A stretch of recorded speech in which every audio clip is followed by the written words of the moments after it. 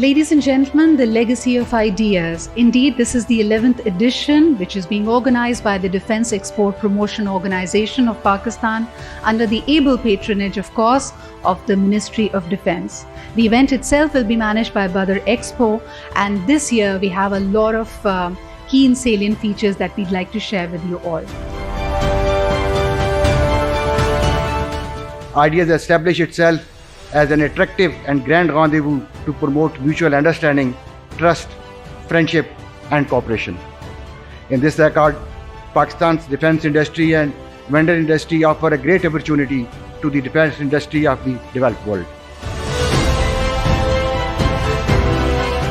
The Ideas has been a flagship event which is conducted biannually since 2000, and it has grown over a period of time both in stature as well as in size. I should say I am really proud of the progress IDEA has made, and which is evident by an overwhelmingly participation of traders, exhibitors, delegates and visitors in last IDEAs held in year 2018. We would now request him to formally launch Ideas 2022.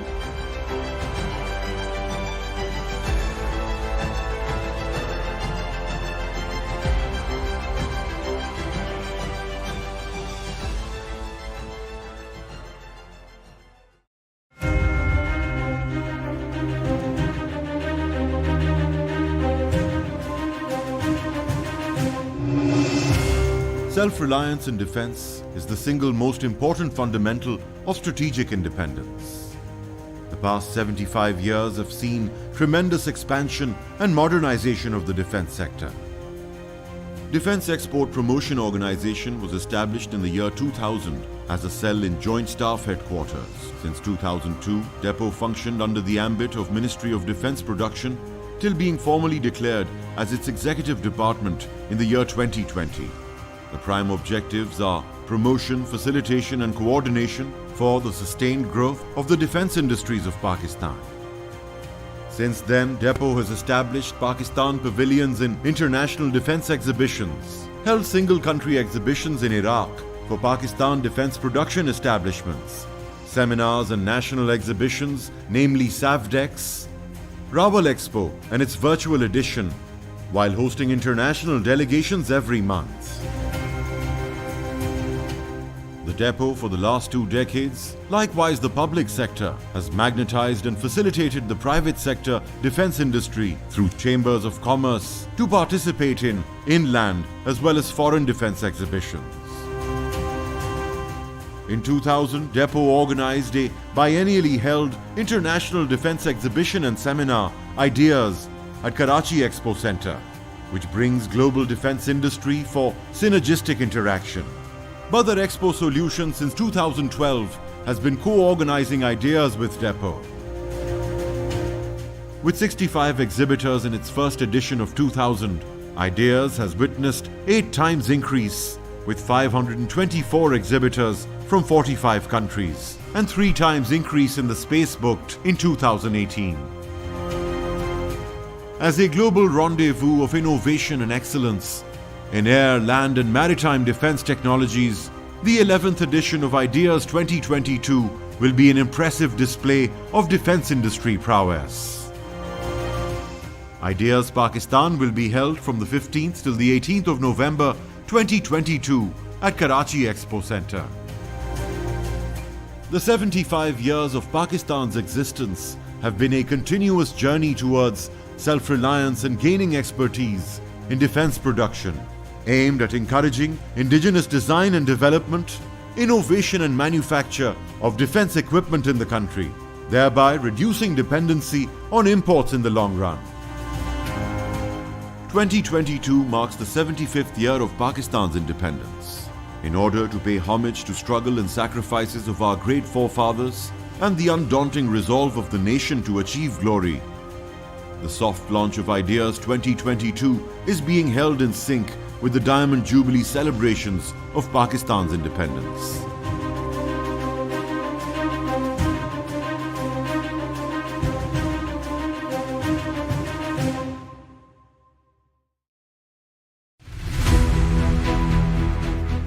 Defence Export Promotion Organisation under the patronage of Ministry of Defence Production, Government of Pakistan and managed by Badar Expo Solutions is organising the 11th edition of the International Defence Exhibition and Seminar Ideas 2022. The exhibition will bring together stakeholders and companies from diverse defence industries.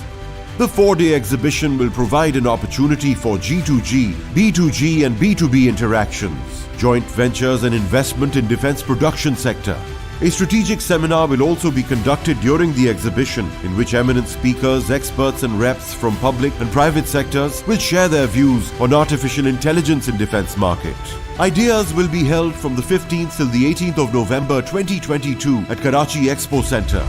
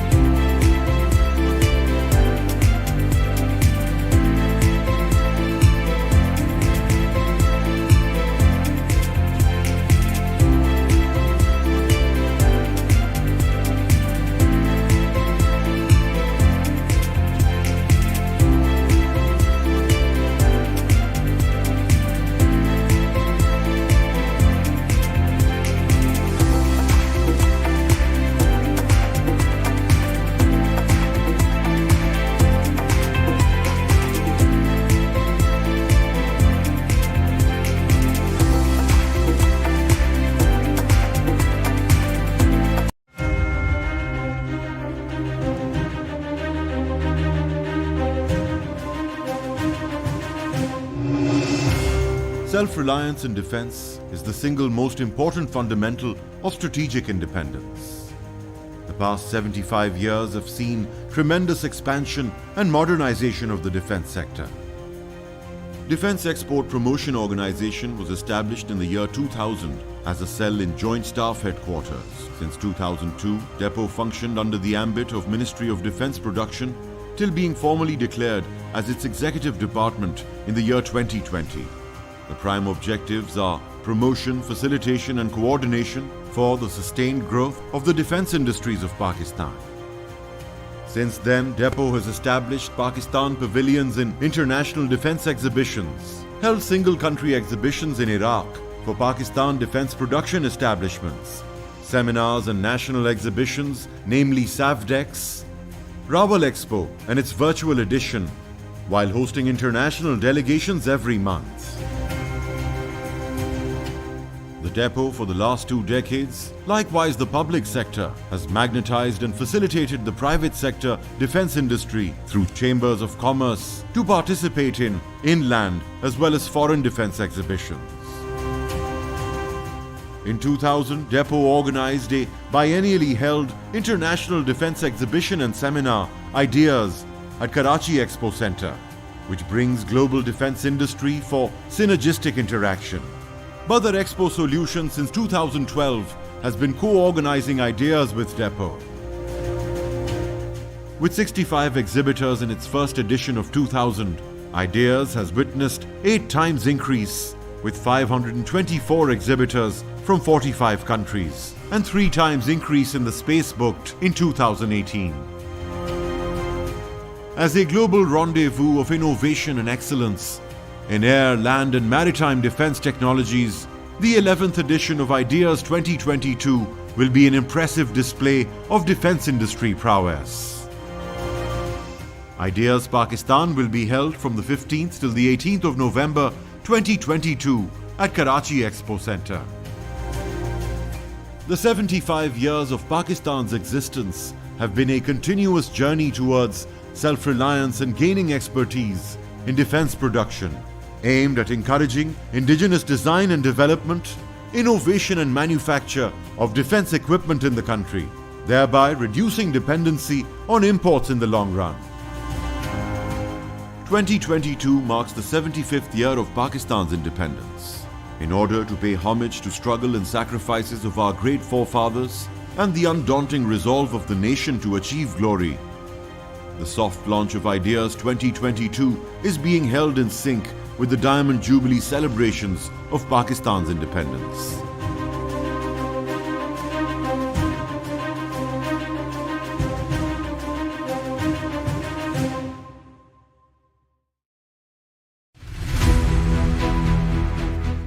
Defense Export Promotion Organization, under the patronage of Ministry of Defense Production, Government of Pakistan and managed by Badar Expo Solutions, is organizing the 11th edition of the International Defense Exhibition and Seminar IDEAS 2022. The exhibition will bring together stakeholders and companies from diverse defense industries. The 4-day exhibition will provide an opportunity for G2G, B2G and B2B interactions, joint ventures and investment in defense production sector. A strategic seminar will also be conducted during the exhibition, in which eminent speakers, experts and reps from public and private sectors will share their views on artificial intelligence in defense market.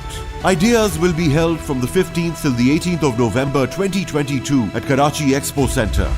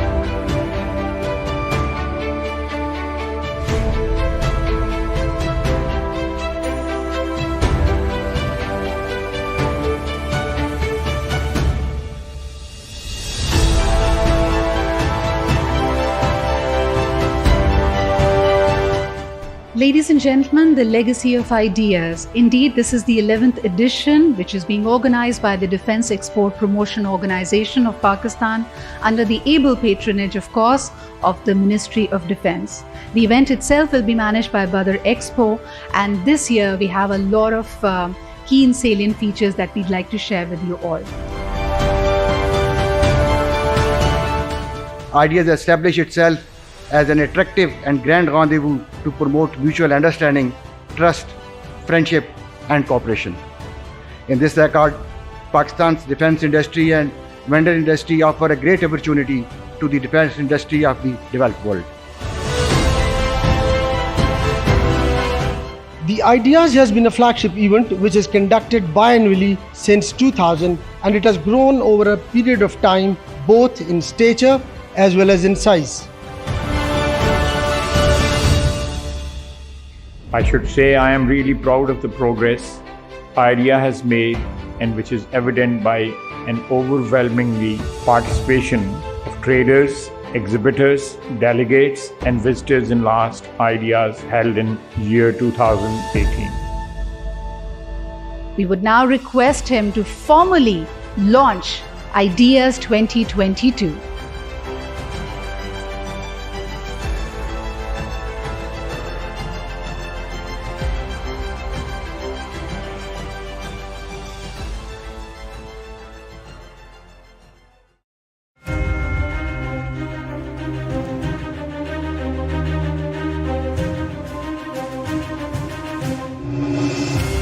Self-reliance in defense is the single most important fundamental of strategic independence.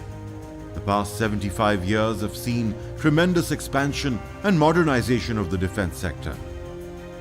Defense Export Promotion Organization was established in the year 2000 as a cell in Joint Staff Headquarters. Since 2002, Depot functioned under the ambit of Ministry of Defense Production till being formally declared as its executive department in the year 2020.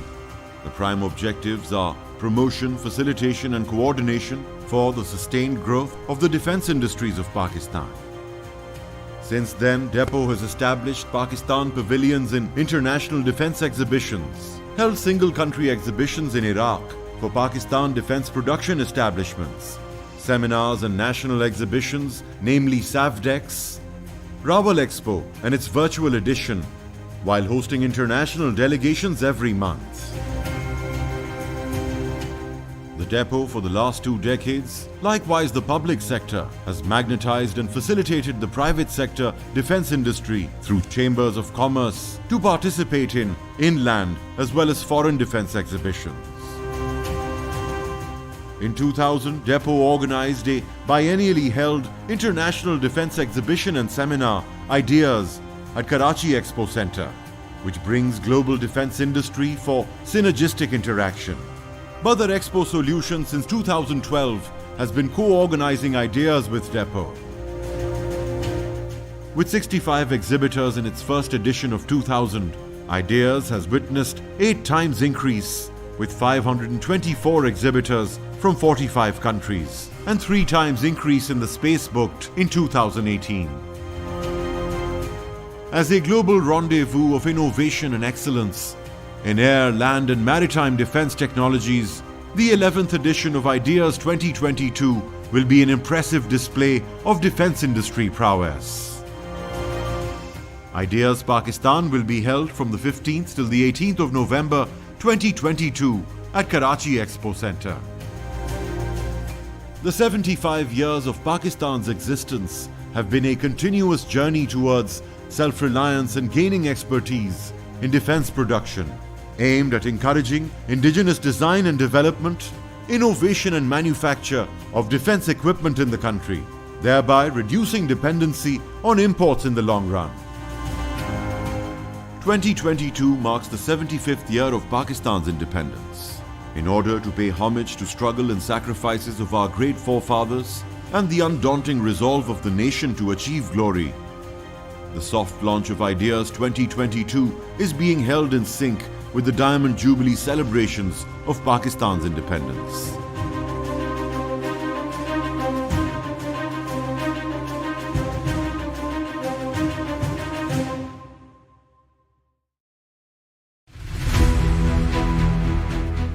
Defense Export Promotion Organization, under the patronage of Ministry of Defense Production, Government of Pakistan and managed by Badar Expo Solutions, is organizing the 11th edition of the International Defense Exhibition and Seminar, Ideas 2022. The exhibition will bring together stakeholders and companies from diverse defense industries. The 4-day exhibition will provide an opportunity for G2G, B2G and B2B interactions, joint ventures and investment in defense production sector. A strategic seminar will also be conducted during the exhibition, in which eminent speakers, experts and reps from public and private sectors will share their views on artificial intelligence in defense market. Ideas will be held from the 15th till the 18th of November 2022 at Karachi Expo Center.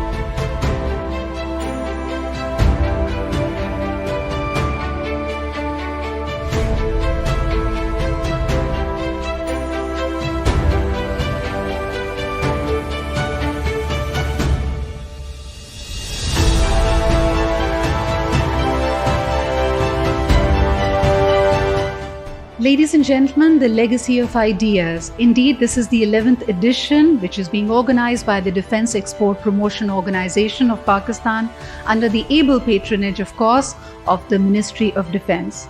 The event itself will be managed by Badar Expo, and this year we have a lot of key and salient features that we'd like to share with you all. IDEAS established itself as an attractive and grand rendezvous to promote mutual understanding, trust, friendship and cooperation. In this record, Pakistan's defense industry and vendor industry offer a great opportunity to the defense industry of the developed world.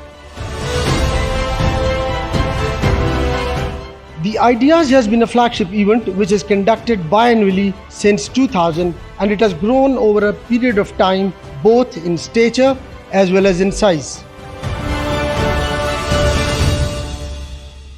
I should say I am really proud of the progress IDEA has made, and which is evident by an overwhelmingly participation of traders, exhibitors, delegates and visitors in last IDEAs held in year 2018. We would now request him to formally launch IDEAS 2022.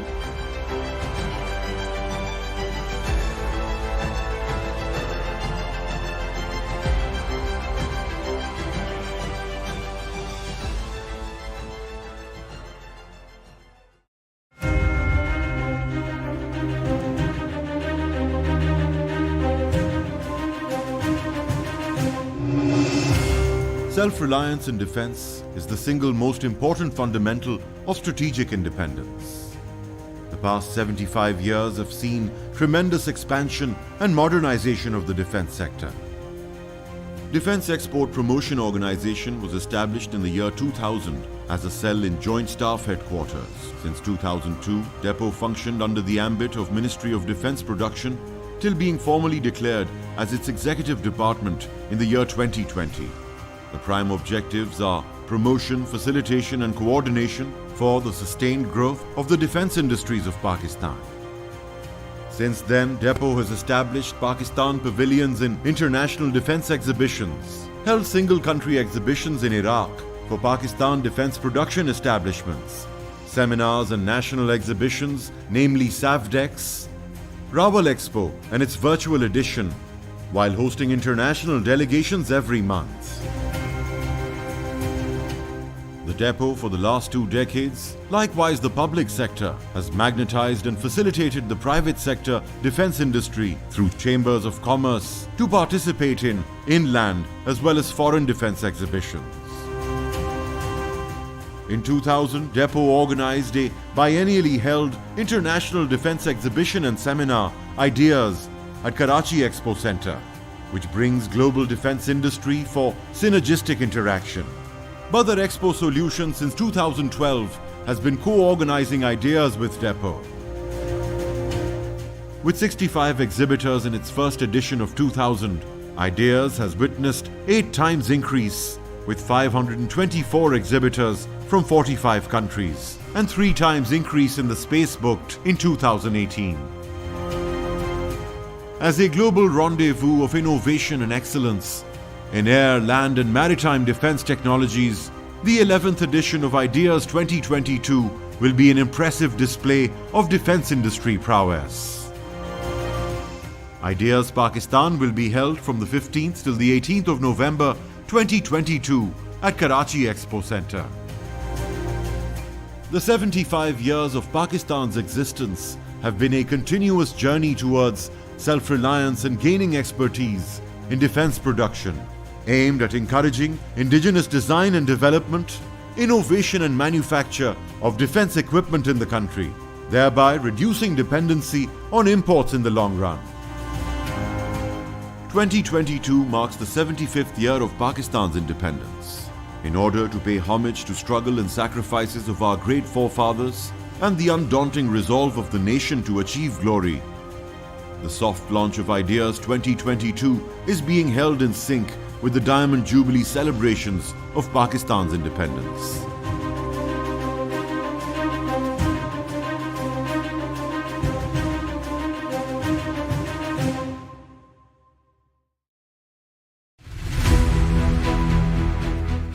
Defence Export Promotion Organisation under the patronage of Ministry of Defence Production, Government of Pakistan and managed by Badar Expo Solutions is organising the 11th edition of the International Defence Exhibition and Seminar Ideas 2022. The exhibition will bring together stakeholders and companies from diverse defence industries.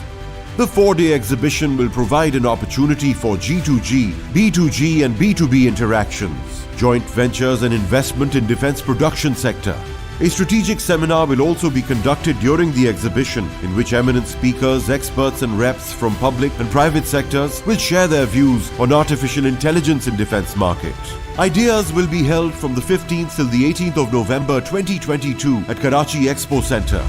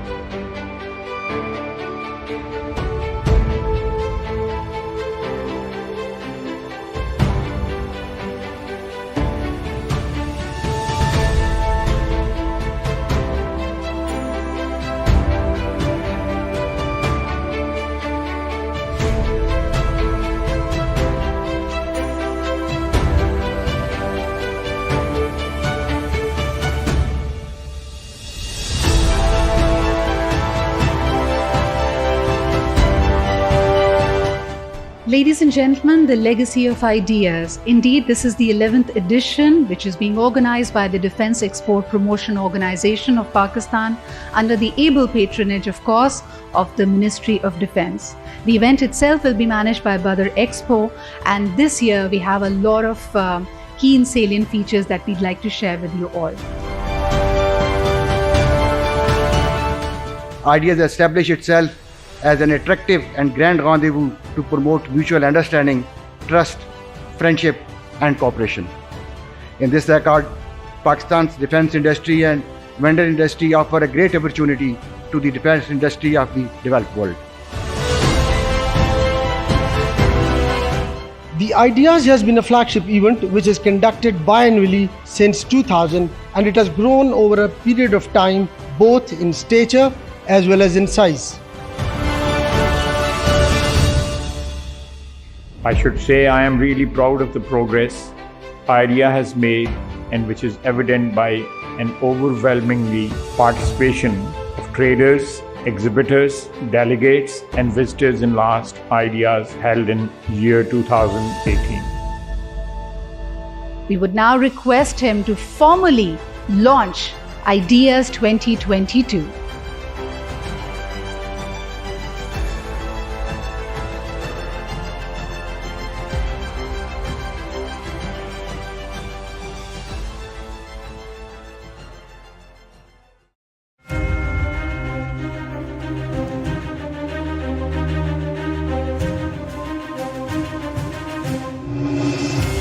Self-reliance in defence is the single most important fundamental of strategic independence.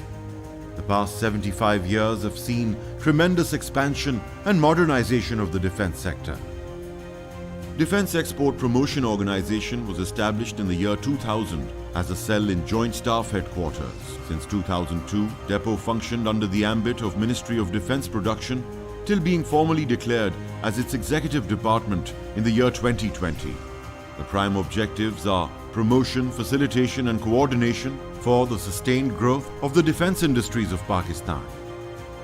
Since then, Depot has established Pakistan pavilions in international defense exhibitions, held single-country exhibitions in Iraq for Pakistan defense production establishments, seminars and national exhibitions, namely SAVDEX, Rawal Expo and its virtual edition, while hosting international delegations every month.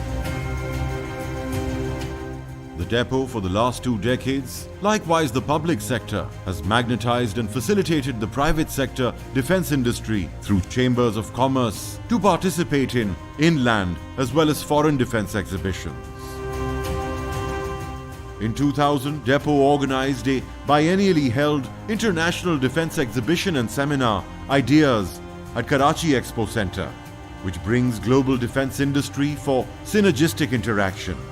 Badar Expo Solutions since 2012 has been co-organizing Ideas with Depot. With 65 exhibitors in its first edition of 2000, Ideas has witnessed 8 times increase with 524 exhibitors from 45 countries and 3 times increase in the space booked in 2018. As a global rendezvous of innovation and excellence in air, land and maritime defense technologies, the 11th edition of Ideas 2022 will be an impressive display of defense industry prowess. Ideas Pakistan will be held from the 15th till the 18th of November 2022 at Karachi Expo Center.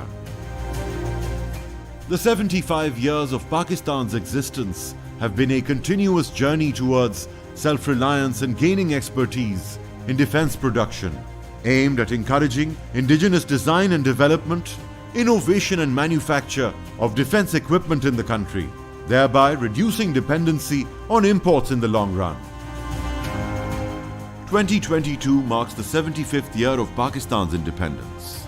In order to pay homage to struggle and sacrifices of our great forefathers and the undaunting resolve of the nation to achieve glory, the soft launch of Ideas 2022 is being held in sync with the Diamond Jubilee celebrations of Pakistan's independence.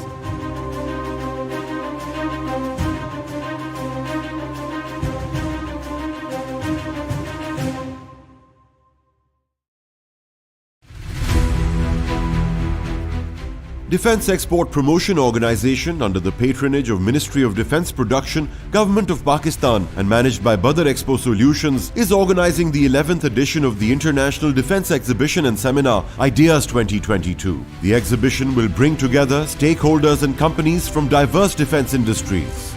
The 4-day exhibition will provide an opportunity for G2G, B2G and B2B interactions, joint ventures and investment in defense production sector. A strategic seminar will also be conducted during the exhibition, in which eminent speakers, experts and reps from public and private sectors will share their views on artificial intelligence in defense market.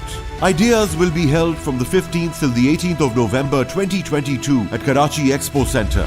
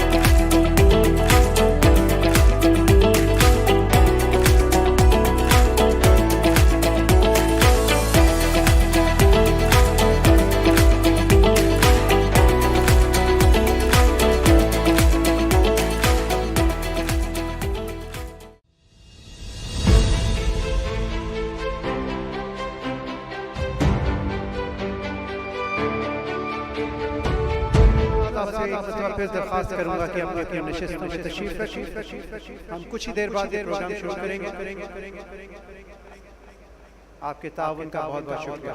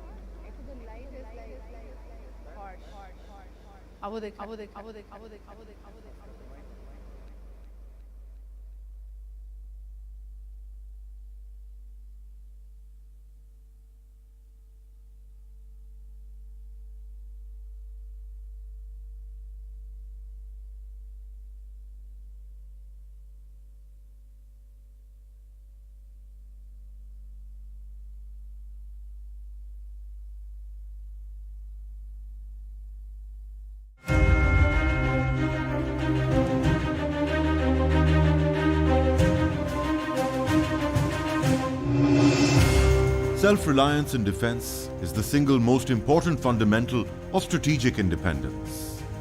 The past 75 years have seen tremendous expansion and modernization of the defense sector. Defense Export Promotion Organization was established in the year 2000 as a cell in Joint Staff Headquarters. Since 2002, Depot functioned under the ambit of Ministry of Defense Production till being formally declared as its executive department in the year 2020. The prime objectives are promotion, facilitation and coordination for the sustained growth of the defense industries of Pakistan.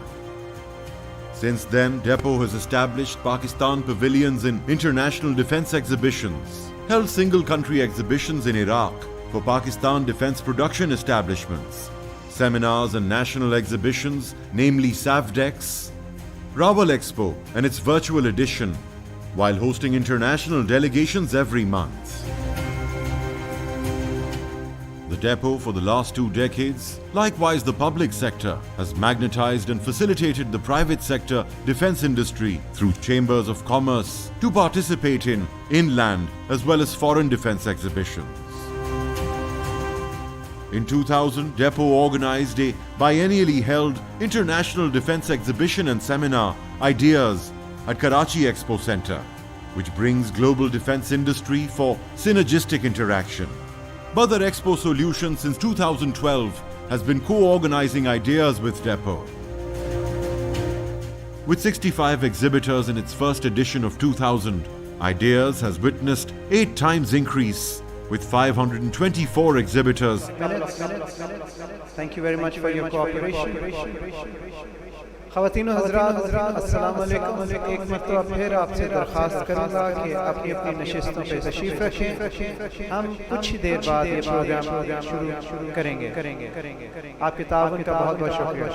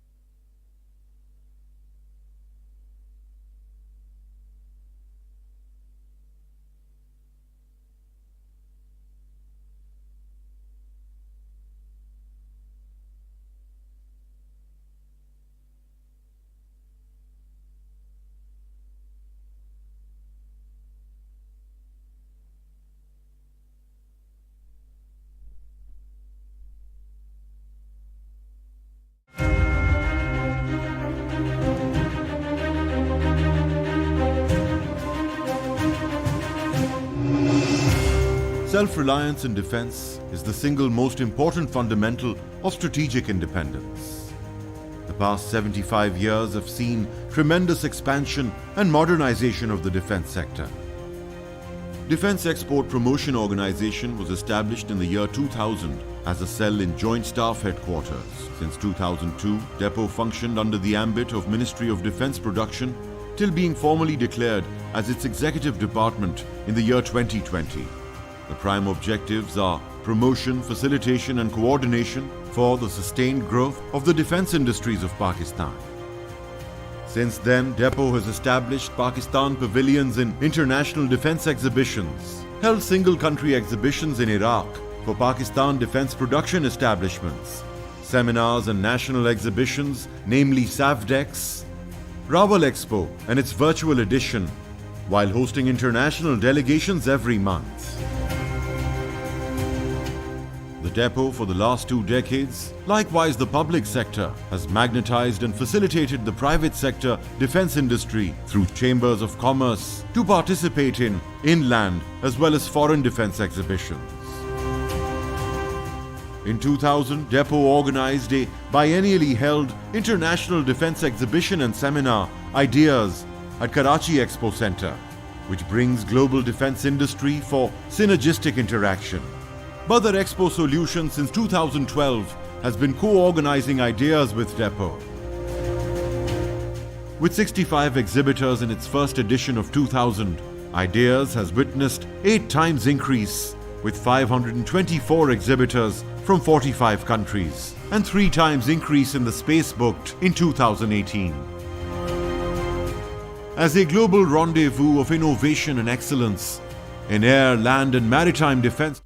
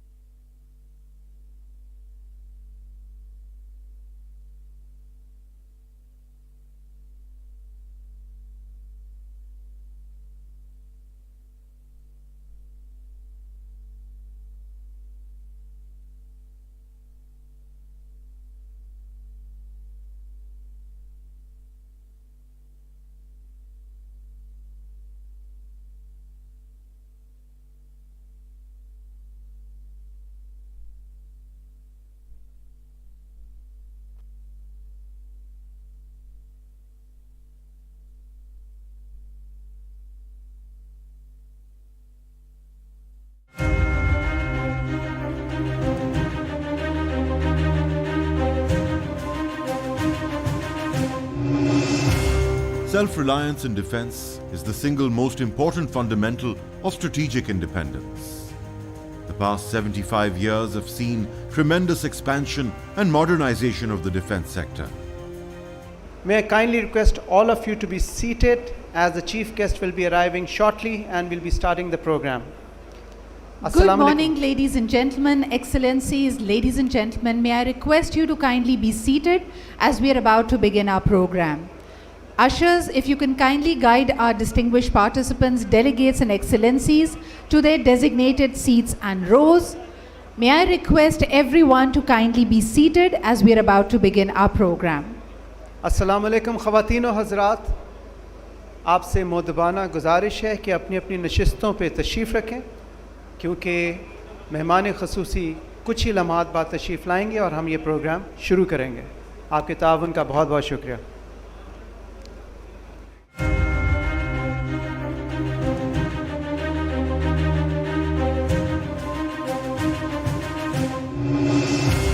Self-reliance in defense is the single most important fundamental of strategic independence. The past 75 years have seen tremendous expansion and modernization of the defense sector. Defense Export Promotion Organization was established in the year 2000 as a cell in Joint Staff Headquarters since 2002.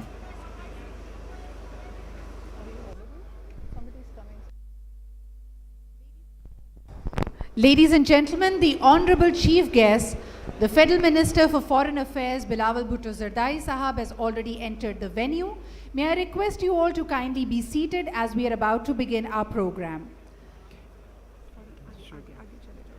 Ladies and gentlemen, the first IDEAS, the International Defense Exhibition and Seminar, was held in November 2000, right here at the Karachi Expo Center. Ladies and gentlemen, the ceremony will formally begin with the arrival of the Chief Guest, the Honorable Foreign Minister of the Islamic Republic of Pakistan, Mr. 𝐵𝐿 Bhutto Zardari. You're all kindly requested to rise in his honor when he enters. Once the Chief Guest has taken his place, the national anthem will be played, followed by the recitation of the Holy Quran. Major General Muhammad Arif Malik, 𝐻𝐿 Military, the Director General of the Defense Export Promotion Ladies and Organization. gentlemen, the Honorable Foreign Minister of the Islamic Republic of Pakistan, Mr. 𝐵𝐿 Bhutto Zardari.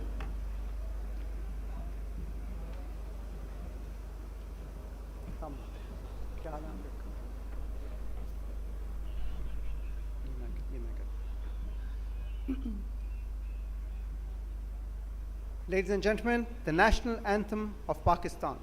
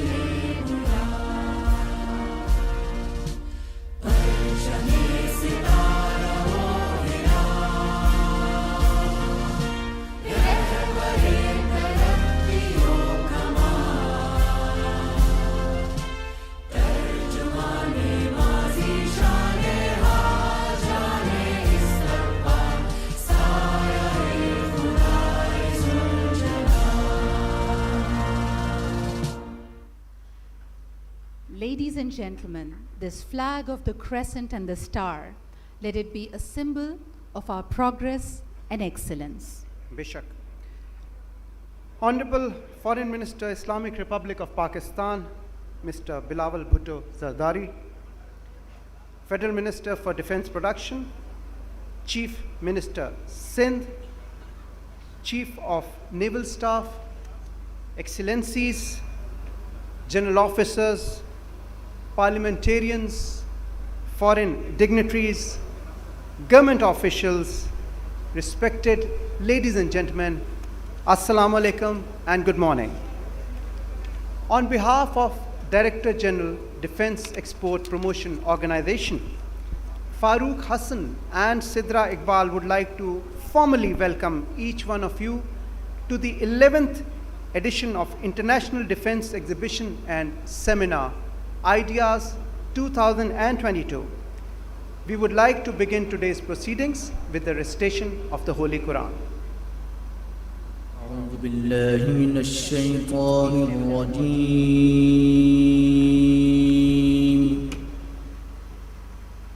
بسم الله الرحمن الرحيم الرحمن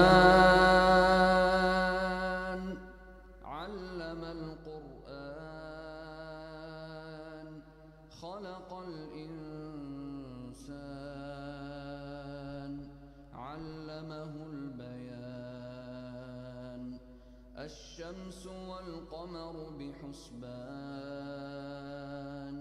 والنجم والشجر يسجدان والسماء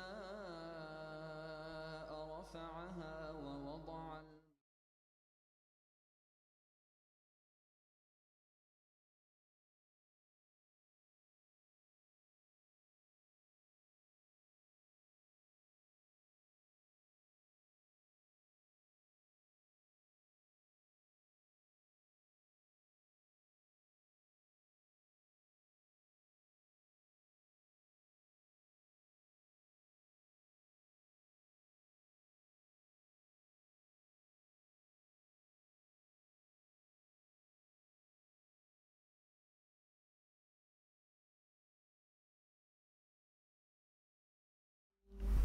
Ladies and gentlemen, this year's IDEAS 2022 is extra special as it coincides with the Diamond Jubilee of Pakistan, 75 years of independence and sovereignty.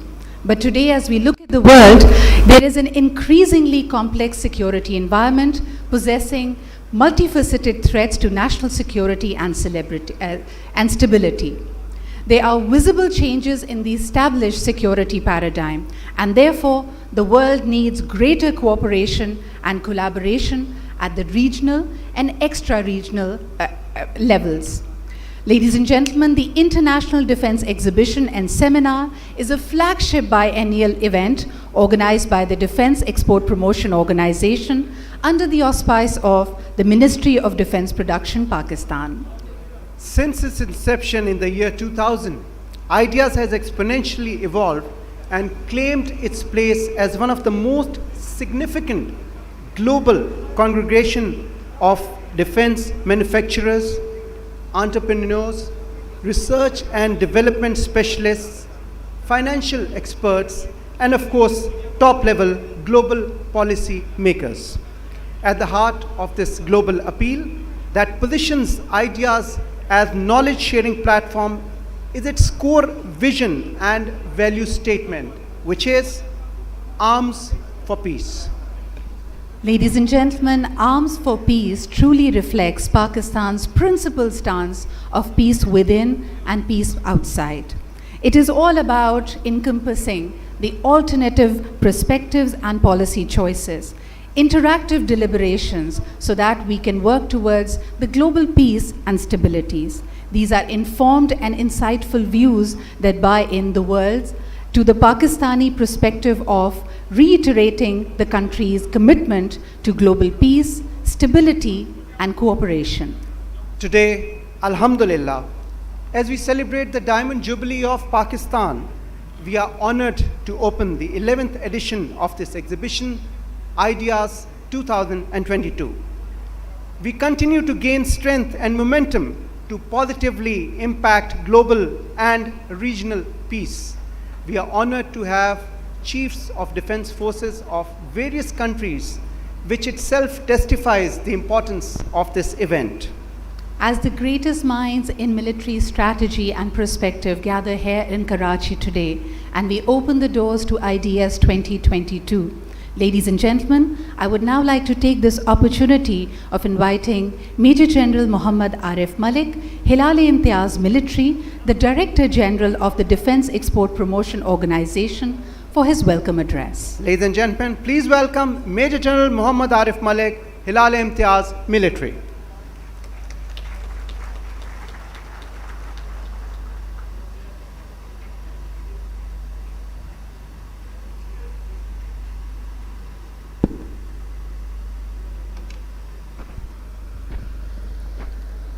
Bismillahirrahmanirrahim. Mr. Bilawal Bhutto Zardari, Honorable Foreign Minister, Islamic Republic of Pakistan, Muhammad Israr Tariq, Federal Minister for Defence Production, Federal Ministers, Chief of the Naval Staff, Pakistan Navy, representatives of Armed Forces, dignitaries, exhibitors, excellencies, ladies and gentlemen, Assalamu alaikum and a very good morning. On behalf of Defence Export Promotion Organization, it is indeed an honor and pleasure to welcome the participants of 11th International Defence Exhibition and Seminar IDEAS 2022. Today is a very special day for us to host our esteemed guests from 57 countries. Honorable Foreign Minister, your presence is a great, immense value for us that you have graced this occasion as the chief guest.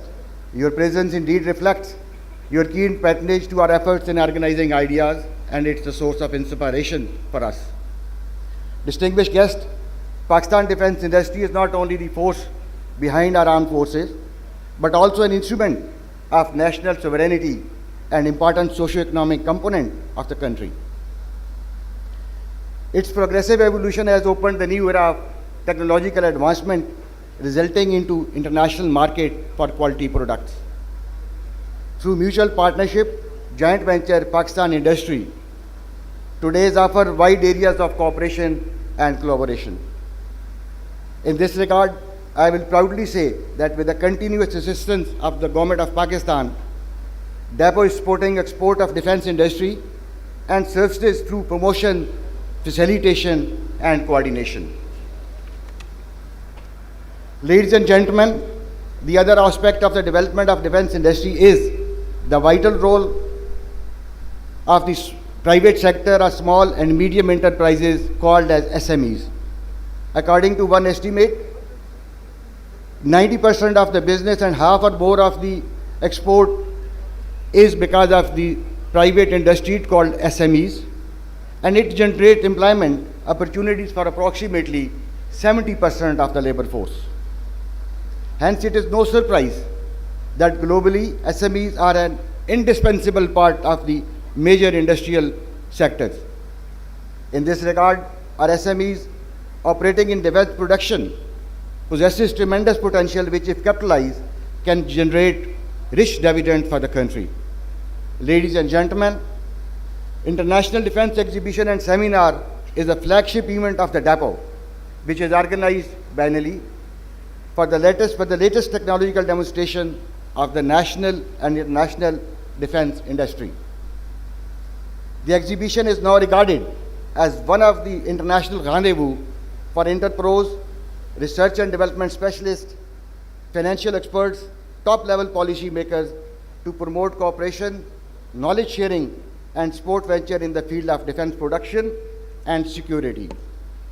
Ladies and gentlemen, indeed, IDEA is a leading event of Pakistan that brings together the global defense industry for synergetic business. The innovation and excellence exhibited here is meant to pave the way of international defense collaboration among the friends and partners. Distinguished guests, IDEA is a continuous success story since year 2000.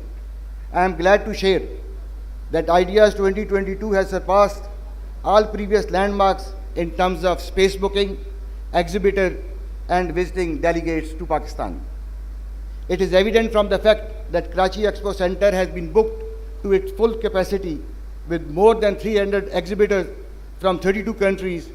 Besides trade visitors, we are also hosting more than 300 delegates from 57 countries, representing almost all parts of the globe.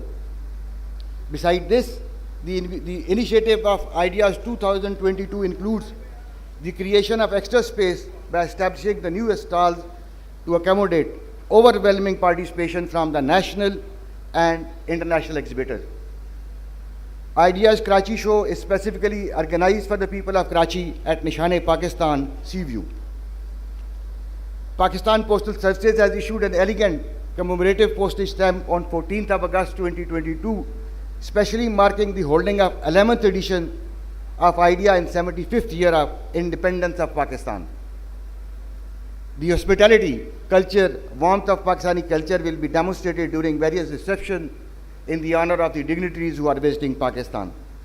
Honorable Foreign Minister, I would like to particularly mention the financial assistance and support the government of Pakistan is providing to private sector of defense industry for their enhanced participation in Ideas 2022. Ladies and gentlemen, last but not the least, let me acknowledge the organization whose support and cooperation was the key in organizing this memorable event.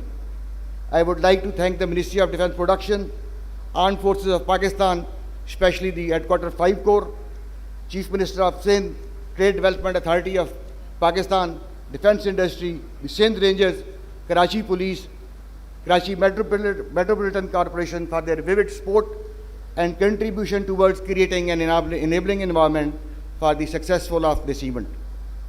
I would also like to pay special tribute to the people of Karachi for their all-out support and hospitality. Thanks and appreciation are also due to our event manager, Badar Expo, for putting up a very professional show, fielding a competent team and effectively marketing IDEA across the globe. I would again like to express my sincere gratitude to the Foreign Minister and all our noteworthy guests who have participated and traveled to Pakistan for participating in this event. I thank you all. Pakistan Paindabad.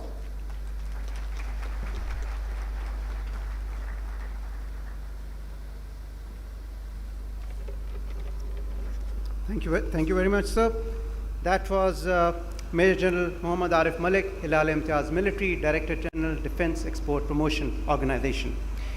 Ladies and gentlemen, Pakistan's resolve is to foster and promote strategic relations with partners and friends while encouraging technological growth and knowledge sharing.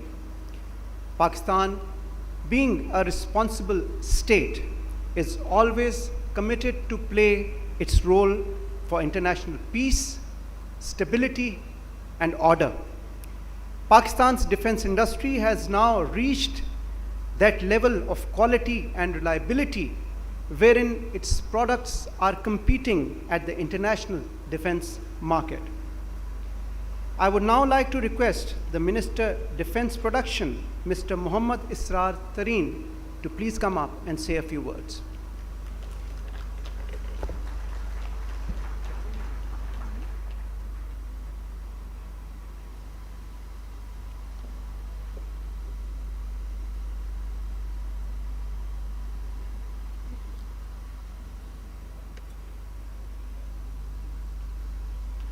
Bismillahirrahmanirrahim.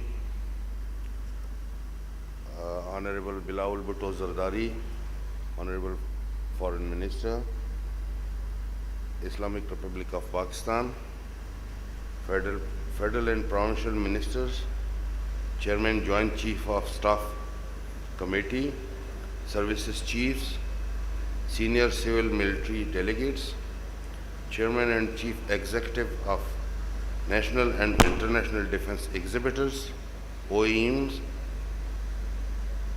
Excellencies, Academia, distinguished guests, ladies and gentlemen, Assalamu alaikum. On behalf of Ministry of Defense Production, Pakistan, we are indeed grateful to you for gracing this occasion of 11th edition of International Defense Exhibition and Seminar Ideas 2022. I am grateful to the worthy guests and dignitaries from participating countries. Foreign and domestic exhibitors, OEMs, trade visitors, and diplomats for their healthy presence to make Ideas 2022 a great success. I also warmly welcome all those who have joined us for the first time, and my profound regards to all the old friends. I assure you that it is you who make this event substantive.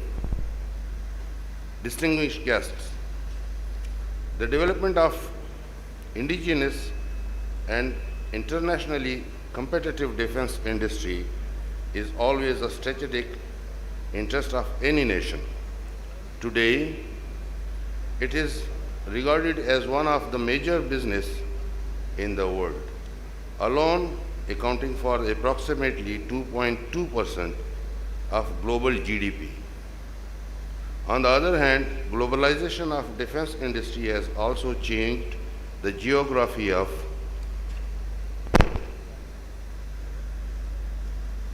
innovation with new players, markets, partners, and opportunities. New strategic alliances ranging from consortia to joint ventures have become the norm of the day, both in the domestic and foreign industry. In the regional context, prevailing politico-military realities have further accentuated our desire to develop an agile and innovative defense industry, not only as an instrument of peace and stability, but also for its rightful contribution towards socio-economic development of the country. Pakistan has the potential to emerge as a global platform for defense, research, scientific growth, manufacturing, and joint ventures in order to strengthen our defense capabilities and support developments as well as exports in this sector. Ladies and gentlemen, Pakistan's defense industries today comprises of a wide range of technologies, well-trained human resource, and infrastructure, not only to meet its own defense requirement, but also export to international defense markets. While major defense products are manufactured by the government-owned defense production establishment, private defense industry is also instrumental in producing high-quality supportive equipment and services. Joint development and production of main battle tanks, Al-Khalid and Al-Zarar, aircrafts, J-17, K-8, Super Mashak, UAVs, maritime patrol vessels, fleet tankers, fast attack missile crafts, different variants of APCs, air launch munitions, small arms, and higher grade explosive, a few to mention in this regard. Ladies and gentlemen, towards this end, Ministry for Defense Production is continuing to evolve clear priorities and approaches for protecting and defending Pakistan defense industry interests at home and abroad. Accordingly, with dedicated efforts, regularity, initiatives, and incentives have led to improved defense manufacturing and quality services. Resultantly, Pakistan's defense exports are steadily growing, and today it is touching the figure of $382 million. This export potential is not only instrumental to the country's economic growth, but also key to our mutually rewarding relations with international fraternity. Today, We are the reliable export partners of more than 60 countries. Through mutual partnership and joint ventures, Pakistan Industries effort offers a wide area of cooperation and collaboration. Ladies and gentlemen, here I would like to particularly mention the significant role of the private sector in our defense industry. It is a fact that enhanced collaboration of private sector in defense manufacturing will not only increase production but also provide the much needed support to public sector defense enterprises. The growing indigenous sophistication of private sector is indeed an attractive investment opportunity. Our government is now keenly encouraging private sector to expand its capabilities through partnership, involvement in R&D, joint manufacturing, marketing and defense products at home and abroad. Ladies and gentlemen, while Ministry of Defense Production is fully committed to enhance the defense production of Pakistan, International Defense Exhibition and Seminar Ideas is our grand initiative to project defense production potential of Pakistan at par with international standards. Indeed, Ideas 2022 is aimed to serve as a bridge between defense industry entrepreneur, traders, R&D specialists, financial experts, and policy makers for capability enhancement and cost-effective business. The other significance of the event is holding a strategic seminar on artificial intelligence in defense, paradigm shift, military strategy, and national security. During Ideas 2022, the academic discourse during the seminar will certainly help government to optimize the defense policies and priorities of Pakistan. I am certain that participants will accrue maximum benefits from this event. I congratulate DEPO for organizing this event of national significance and playing their part in promoting the growth of Pakistan's defense industry. DEPO has surely been successful in providing such a rich and rewarding platform to a large number of friends and partners from across the globe. Besides conducting ideas, it acts as a one-window national platform for promotion, facilitation, and coordination of export and defense-related products from Pakistan. Through this opportunity, I encourage all stakeholders to make use of DEPO's platform for enhancing defense exports.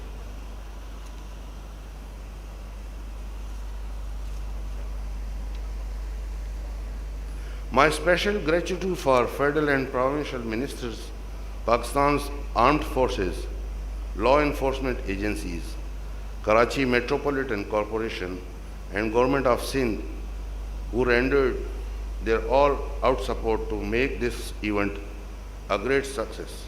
I also greatly appreciate the effort of our event organizer, Badar Expo Solutions, who utterly marketed the Ideas 2022 worldwide and very professionally organized this show. In the end, I would like to thank Honorable Foreign Minister, all the guests for gracing this occasion with their presence. I thank you all for Pakistan Zindabad.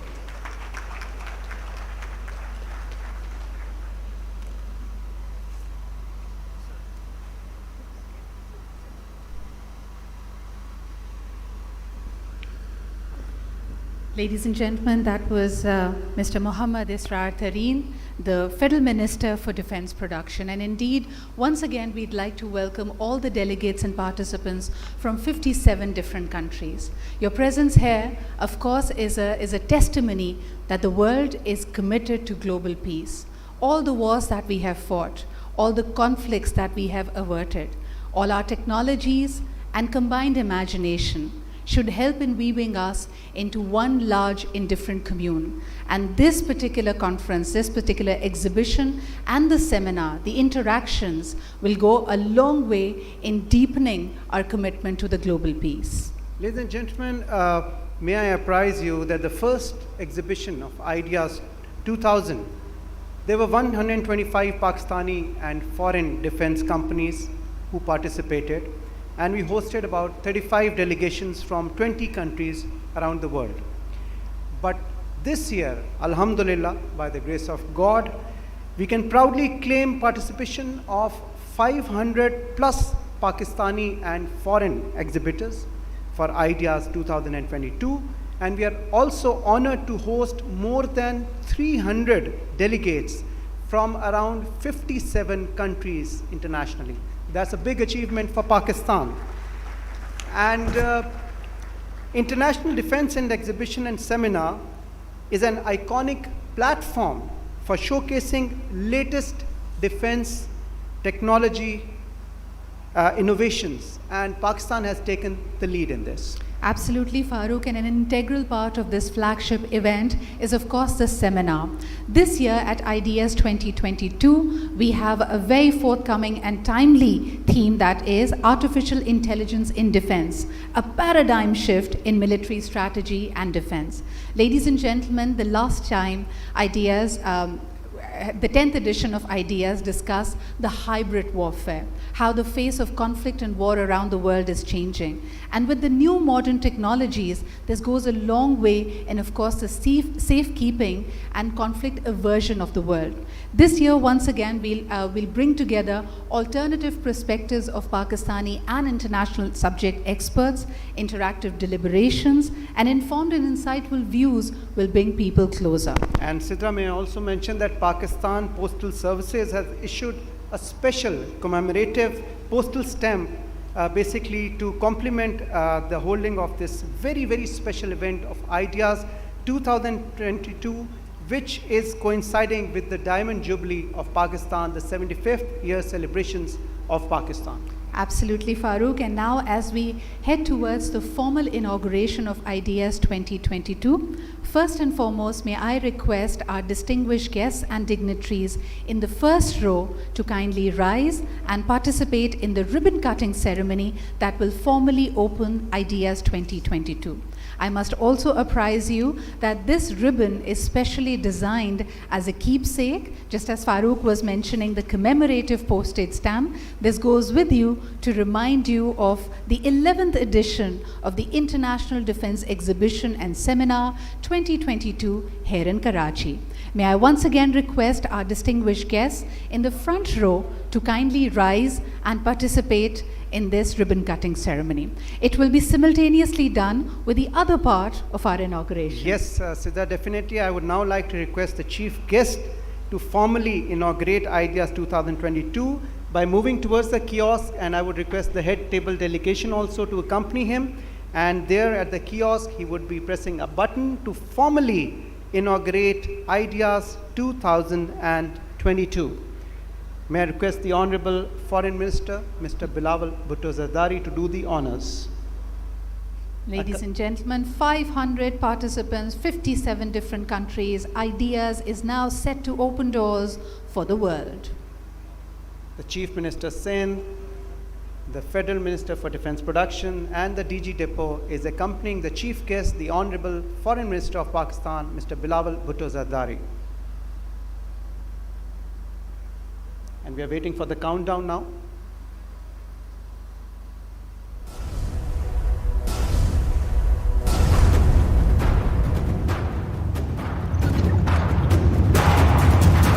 And that's the formal inauguration, ladies and gentlemen. Ladies and gentlemen, Ideas 2022 is now formally open. the International Defense and The International Defense Exhibition and Seminar 2022, the 11th edition, ladies and gentlemen, from a humble beginning, from a committed beginning back in the year 2000, now moving on to become one of the key flagship biennial events, defense events of the region. May I request all our distinguished guests to kindly be seated as we proceed further with our inauguration ceremony. And ladies and gentlemen, now we have a very special address by the chief guest of today's function, the Honorable Foreign Minister of Pakistan, Mr. Bilawal Bhutto Zardari. May I request His Excellency Mr. Bilawal Bhutto Zardari to please come up and share his views.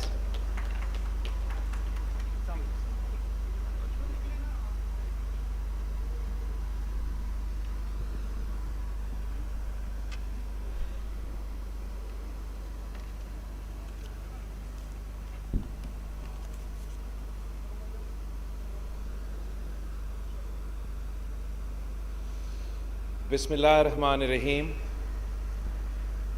Federal Minister for Defense Production, Federal and Provincial Ministers, Chief Minister Sindh, the Chairman, Joint Chiefs of Staff, Services Chiefs, Director General, Defense Export Promotion Organization, Senior Civil and Military Delegates, Chairman and Chief Executive of the National and International Defense Organizations, Excellencies, ladies and gentlemen, Assalamu alaikum and good morning. It is my pleasure to speak at the 11th edition of the International Defense Exhibition and Seminar, commonly known as IDEAS 2022. I'm very pleased to see the presence of a large number of guests, including honorable delegates, exhibitors, and trade visitors who traveled from around the world to join us today. I welcome you all to this special edition of Innovation and Excellence. Indeed, your presence here today truly strengthens our resolve to foster and promote strategic relations with our partners and friends while encouraging technological growth and knowledge sharing. Distinguished guests, since our government formed, our unity government formed in April this year, the coalition government has been engaged in efforts to bring the country out of various challenges. The most serious among these crises that has expended most of our time and energy is the stabilization of our economy. We inherited an economic catastrophe where Pakistan was on the precipice of a default, and shukr alhamdulillah, by the grace of God and the efforts of the unity government and the Prime Minister's financial team, Pakistan was saved from the brink of an economic crisis we have yet to witness in our history. The most unfortunate aspect of this economic crisis was, in addition to the economic impacts of the COVID pandemic that affects each and every nation across the world and has caused economic difficulties for citizens everywhere. In addition to the economic impact of the conflict, the Russia-Ukraine conflict, the risk of economic default in Pakistan was not only exacerbated by these factors, but a direct result of conscious decision-making. This was effectively a collective shooting oneself in the foot. And it is something that we must all agree should never happen again in the course of our governments come and go, political parties change, but we should never compromise the fundamentals of our national economic policy. At this time, we've been focused on making service delivery efficient and people-centered, fixing Pakistan's energy woes, rebuilding Pakistan's foreign relations, and giving a sense of stability in our policy, if not political, environment. As far as foreign policy is concerned, I'm happy to report, as a result of our teamwork and extensive positive engagement across the board, Pakistan's diplomatic relations, diplomatic ties have gone from strength to strength. Over the past 6 months, we've witnessed a positive trajectory of our diplomatic relations, be it with the East, the Middle East, the West, or the rest of the world, culminating in our exit from the FATF grey list, the Financial Action Task Force, and on our way, hopefully, for the restoration of our GSP Plus status. Just when this looming economic crisis was averted and things started to move in a positive direction, we experienced the worst ever climate catastrophe that Pakistan has ever seen. The monster monsoon on steroids, as Secretary General Antonio Guterres put it, resulted in 1/3 of the landmass of our country being underwater. 1 in 7 people affected, that's 33 million people of Pakistan, 16 million of which are children, 600,000 women waiting to give birth. The impacts of this on the backbone of our economy, the agricultural sector, have been devastating. The total loss and damage is estimated at more than $32 billion, which is 10% of Pakistan's GDP. This climate event will directly correlate with a significant portion of our population being thrust below the poverty line. Given the massive scale of destruction, we have been pushed back for decades, but in every crisis there is an opportunity. And we can convert this crisis into an opportunity if Pakistan commits to not only investing in these less developed areas, in these rural areas that have been devastated by the flooding, but also as we look towards reconstruction and rehabilitation, we hope to do so in a climate resilient manner. We too share the aspiration to not only build back, but build back better. In our interactions with world leaders, including the recently concluded COP27, we have underlined the need for concentrated global action to take climate change as a priority. As the chair of the G77 plus China, we have led the demands of the Global South for climate finance and climate justice to enable developing countries to cope with climate adaptation and mitigation challenges. But in addition to that, we have, alhamdulillah, been successful, and this is a success not only of the developing world that has long held this demand, but of Pakistan and the people of Pakistan, that following the devastation from this climate catastrophe, in our capacity as G77 chair, we have successfully negotiated to add on to the COP27 agenda, in addition to mitigation and adaptation, but the concept of loss and damage. Because it was only after we in Pakistan experienced the devastation of these floods that have resulted in a 10% loss to our GDP, that it became evident to us that there was no international financing mechanism for devastation, for loss and damage of this scale.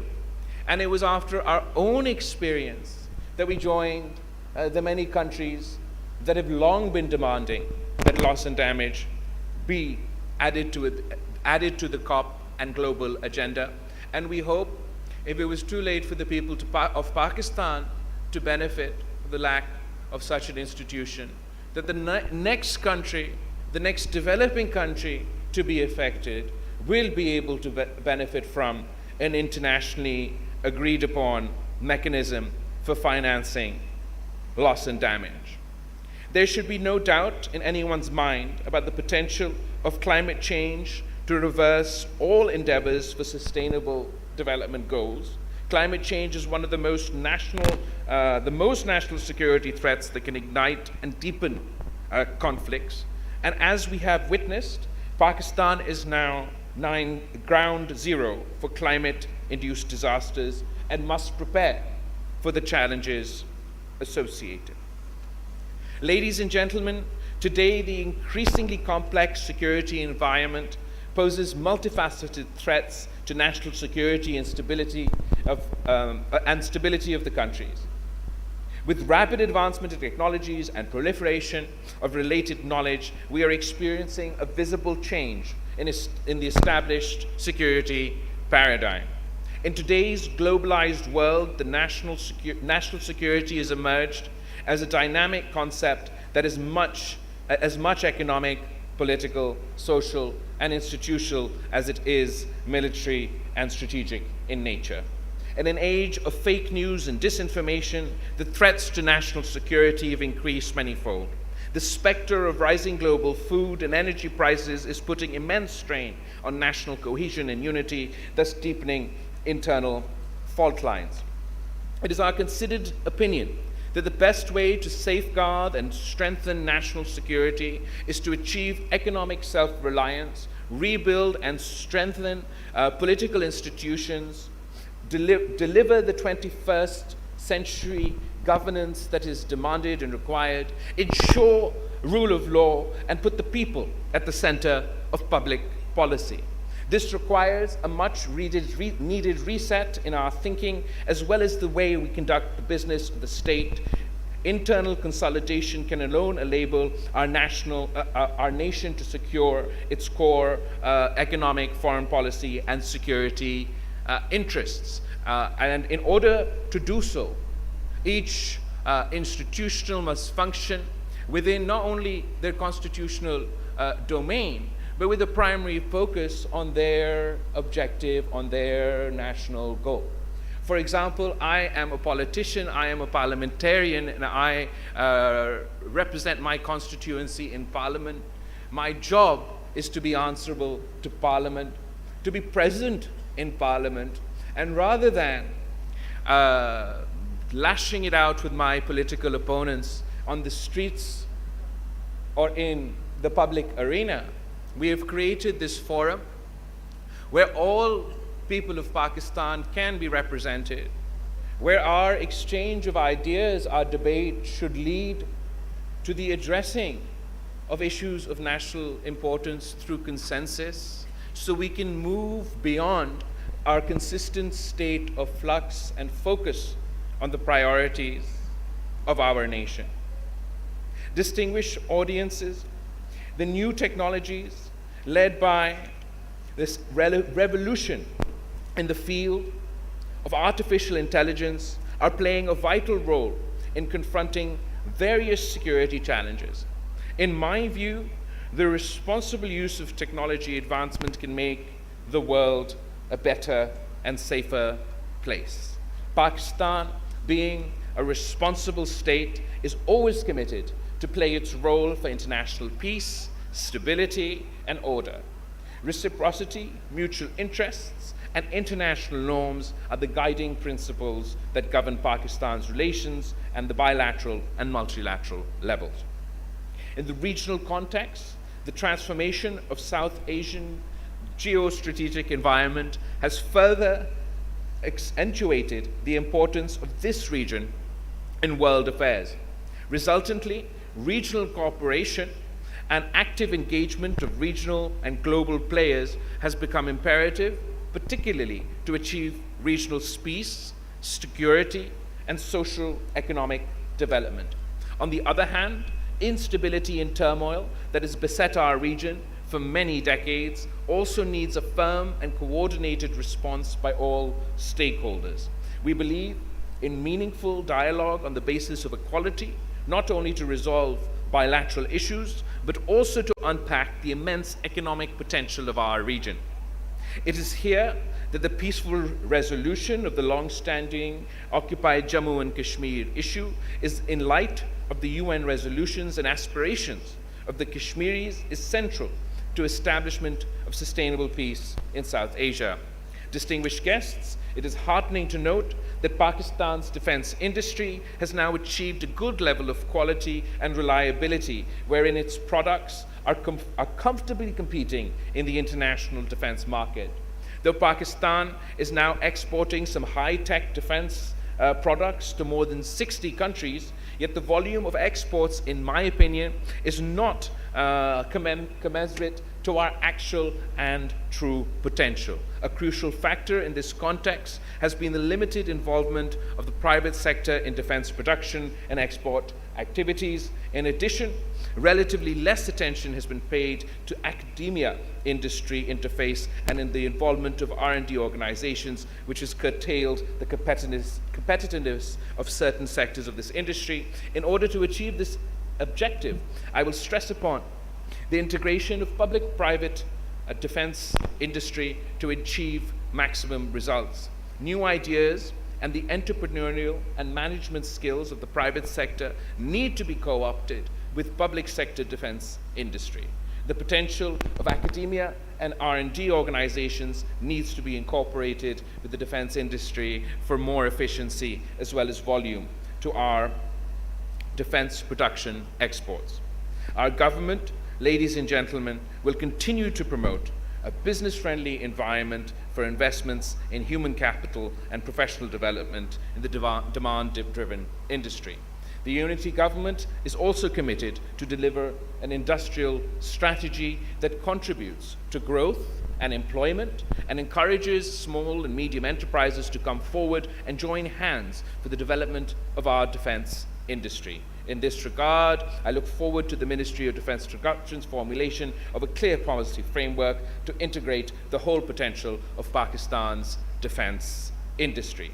Distinguished guests, when we talk about the defense industry, International Defense Exhibition and Seminar is an iconic platform for showcasing the latest defense technologies and innovations. In fact, IDEAS is a regional gateway for international manufacturers and suppliers to explore new avenues of defense cooperation through joint ventures, outsourcing, and collaborations. On the other hand, the presence of a large number of foreign exhibitors and delegates reflects Pakistan's deeply embedded and mutually beneficial relations with the international fraternity. I would say that IDEAS is a shared vision for global peace, stability, and harmony amongst the community of nations. And the IDEAS slogan, Arms for Peace, truly reflects Pakistan's principled stance in this regard. Ladies and gentlemen, before I wind up, allow me to appreciate the efforts of the Ministry of Defense Production, Defense Export Promotion Organization for successfully holding a series of ideas to exhibit the best of Pakistan's defense sector and promoting international cooperation in the field of defense production.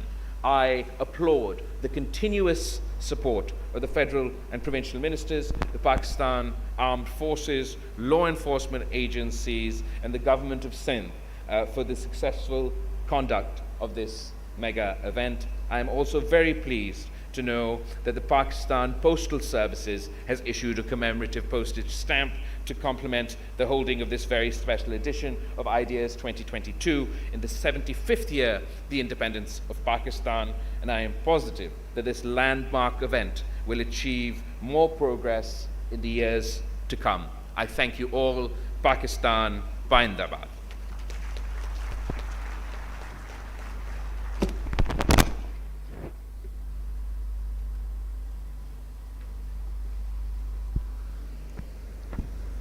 Thank you to the Honorable Foreign Minister of Pakistan, Bilawal Bhutto Zardari. And what a coincidence, when we're talking about ideas, I'm reminded of the quote by the former Prime Minister of Pakistan, Benazir Bhutto Shahid Sahiba, who said, "You can imprison a man, but not an idea. You can exile a man, but not an idea. You can eliminate a man, but not an idea. Absolutely. Ladies and gentlemen, when we talk about the ideas, yes, it stands for the International Defense Exhibition and Seminar. But the idea that brings us all together over here is our commitment to global peace and stability. We stand here as a global commune ready to fight the various challenges as outlined by our honorable chief guest. We are just not going to fight the symptoms by technologies and combined efforts, but we are talking about battling what is at the heart of these conflicts: the unrest, the economic uncertainties, the COVID, the post-pandemic world, and most importantly, the vulnerability to climate impact. Together, we can indeed make it happen. And together we will, Sidra. And the Foreign Minister rightly pointed out the geostrategic importance of the South Asian region and the need for continued dialogue for peace, and that would, of course, ensure global peace. And now, ladies and gentlemen, we are coming towards the end of the ceremony. I would specifically like to thank all the foreign dignitaries, excellencies, Chief of Naval Staff, Governor Sindh, Chief Minister Sindh, our Honorable Chief Guest, the Foreign Minister of Pakistan, the Defense Production Minister, and all the other dignitaries who are attending today's function. It is indeed a historic landmark. It is IDEA's 2022 11th edition, and it is coinciding with the Diamond Jubilee of Pakistan. Absolutely, Farooq. And now, as the formal inauguration ceremony comes to a close, may I request all our distinguished delegates and exhibitors to kindly stay seated, as we will now formally open the exhibition with our honorable chief guest leading the way. He will first be witnessing the rifle drill, and along with some dignitaries in the first row, he will be proceeding towards the exhibition hall. May I once again request our exhibiting delegates to kindly remain seated. Thank you very much, ladies and gentlemen. Thank you for attending this. Please remain seated. Pakistan Zindabad.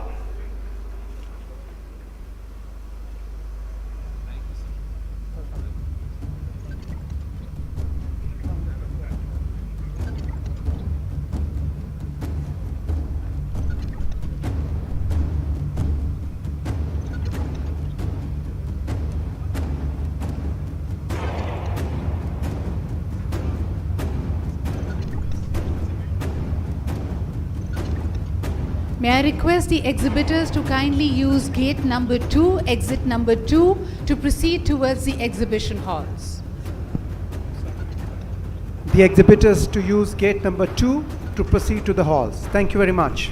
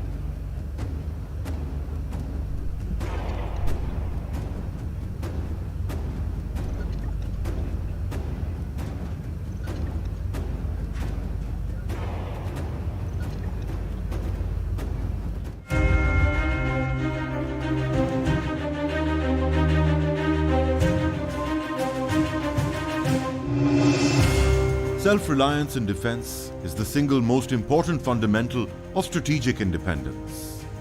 The past 75 years have seen tremendous expansion and modernization of the defense sector. Defense Export Promotion Organization was established in the year 2000 as a cell in Joint Staff Headquarters. Since 2002, Depot functioned under the ambit of Ministry of Defense Production till being formally declared as its executive department in the year 2020. The prime objectives are promotion, facilitation and coordination for the sustained growth of the defense industries of Pakistan. Since then, Depot has established Pakistan pavilions in international defense exhibitions, held single-country exhibitions in Iraq for Pakistan defense production establishments, seminars and national exhibitions, namely SAVDEX, Rawal Expo and its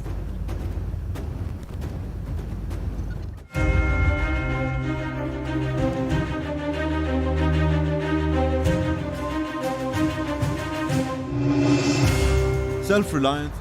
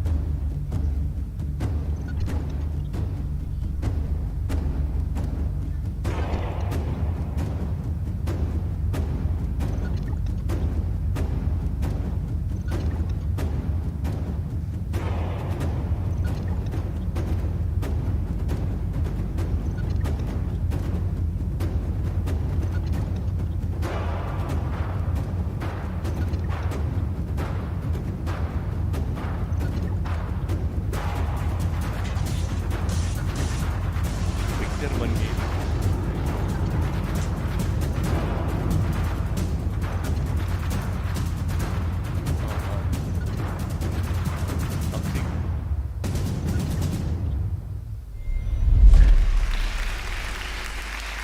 तो देखो हो गई।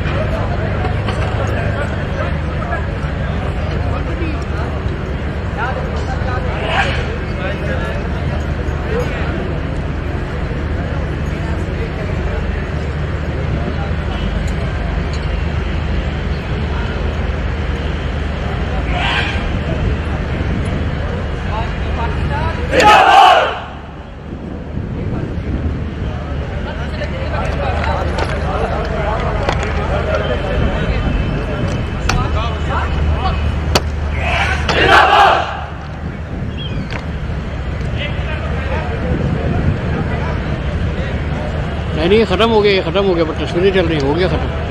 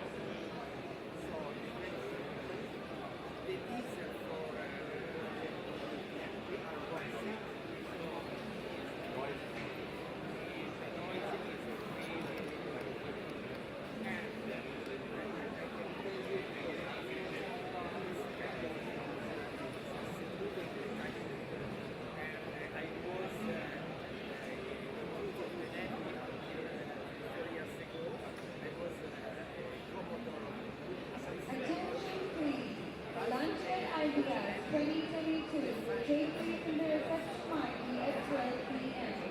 Invited guests are requested to please proceed to the venue. Thank you.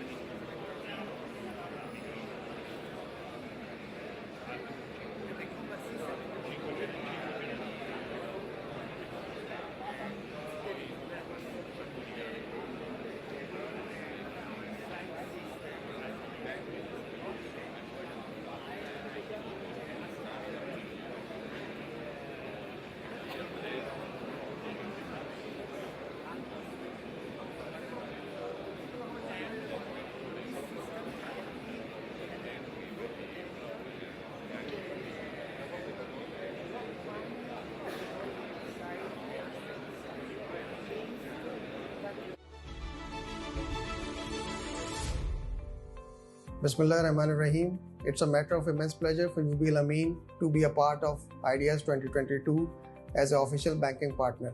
Ideas ने इस वक्त जो पाकिस्तान की condition है उसमें पाकिस्तान को इकोनॉमिक स्टेबिलिटी की अशद ज़रूरत है और आइडियाज़ एक बेहतर प्लेटफॉर्म है जो ना सिर्फ पाकिस्तान की एक्सपोर्ट को बढ़ाने में मददगार साबित हो सकता है बल्कि जितनी अलाइड इंडस्ट्रीज़ हैं वो भी पाकिस्तान की ग्रो करेंगी जब हमारा ये एक्सपोर्ट बढ़ता है डिफेंस सेक्टर में, तो उसके साथ जितनी स्किल्ड और अनस्किल्ड लेबर है उनको भी इसका फ़ायदा पहुंचता है। तो ये फ़ायदा डाउन द लाइन इकॉनमी को बेहतर करने के लिए, पाकिस्तान की तमाम मईशत को बेहतर करने के लिए जाता है।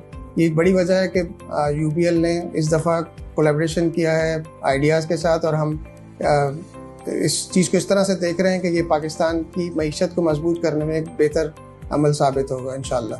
इन the end we would like to extend our best wishes to Badar Expo solution for changing the perception of Pakistan and managing this mega event. This event will be held from 15th to 18th November at Expo Center Karachi. We would like to invite all our valued customers to please to support the economic cause of Pakistan, attend this mega event and make it successful. Thank you and good luck.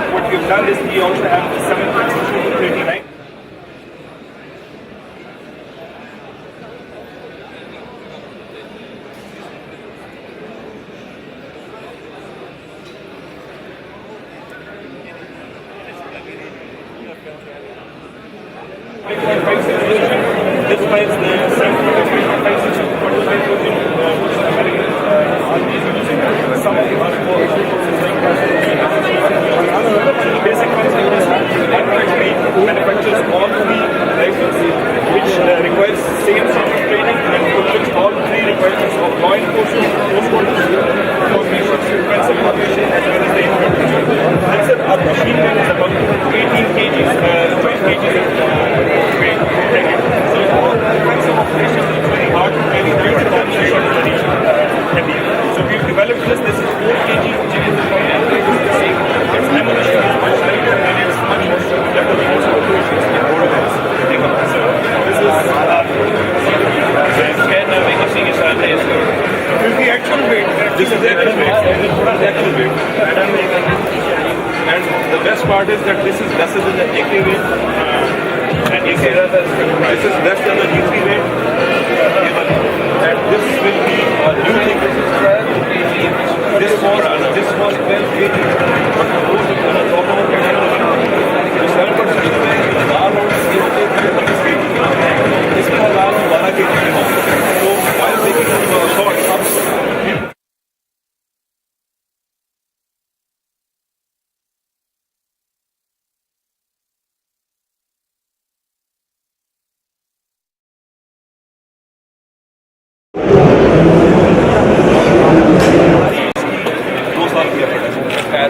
बहुत interest है और हम आपसे ये ले सकेंगे चीज़ें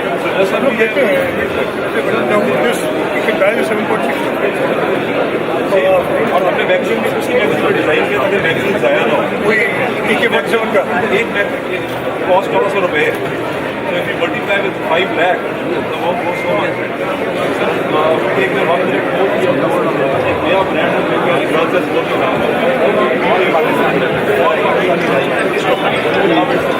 price कितने में करेंगे?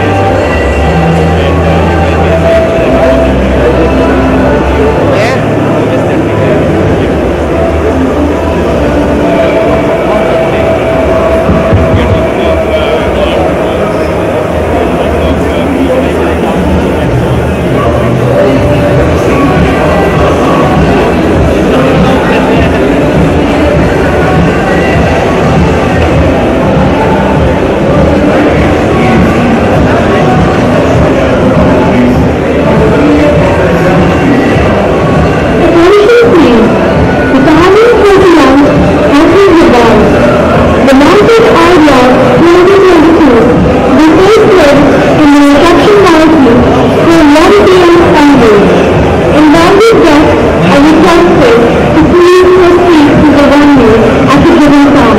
Thank you.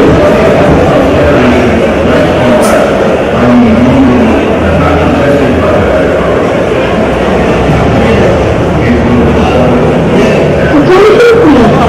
The timings for the lunch has been reserved. The lunch at IDEA will take place in the reception balcony from 1 p.m. onwards. Invited guests are requested to please proceed to the venue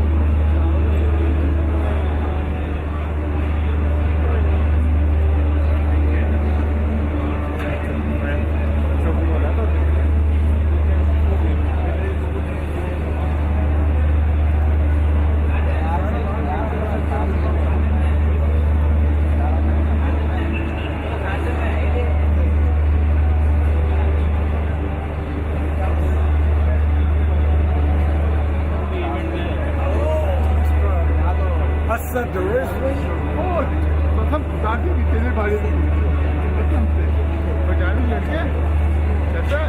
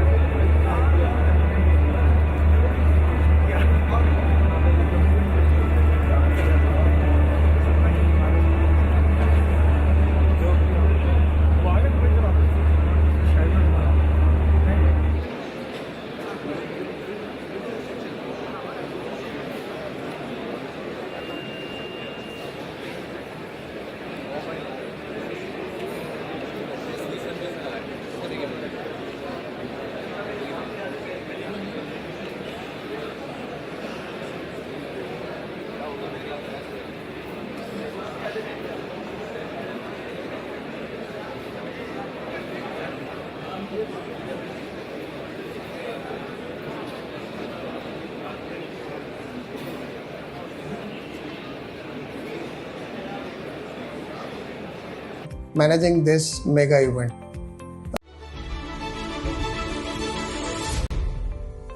Bismillahirrahmanirrahim. It's a matter of immense pleasure for 𝐈𝐃𝐄𝐒 to be a part of 𝐈𝐃𝐄𝐒 2022 as an official banking partner. 𝐈𝐃𝐄𝐒 ने इस वक्त जो पाकिस्तान की condition है उसमें पाकिस्तान को economic stability की अशद ज़रूरत है और 𝐈𝐃𝐄𝐒 एक बेहतर प्लेटफॉर्म है जो ना सिर्फ पाकिस्तान की एक्सपोर्ट को बढ़ाने में मददगार साबित हो सकता है बल्कि जितनी अलाइड इंडस्ट्रीज़ हैं वो भी पाकिस्तान की ग्रो करेंगी जब हमारा ये एक्सपोर्ट बढ़ता है डिफेंस सेक्टर में तो उसके साथ जितनी स्किल्ड और अनस्किल्ड लेबर है उनको भी इसका फ़ायदा पहुंचता है तो ये फ़ायदा डाउन द लाइन इकॉनमी को बेहतर करने के लिए पाकिस्तान की तमाम मईशत को बेहतर करने के लिए जाता है।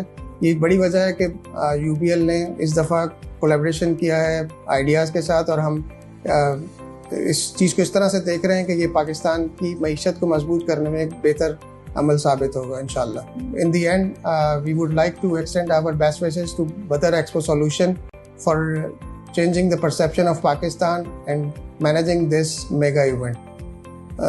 This event will be held from 15th to 18th November at Expo Center Karachi. We would like to invite all our valued customers to please to support the economic cause of Pakistan, attend this mega event and make it successful. Thank you and good luck.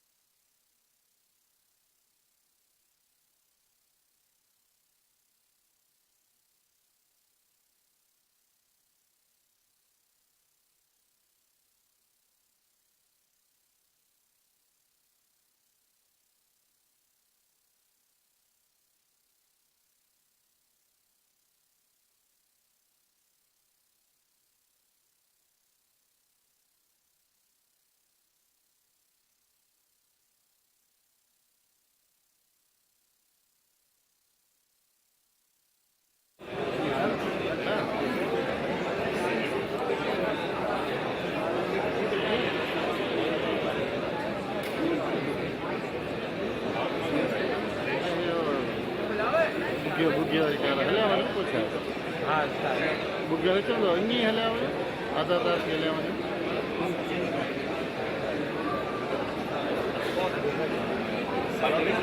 मार बजाए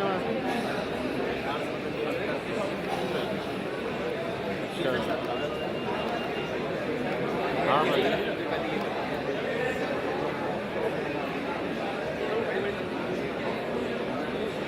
हाँ हाँ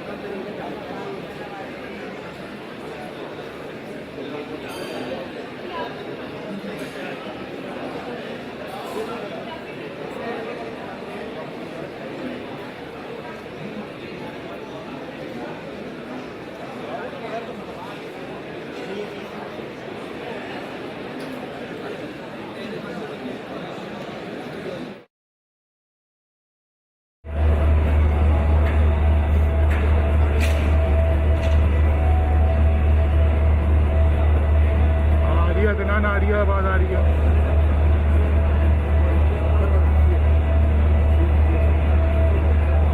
असद ही बोल रहा हूँ मैं भाई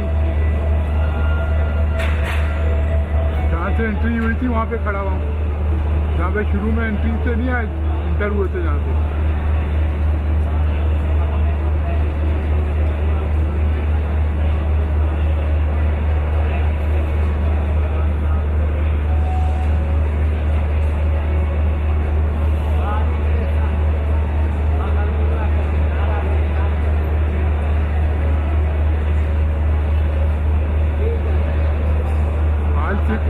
इसलिए जो शुरू में जहाँ से एंटर नहीं हो रहे वहाँ पे खड़ा हूँ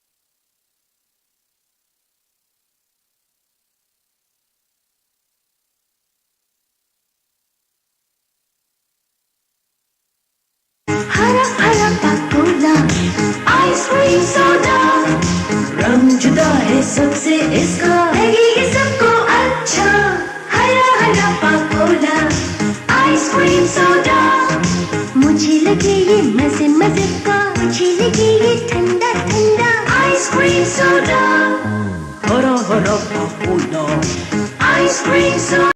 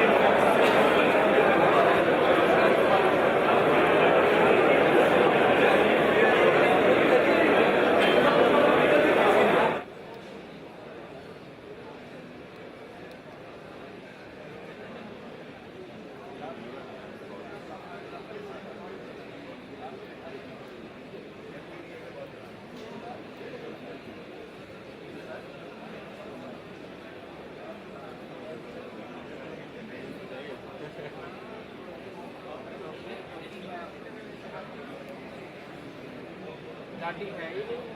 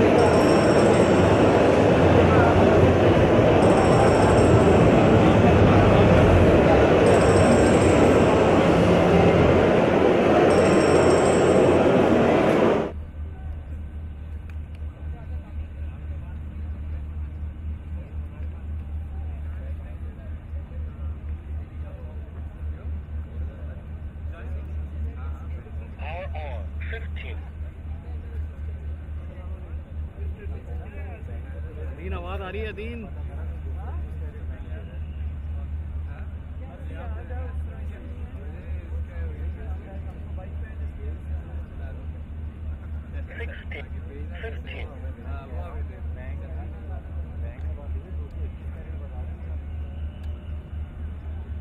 लो आवाज आ रही है भाई।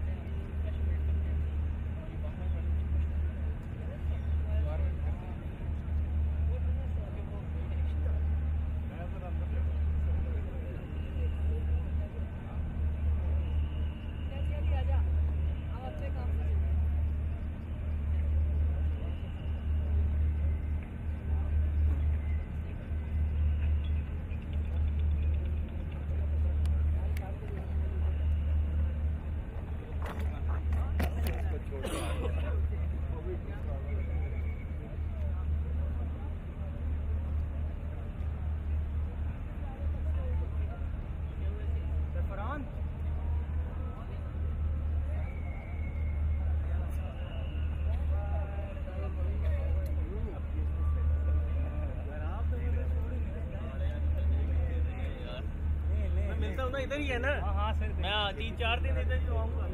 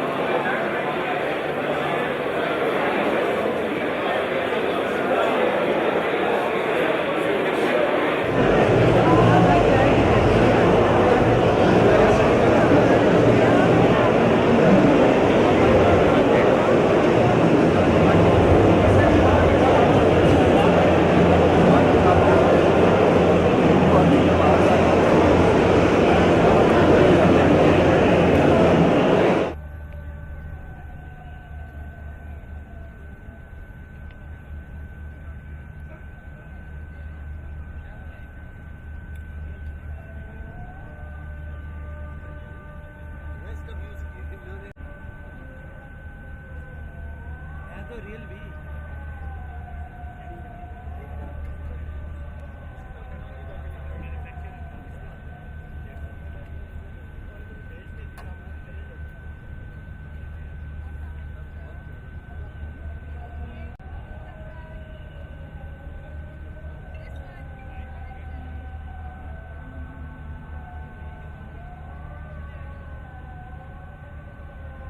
चेक करो आदिल।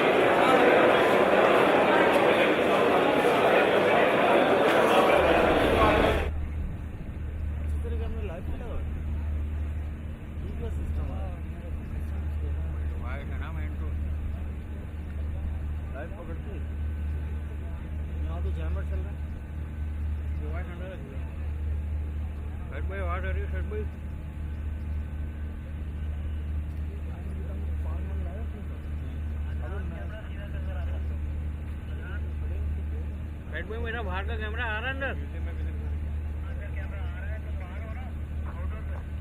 वीडियो बाहर हूँ कैमरे को थोड़ा सीधा करना यार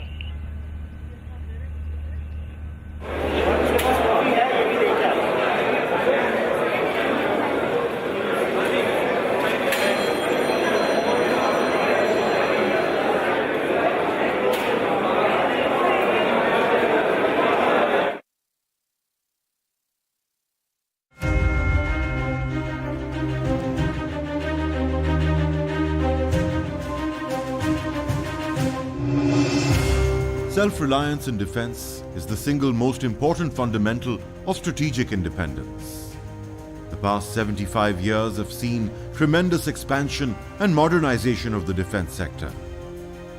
Defense Export Promotion Organization was established in the year 2000 as a cell in Joint Staff Headquarters. Since 2002, Depot functioned under the ambit of Ministry of Defense Production till being formally declared as its executive department in the year 2020. The prime objectives are promotion, facilitation and coordination for the sustained growth of the defense industries of Pakistan. Since then, Depot has established Pakistan pavilions in international defense exhibitions, held single-country exhibitions in Iraq for Pakistan defense production establishments, seminars and national exhibitions, namely SAVDEX, Rawal Expo and its virtual edition, while hosting international delegations every month. The Depot for the last 2 decades, likewise the public sector, has magnetized and facilitated the private sector defense industry through chambers of commerce to participate in inland as well as foreign defense exhibitions. In 2000, Depot organized a biennially held international defense exhibition and seminar, Ideas, at Karachi Expo Center, which brings global defense industry for synergistic interaction. Badar Expo Solutions since 2012 has been co-organizing Ideas with Depot. With 65 exhibitors in its first edition of 2000, Ideas has witnessed 8 times increase with 524 exhibitors from 45 countries and 3 times increase in the space booked in 2018. As a global rendezvous of innovation and excellence in air, land and maritime defense technologies, the 11th edition of Ideas 2022 will be an impressive display of defense industry prowess. Ideas Pakistan will be held from the 15th till the 18th of November 2022 at Karachi Expo Center. The 75 years of Pakistan's existence have been a continuous journey towards self-reliance and gaining expertise in defense production, aimed at encouraging indigenous design and development, innovation and manufacture of defense equipment in the country, thereby reducing dependency on imports in the long run. 2022 marks the 75th year of Pakistan's independence. In order to pay homage to struggle and sacrifices of our great forefathers and the undaunting resolve of the nation to achieve glory, the soft launch of Ideas 2022 is being held in sync with the Diamond Jubilee celebrations of Pakistan's independence.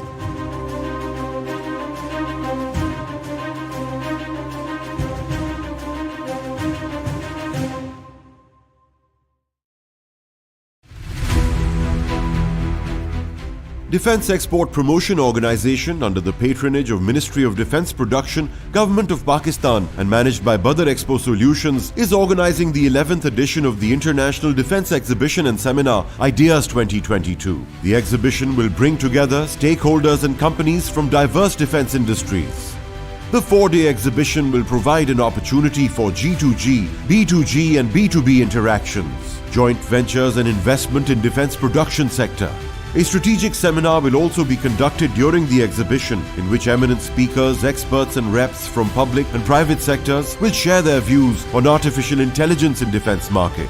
Ideas will be held from the 15th till the 18th of November 2022 at Karachi Expo Center.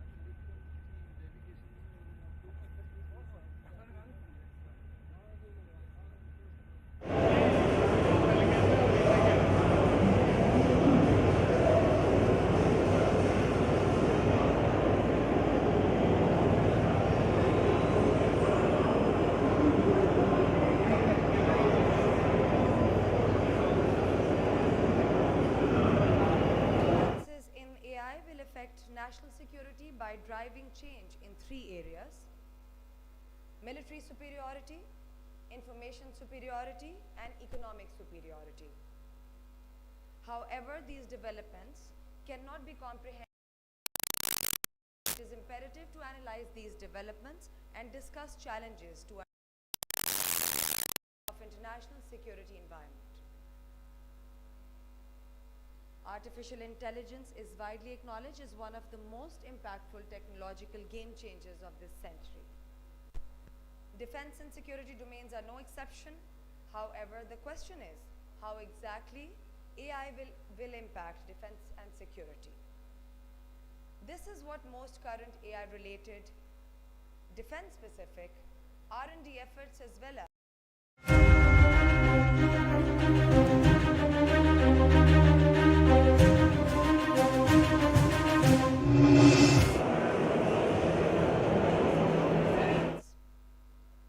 upon the arrival of the chief guest, we will commence with the recitation of the Holy Quran. This will be followed by a welcome address by Major General Muhammad 𝐼𝐃𝐄𝐒 𝐏𝐚𝐤𝐢𝐬𝐭𝐚𝐧 Military, the Director General Defense Export Promotion Organization. He was commissioned in 𝐈𝐃𝐄𝐒 in 1987. He has varied experience of command, staff, and instructional assignments. He's a graduate of Command and Staff College, Quetta, National Defense University, Islamabad, and United States Army.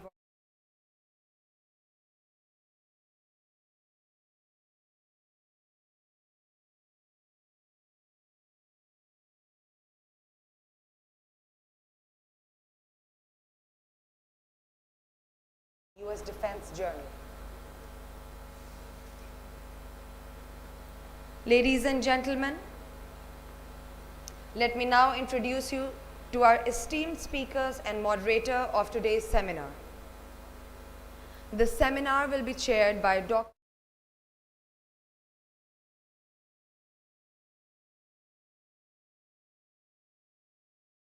recognized for his knowledge in various disciplines ranging from engineering, computer science, management, entrepreneurship, and educational leadership. He possesses a strong educational background attained from some of the top institutes across the globe. He has a PhD in computer science of Tech. He has been the rector of IOBM, dean of CBM, vice president and dean of 𝐈𝐃𝐄𝐒, director at IBA Karachi.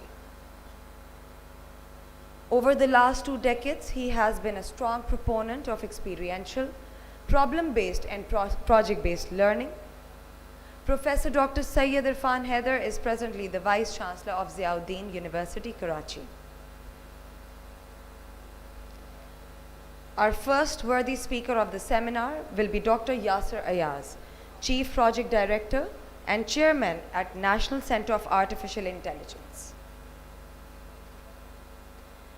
Professor Dr. Yasser Ayaz is a professor of Artificial Intelligence and Robotics at NUST. As the founding head of Department of Robotics and Artificial Intelligence, Professor Yasser designed and launched Pakistan's first MS and PhD programs in the field of robotics and intelligent machine engineering.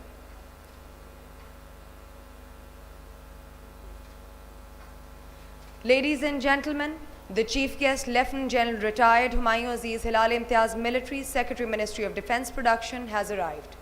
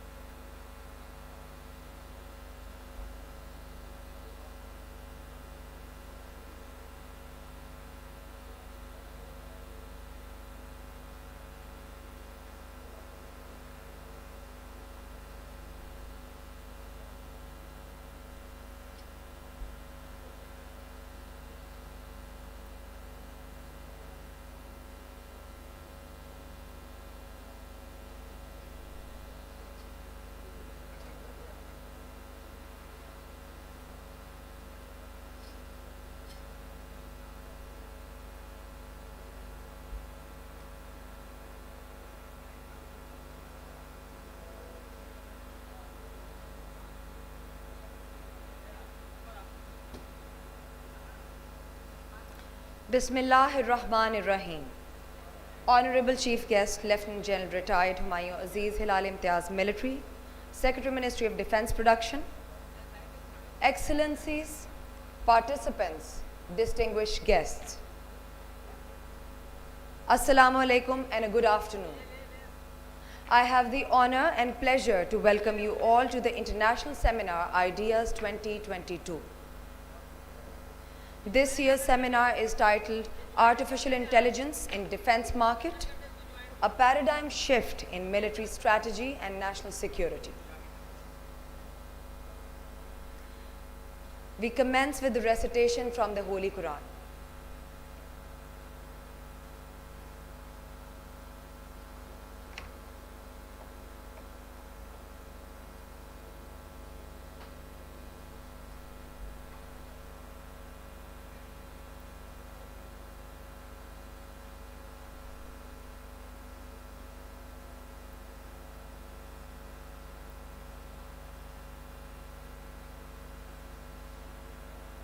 الرحيم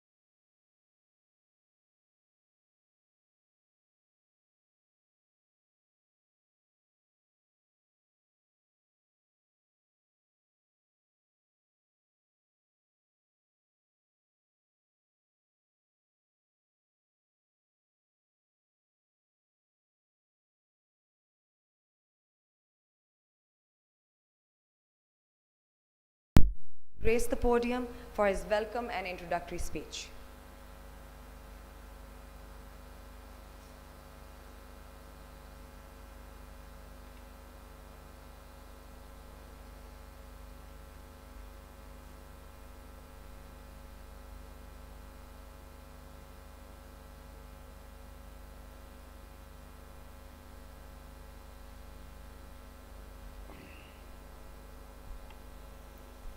Thank you. Bismillahir-Rahmanir-Rahim. Secretary Ministry of Defense Production, Lieutenant General Retired 𝐏𝐚𝐤𝐲𝐬 𝐒𝐻𝐚𝐤𝐻𝐚 Military, Representative of Armed Forces, Diplomatic Corps, think tanks, public and private defense enterprises, academia, media. Distinguished foreign guests, ladies and gentlemen, Assalamu alaikum and a very good evening. On behalf of Defense Export Promotion Organization, I am honored to host our worthy guests and participants who have joined us from within the country and abroad. I am pleased to welcome you all on this seminar.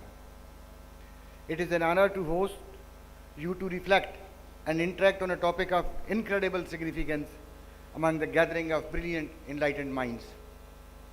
I hope this endeavor would facilitate a meaningful debate on an issue that has earned critical significance for strategists, policy makers, and the common masses alike.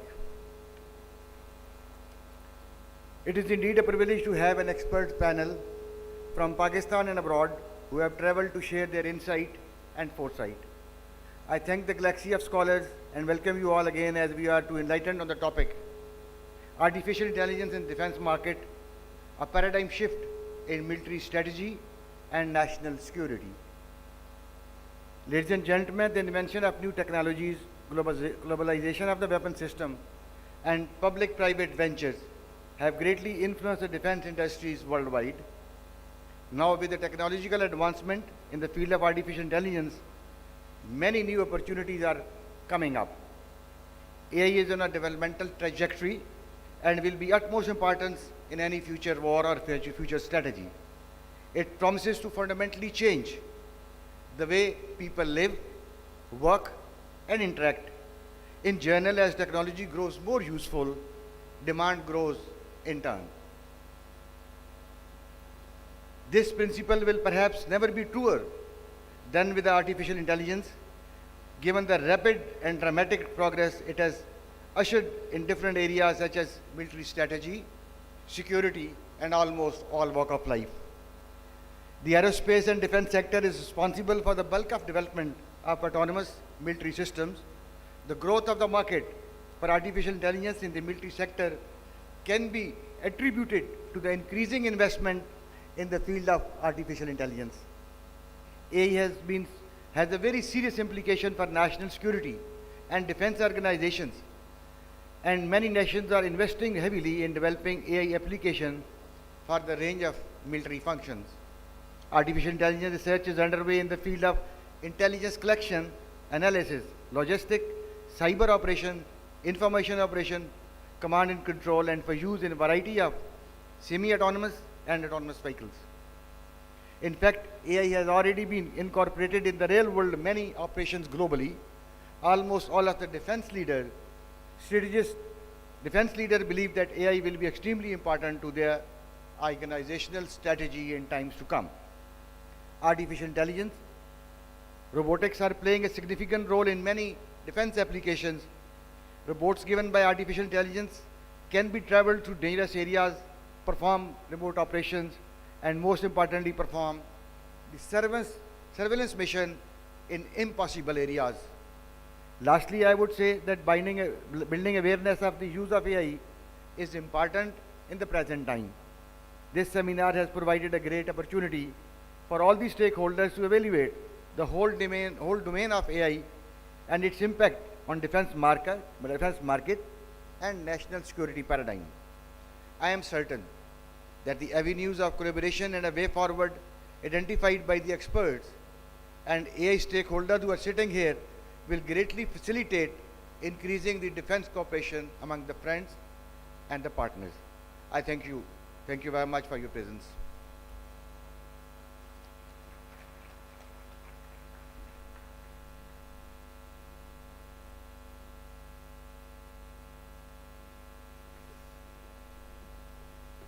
Thank you, sir, for your thought-provoking words.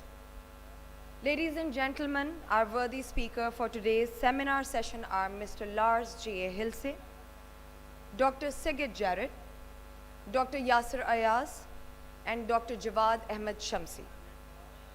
The seminar will be moderated by Dr. Syed Irfan Haider. There will be a question-answer session at the end, followed by remarks by the moderator. This will be followed by a keynote address by a worthy chief guest, presentation of mementos, and a group photograph of our esteemed gathering.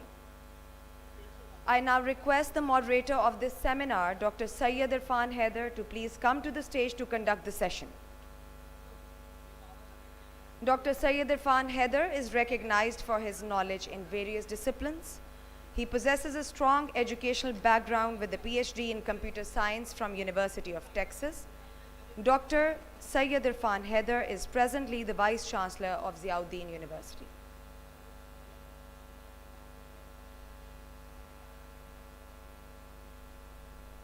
Thank you, sir.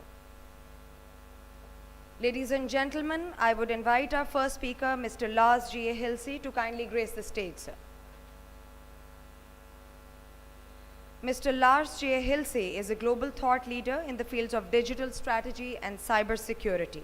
He has written several books and published his research in the field of cybersecurity, especially in cyber terrorism, cyber crime, cyber warfare, and cyber defense.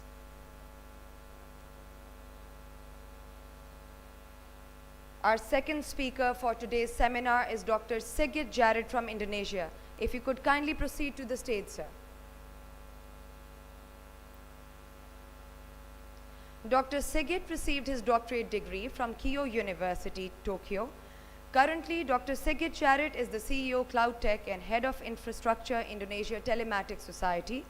His research interests include broadband mobile communication systems, OFDM and multi-carrier systems, wireless security, wireless sensor network, and visible light communication.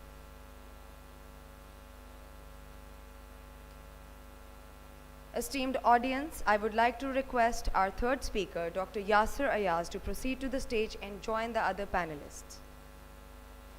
Dr. Yasir holds a PhD specializing in robotics and machine intelligence from Tohoku University, Japan. He is currently the chairman and chief project director of National Center of Artificial Intelligence, Pakistan. He is also the head of Department of Robotics and Artificial Intelligence at the School of Mechanical and Manufacturing Engineering. Moving on to our fourth speaker of the seminar, Dr. Jawad Ahmed Shamsi, who is requested to proceed to the stage, please. Dr. Jawad Ahmed Shamsi received his PhD in computer science from Wayne State University, USA. He is a professor and the dean of FAST School of Computing at National University of Computer and Emerging Sciences. Dr. Shamsi has authored a book titled Big Data Systems, a 360-degree Approach. Dr. Syed Irfan Haider is now requested to commence his role as the moderator and conduct the proceedings. Thank you. I would first like to invite our first speaker, Mr. Dr. Ayaz Yasir Saab, for his presentation.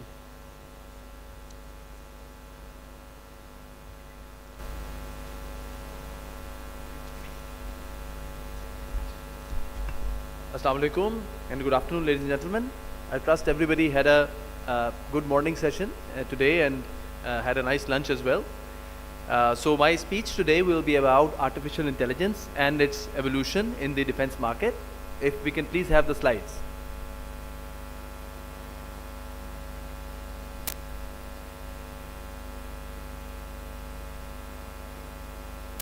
May I request the slides to be displayed, please?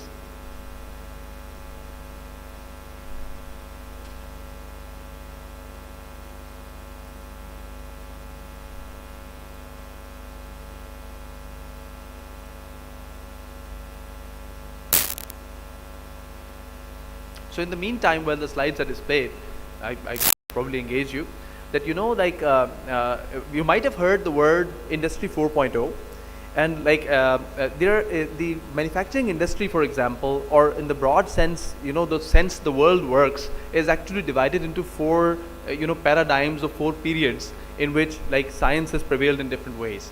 So the most recent one, the Industry 4.0 era, actually it comes after the Industry 3.0 era of robotics, and this one, the current era, which is post 2015, is more about integration of artificial intelligence with all sorts of devices.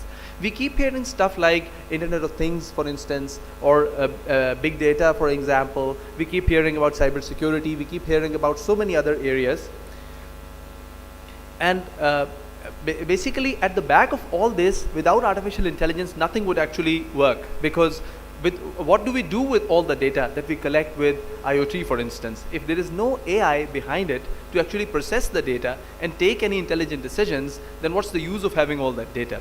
Similarly, there are proven examples of, for instance, in medical science, there's research back even in the 90s. This is before the invention of deep learning, for example, that with the normal machine learning, a lot of complex medical problems were actually solved. The third aspect is that artificial intelligence in the current world, in the world of today, is perceived as, most of the applications of AI that we see are in the area of perception. That, for example, we have some data, we're trying to make sense of that data, and we're extracting some information and, presenting it in a way that is useful for humans to actually process or make decisions. The actual manifestation of artificial intelligence is in the form of real life agents and real life things which actually implement AI in the real world. And that is most obvious when it comes to defense products. For example, we all know about the Loyal Wingman project, for example, for the Air Force, which the US Air Force has. That, for instance, you know that they have already succeeded in flying an F-16 autonomously, right? So the Loyal Wingman project focuses on a wingman flying with a real pilot, and the plane being totally pilotless. And a lot of the decisions to be taken by the Loyal Wingman basically depend elements of all sorts. The implementation of AI can come from search-based algorithms, it can come from logic-based algorithms, and it can come, some aspects of it can come from the machine learning algorithms as well. So AI has a lot of paradigms, and one basically needs to know which paradigm to apply in what sort of a problem, in what way. For this reason, what usually is said is that AI is as good as the mind behind AI that actually writes the program, right? So the more the comprehensive the data is, and the better the mind that is actually writing the artificial intelligence code, that actually gives us the manifestation of how good an algorithm of artificial intelligence will come out. So taking the privilege of the slides being late and my being able to talk to you freely, I can tell you a little bit about the AI seminar, which has been a big effort with C4I and with Depot, and it's had several legs. So it has two components. One component is today, another component is tomorrow. So the first component, which is today, is with 4 keynote speakers, 2 of them foreigners who have actually made time to come to Pakistan, and like also Dr. Jawad Shamsi is a very prominent speaker from Pakistan side. So it's a privilege for me also to speak here. And tomorrow we're going to have presentation from, it's a competition-like format in which papers and projects, ideas have been invited from all over Pakistan, and people have competed against the project. So it's 143 submissions. From there we came down to 70 after evaluations. After 70, the next stage of evaluation, we went down to 16. And after 16, we have the top 6 basically projects and papers which are going to be presented here. So great effort done by Depot and C4I with some input from the National Center of Artificial Intelligence. And it's good to see that AI, the importance of AI is finally being felt in Pakistan. I always say that in every department in Pakistan we need at least a think tank which thinks about applications, or you could say technologies which are useful in the form of including emerging technologies. At the back automatically there will be artificial intelligence, and there will be a lot of instrumentations and sensors, etc., which will be integrated in different departments as well.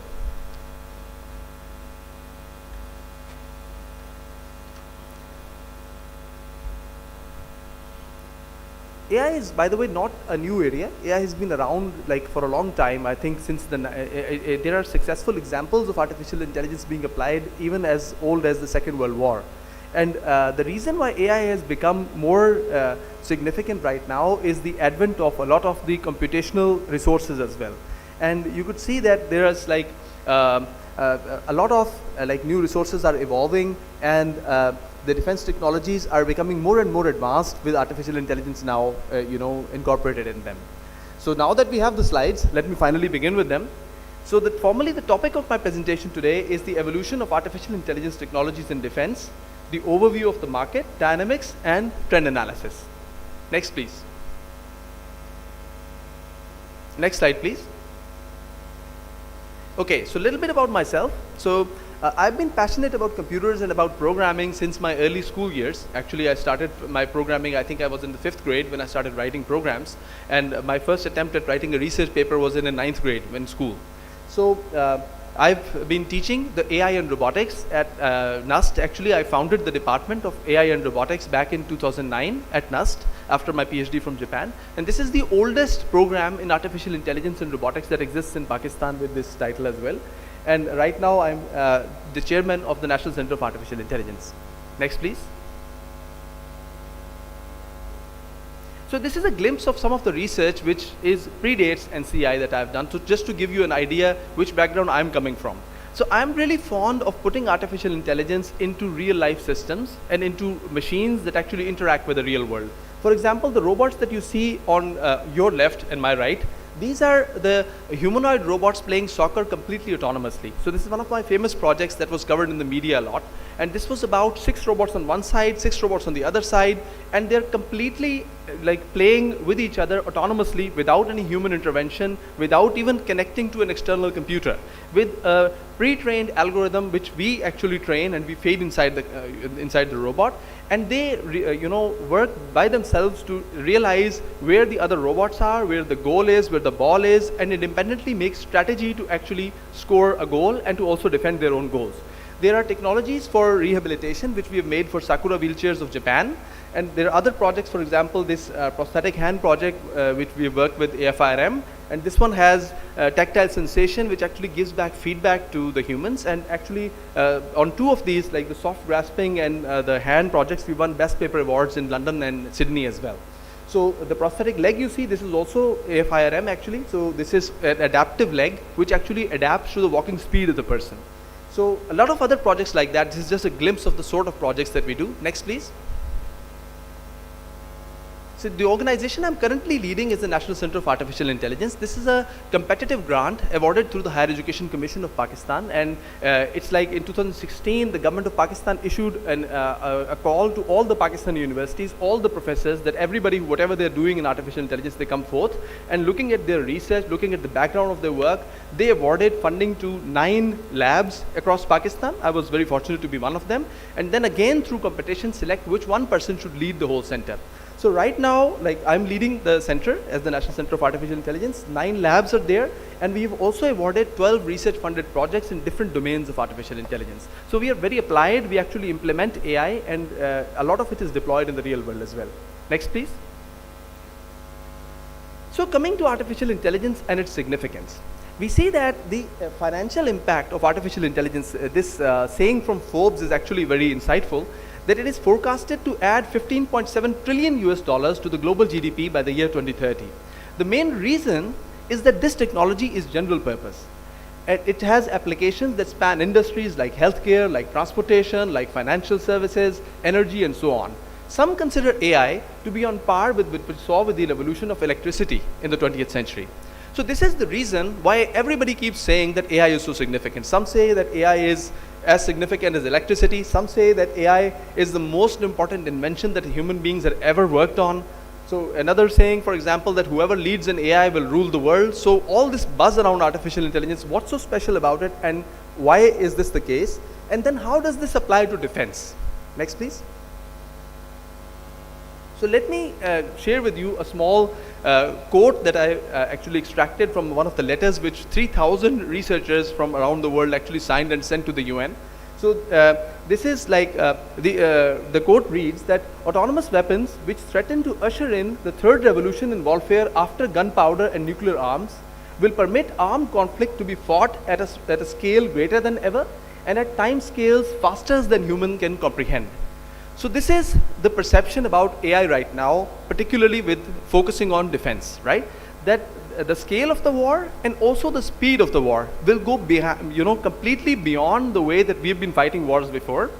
And with completely autonomous systems, we've all seen how the Iron Dome has worked in the recent conflict between Israel and its neighbor, like the Hamas as well, the Palestine. And we've seen how artificial intelligence-based systems are real-world systems applied in real life right now. There are others, for example, we've got the Loyal Wingman project, the autonomously flying plane, for instance. We've got Valkyrie, we've got so many other land systems. I didn't show any pictures of naval systems here, but there are autonomous ships as well. There are submerged vehicles too. So there are helicopters. This one, for example, this is like a Black Hawk helicopter. So this is the project Elias. Also, there are like land machines also, this Mars project, for instance, this Black Hermit, for example. So all of these projects actually are autonomous agents that work in the warfare strategy, and they actually also not at just this level, also at the tactical level. I'll come back to that in the next slides. So at the tactical level also, that all these things integrate together. And there is a tactical framework as well with which you can actually, using the AI governance framework, you can actually apply artificial intelligence toward the strategy of the war as well. Next, please. So there are, of course, drones are one example in which artificial intelligence has been applied extensively, and there are so many examples of drones, like, of course, several of them are teleoperated, but the real manifestation of drone technology is when the planes actually fly autonomously, right? So this is one of the applications areas of artificial intelligence as well. These are some of the AI-powered drones. Next, please. So artificial intelligence applies to various segments. Like I've shown you some of the machines that work autonomously within the battlefield. But AI goes well beyond that, actually, some of which you will see as examples in the papers being presented tomorrow as well. So there are, for example, mission-specific battlefield robots. Some of the pictures I've shown you. There are unmanned aircrafts. There's a formulation of the governance of artificial intelligence, AI-based governance framework, and tactical design systems. So there are unmanned vehicles and weapons with hybrid remote operation capability. There is unmanned tanks and UGVs. There are like multi-aircraft coordination and control technology. Then there is autonomous underwater surveillance systems, and of course the marine surveillance systems in general, and autonomous land obstacles and mine detectors. So this is just like some of the aspects of artificial intelligence. Actually, AI extends well beyond that. For example, one of the projects that we are doing, not directly for defense right now, it's mostly for the civilian maritime sectors, is focusing on how, for example, humans are dealing with so many new technologies, and why some of the accidents that are taking place with all these automated machines are because of human error, and how we can improve on that using artificial intelligence, right? So AI extends much beyond, you know, the core areas in which there are applications. Next, please.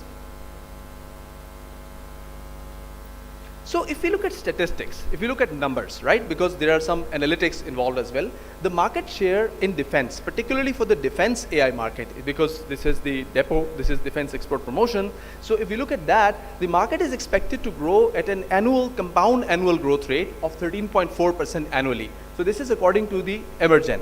And this is actually the software market. If you look at the hardware market of artificial intelligence, because AI requires, you know, computational capabilities to be developed at the same time as well. And now for a lot of, this is probably one of the major applications other than the mobile phone industry, where a lot of hardware is being designed looking at what sort of software is going to be deployed on this hardware to efficiently run that.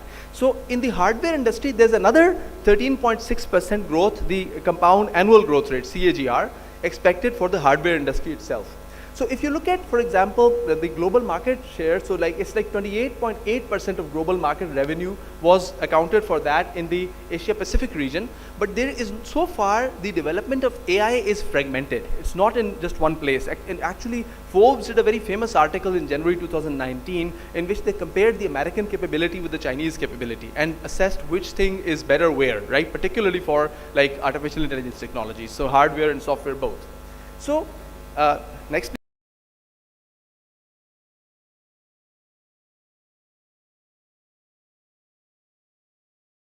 0.4%, their assessment is 12.9%. There are other studies which I did not include in this presentation, but for North America, for example, or certain regions, the growth rate in artificial intelligence actually exceeds 30%, right? So it's like really huge growth. Wherever people are coming, you know, applying artificial intelligence into the industry, so huge growth rates are expected there. So this is what I was talking about, that apart from the development of autonomous and intelligent weapon systems, it is like the efficient information, you could say, retrieval, the deployment of sensors and the information which is coming, you know, back to you, the raw intelligence which comes from the real world data, and also the automation of multi-sensor data fusion and intelligent sensing techniques to leverage better situational awareness. And once you have that situational awareness, then you can get to the tactical level, right? So cloud-based integration of land, airborne and naval assets into a battlefield management system to leverage tactical capabilities. So this is, you know, also something which is being worked on by artificial intelligence, you know, like developers who are developing systems based on AI. Next, please.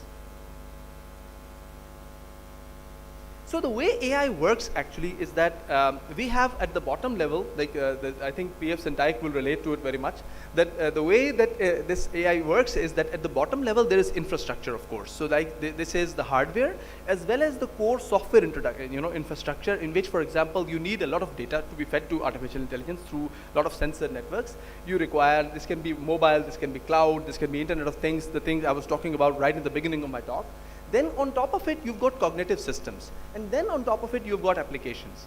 So the good thing is that, you know, a lot of applications which are like, for example, application areas that may be particular to defense don't need generation of entirely different kind of algorithms. Like for example, if something has been worked on in the civilian domain, it's also very much applicable to the military domain as well. So for example, if you want to do object recognition or you want to do any activity recognition, for instance, the algorithm behind that activity recognition will be the same, even though it is applied to the military application as well. So we can leverage a lot of things, like there is transfer learning and so many techniques that are available to actually use, you know, the kind of knowledge we generate in one kind of scenario. And actually this is the reason why some of the game kind of scenarios are generated where multi-agents cooperate with each other, and we actually want to use this scenario for machines in the, for example, tanks in the battlefield or aircrafts in the air to actually collaborate together, share information with each other, and actually fight in the real world scenario.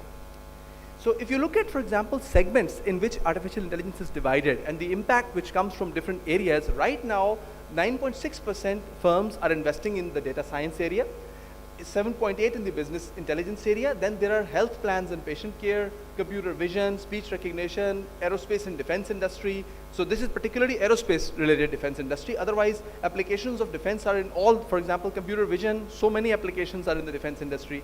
So natural languages processing, entertainment, and the list goes on. I could speak for a whole day just on this. Next, please.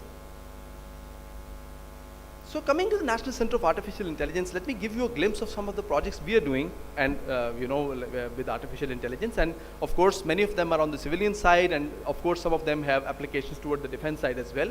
So we have been able to generate the product concepts, and the proposals that we've generated are 221 so far. And we are touching nearly around 635 million in funding that we've generated during the last 3 years. So the kind of projects that we've done and deployed, so reach around that. So we just were inaugurated in March 2018. The first financial releases came in 2019. So you can imagine that it's just 3 years of work that we are actually displaying before you. Next. So one of the major projects, for instance, was collaboration with the Law and Justice Commission of Pakistan to develop artificial intelligence for judiciary. This could be very useful for the military courts as well. So for instance, what we've done is that digitized data from the 70 years history of Pakistan, and whenever a new case, for example, comes in, you can enter some facts about that case into the system, and the most relevant cases from the database, from the 70 years history of Pakistan database, they actually come up. And even if the decision is made directly by the judge himself, like the AI, of course, does right now the system AI does not suggest a judgment. So, but even in that case, for example, relevant cases coming in front of the judge can help the judge make a more informed decision, right? Thank you. Next. So I'll just go quickly through the slides. We've been working very closely with Pakistan Air Force for establishment of the CENTAIC, and we have good close collaboration. Next, please. Next. So this is one of our projects which will be displayed in detail tomorrow by one of our contestants in the competition, and this is a Medium.ai. It's a company spin-off from there. This actually looks at all the media channels simultaneously. We know that 5th generation warfare is actually not just in the battlefield but in every home, right, with the digital devices and television and everything coming into everybody's hands. And this, for example, documents whatever is being said by any person, who is saying what, and all the content analysis behind it, giving you a complete summary of whatever is happening during the day as well. So complete perception of whatever is going on in the media. Next, please. Many of these technologies have now spun off to companies like the last one. And this one, for example, the system where we, for example, detect various vehicles, some of the applications, for example, for parking spaces. Next, please. So this is another one for pickets, for example, like how many suspicious vehicles or persons could any human possibly remember. So this is AI-based system which is actually reading the number plates, actually looking at the make and model of the car, and based on that it can extract which kind of vehicle, for example, needs to be stopped. If a suspicious vehicle comes in, it can relate back with the database and stop that vehicle right there. Next, please. So this is another system, for example, in which you can detect weapons, for instance. This is object detection. You're actually detecting weapons. And on the left and on the right, you can see activity recognition. So for example, one person is crossing, in a different side, not walking in the direction where everybody else is going. So this is statistical modeling of the dominant motion in the scene. So we can actually predict with a lot of accuracy that whenever somebody is doing something different from the crowd. So this is good for mob analytics. Next, please. So this is an example of what we do with the mob analytics. So many persons are there. Whichever persons, for example, are holding sticks are pointed out separately, right? So on the right, you can actually distinguish activity recognition. For example, if two persons are fighting with each other, or for example, a gun is being pointed, because in a real scenario, guards are always going to be carrying weapons, right? So detecting a weapon only may not mean a lot. But something being done with the weapon actually means something, right? So this is why, for example, this is activity recognition, and when the gun is pointed at someone, that's when we raise the alarm. Next, please. So this is like just a glimpse from the lost and found system that we've been able to deploy with the Punjab Safe City Authority, and I'm happy to share with you that in the past year, in one of the very major events that was taking place in Lahore, we were actually able to catch some of the miscreants using the artificial intelligence based face recognition technology, using our completely home developed systems actually. Next, please. So these are medical applications. One system that we have developed for thalassemia detection and assessment, another one for breast cancer. Next, please. So these are two other systems. BrainWiz is a very popular system for brain like tumor detection and cancer anticipation, lifespan prediction, and also for tuberculosis, COPD, and other pulmonary diseases. Next, please. Just actually, I think day before yesterday, our system has been deployed in the PIMS hospital in Islamabad.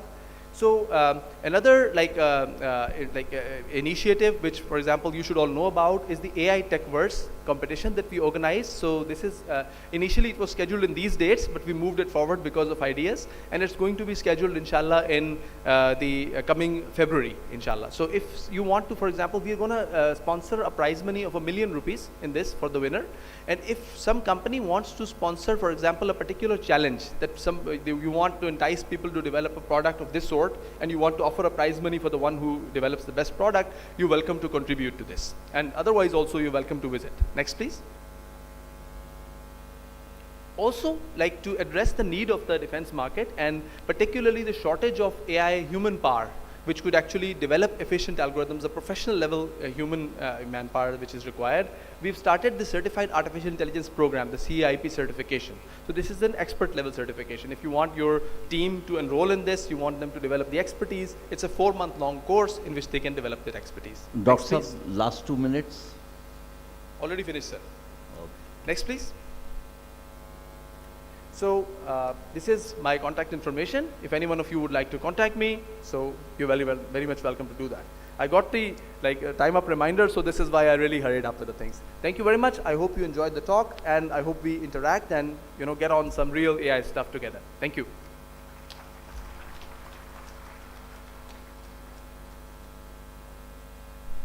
We now have Dr. Jawad Shamsi Saab of Fast Nueces. He will be talking about artificial intelligence, present military applications, future challenges, and national approaches. And you have 20 minutes. After 18 minutes, you will be warned. Okay. Assalamu alaikum, everyone.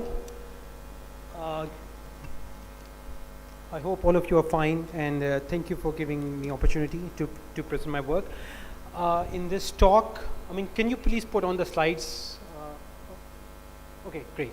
So in this talk, I will be briefing you about some of the military applications which my research groups have been developing through R&D. Next slide, please. Yes, next, please.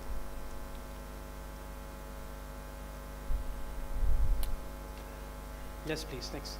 All right, so this is just a brief introduction about my research group, SysLab.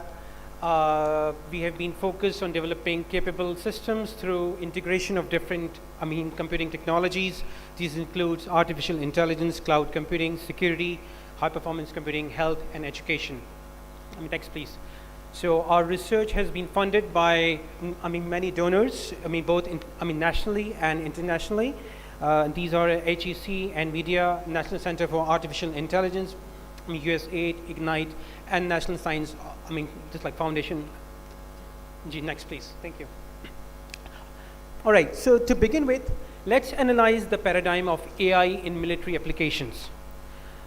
As you can see, there are tons of applications which can benefit from artificial intelligence. And as it has been mentioned that there is a paradigm shift, so we are moving from something like conventional wars to hybrid wars through the adoption of AI. So next slide, please. And you can see that most of these applications are relying on IoT and cyber warfare. So in this talk, next slide, please. Yes. So in this talk, I will be focusing on two major applications which are focused on military applications using artificial intelligence. These are edge AI based application and cyber warfare through deepfakes. And this is a joint work with my PhD students. Okay, so let's start with edge AI. Let's understand the concept of what edge AI is. Next slide, please. So yes, so this slide shows you an application which is gathering data from IoT, and that data is actually passed over internet. It's being trained through artificial intelligence, and since these are delay sensitive applications, so this data is being actually inferred at the edge devices. So we can train it on large computing servers, but in order to detect any application or any inference, we need to deploy nearby computing servers, which are called edge devices. Next slide please. So this is a picture taken from Siachen. It's a very remote area, and you can see that there are tons of edge AI based applications which could benefit from such a scenario, like gathering battlefield data, identifying enemy, remote training, smart bases, soldiers' health, equipment, and it's like fleet management. These are only some of these applications. I'm sure there are like tons of more. So let's happen that how do we ensure that such a system is actually a secure? So what if this IoT is hacked? What about if if these IoT updates are not propagated well? So let's analyze a scenario that how an IoT system can be hacked. Next slide please. Yes. So this is an intruder, a famous intruder called Charlie in our security curriculum. So that intruder, next slide please. Yes. So this intruder can propagate an IoT update which can be adopted by this IoT system, and then this IoT system can become malware. So this is a very known and very conventional attack, and it has caused a lot of damage. So let's see that once this IoT system is corrupted, what damage can it cause? Next slide please. So these are those applications which can benefit, and you can see that none of these applications will be able to capture what they are supposed to do. So we are actually in a major threat. So let's see what my research group has developed for such a scenario. I just wanted to highlight the case first. Next slide please. So our proposed solution is actually based on a broker system in which we are actually analyzing all these updates. So updates can be propagated either from Charlie or from Alice. Alice is a trusted guy, Charlie is an intruder, and you can see that any update will actually be propagated through this broker which is analyzing these updates. Next slide please. So let's see what is inside that inside this IoT update broker framework. We have this application is actually modeled on UAVs, autonomous vehicles, but it can get update from any of the IoT based system.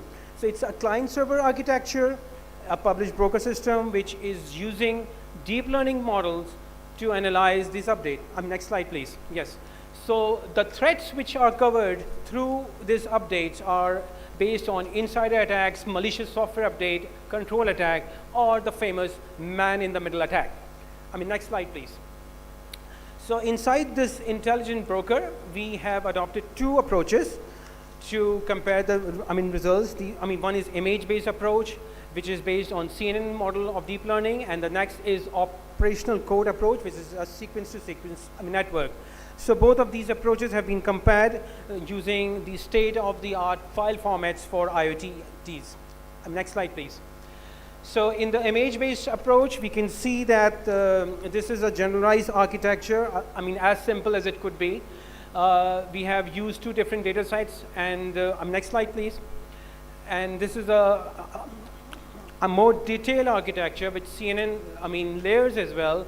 And you can see that as we increase the number of epochs, we have achieved higher accuracy in detecting whether the update is a malware or not. And for this data set, for this specific application, this is a binary class problem. It means that we are detecting either is a malware or a benign software. Next slide, please. So in the second approach, we have adopted opcode-based malicious software detection, and this has like 9 different types of malware. And this is a more deep neural network with sequence-to-sequence models. We have created our own embeddings. So the people who are working in the domain of natural language processing, they actually know what an embedding is and how a malware embedding can be useful in such a domain. So this malware domain-based application has higher accuracy, as you can see that we are able to detect all these 9 types of malware. So this is, this application of malware is actually applicable on many applications, including IoTs and UAVs and etc. So my second application which I wanted to highlight is based on cyber warfare. Actually, the previous one could also be made on cyber warfare, but this one is more specific. Okay, next slide, please. So there could be different types of cyber warfares: espionage, defamation, denial of service, and sabotage. And we are focused on cyber warfare through deepfakes. Deepfakes could be launched. So deepfakes is a fake digital content like audio or video, so a person impersonating some other one, and that could be used to defame anyone or even launch an attack. So let's analyze how deepfakes work. In a deepfake system, we have a person who is a target and a person who is going to replace just like person A.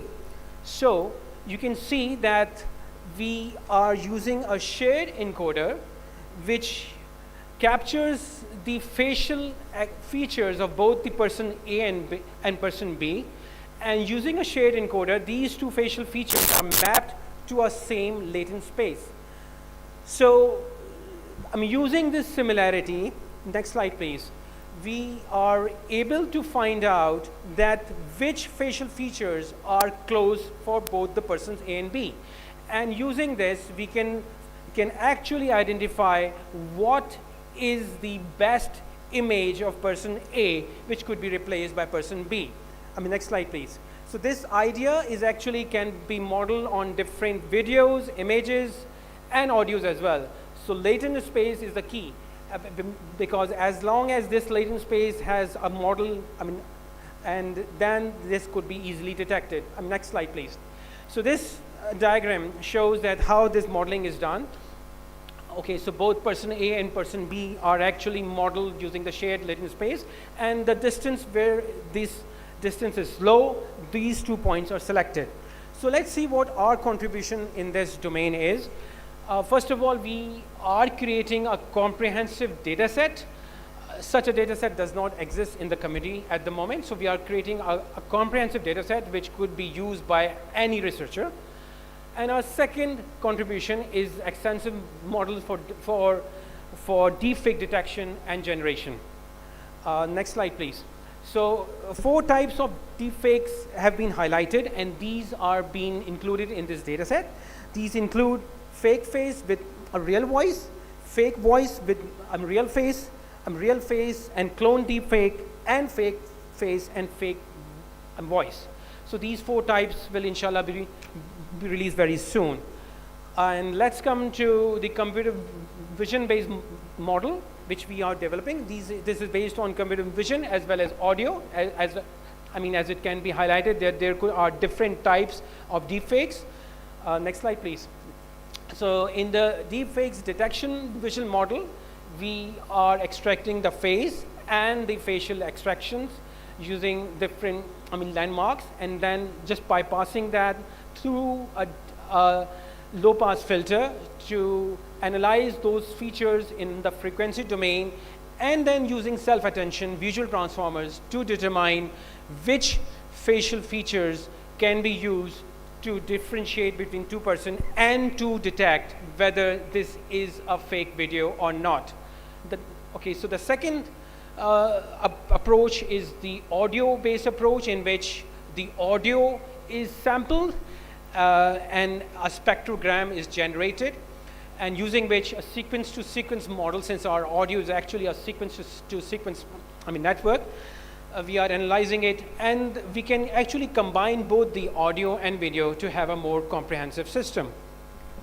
So both these models have yielded higher accuracy and low false positives, and a research paper is under review actually for this as well. Next slide, please. So to conclude, I would like to emphasize that the emerging area of military applications has a lot of benefits from artificial intelligence. There are tons of applications as we have moved from conventional systems. So it has economic as well as strategic benefits. I'm sure we can all benefit from that. Thank you so much. Thank you, Jawad Shamsi Saab. Now I'll be asking Mr. 𝐿𝐴 from Germany, a global thought leader in the field of digital strategy and cyber security, to help us understand the cyber attacks, defense approaches, and hybrid warfare. Please.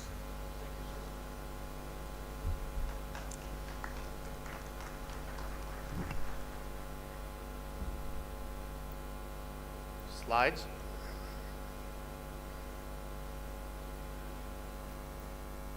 Yay, okay, great, works.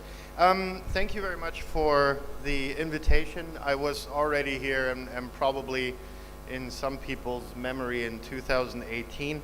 The speech there was in a bit different surrounding, bit different topic, but the reason has stayed the same.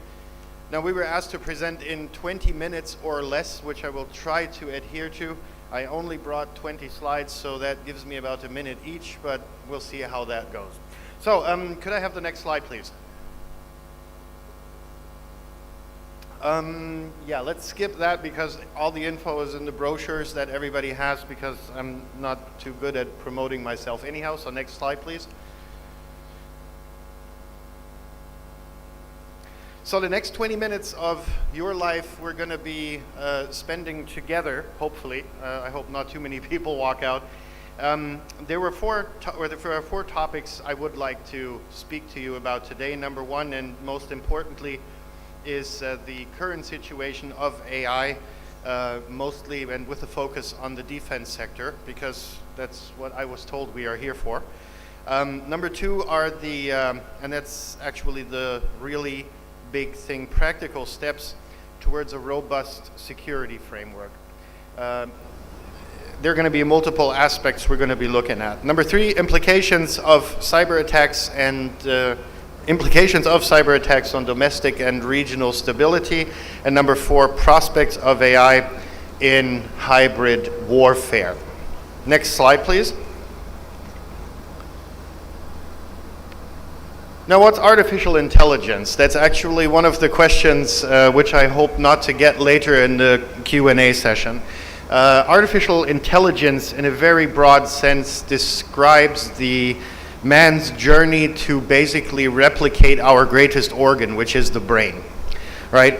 And we're doing so in very, very large steps in terms of understanding how the brain works, first of all, and then trying to simulate, to put that gained knowledge into machines, for those machines then to be able to become even more intelligent, even faster at thinking, and even faster at making decisions than we as humans currently are. There's a very famous movie for all of you to really have a look at, which went into the topic of looking at the Turing test, which was at least and is still the de facto standard for determining when a machine is at a standard of a human being. Well, I botched this a little bit, but basically it describes that if you can have a conversation with a machine and think it's a human, then this machine has passed the Turing test, which is still one of the very important things to go along. Next slide, please.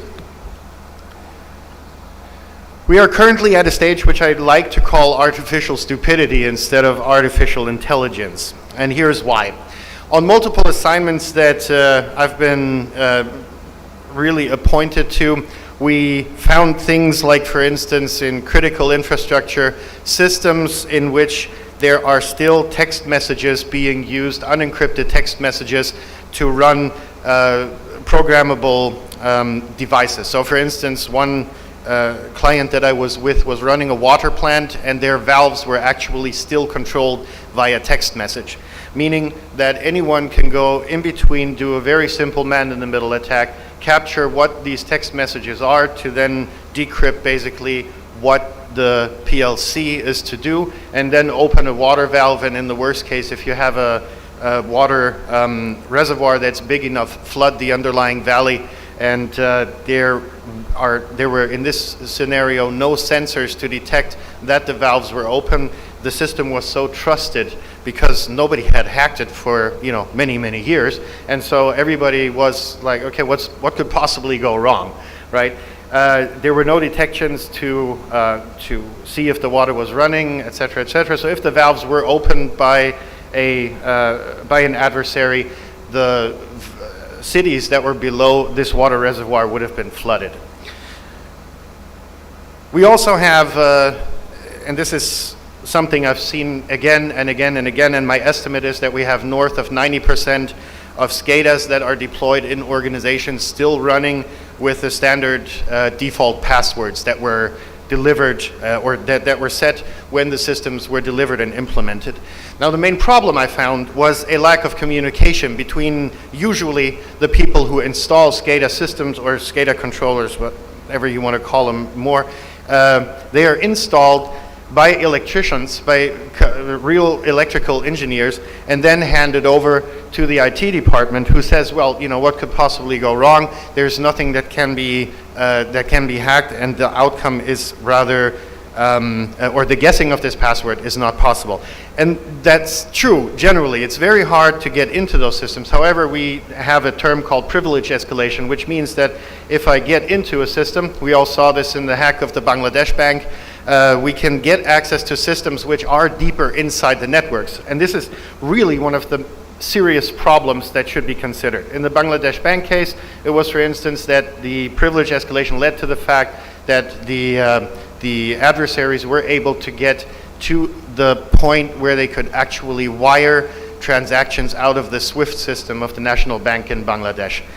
And this is really a significant problem. So the deployment of SCADA systems and all controllers, all logic controllers that are out there are really something also in military applications that need to be looked at and reviewed until we can then move on and actually talk about artificial intelligence running and securing the systems. Next slide, please. Now, the current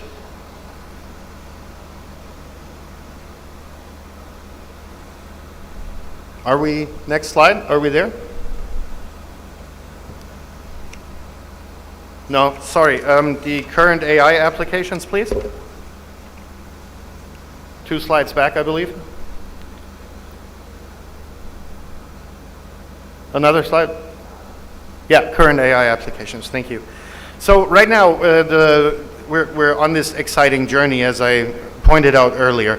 But the thing is, we're at a stage where we're talking about machine learning, and the whole thing is rather reactive. So we're talking about pattern recognition, meaning that if you run a network and anything is out of the ordinary, the system is going to go beep, there's something wrong with the system. Now that's good. We've made progress from hackers being able to spend weeks in networks without being detected.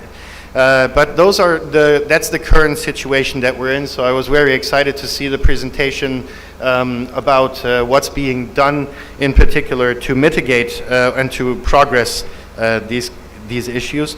But baseline behavior anomalies, for instance, are another thing which are which is just kind of bizarre, because there is no real intelligence involved in the process. It's just basically I/O telling you that there is something wrong. Next slide, please. So, practical steps towards a robust security framework is basically the individual assessment on a national level. And I will give you a very interesting example which I came across. I did a risk analysis once for a mobile network provider in a European country. And this was after I was invited here to speak in 2018. Now, the interesting thing that came up was I was under the impression that because in Pakistan, if there's a power outage, the cellular network still lives on. It just works because the cell broadcast towers are connected to backup generators or to backup power somehow, so that the mobile communication cannot fail. And with this thought, you know, it makes sense, right, in so many ways that you have your mobile communication running in terms of a power outage. So what happened was I went to this European mobile provider and said, because it was, you know, it was a given from what I'd learned, they said, no, we don't have that because we don't have power outages, period.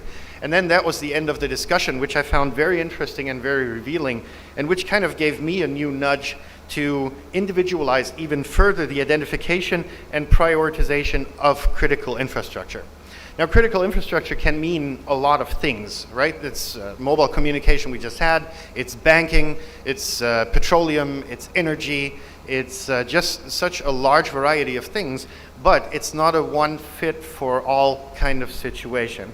And that's why this identification and prioritization is so critical. Even within Europe, as I learned, there were many different outcomes upon surveys being made of what is actually critical infrastructure. So for Germany, for instance, banking was one of the most critical. For France, which still relies a large bit on nuclear power, obviously communication in the energy sector was a major issue, and so the list went on and on and on. So that goes to say that the identification and prioritization of critical infrastructure is the first step towards such a framework. Next slide, please. In 2018, shortly before I came to Pakistan, I was invited to brief the European Parliament on the risks of cyber terrorism. And the risks that were mainly of importance to them were the impact it could have on critical infrastructure and public spaces.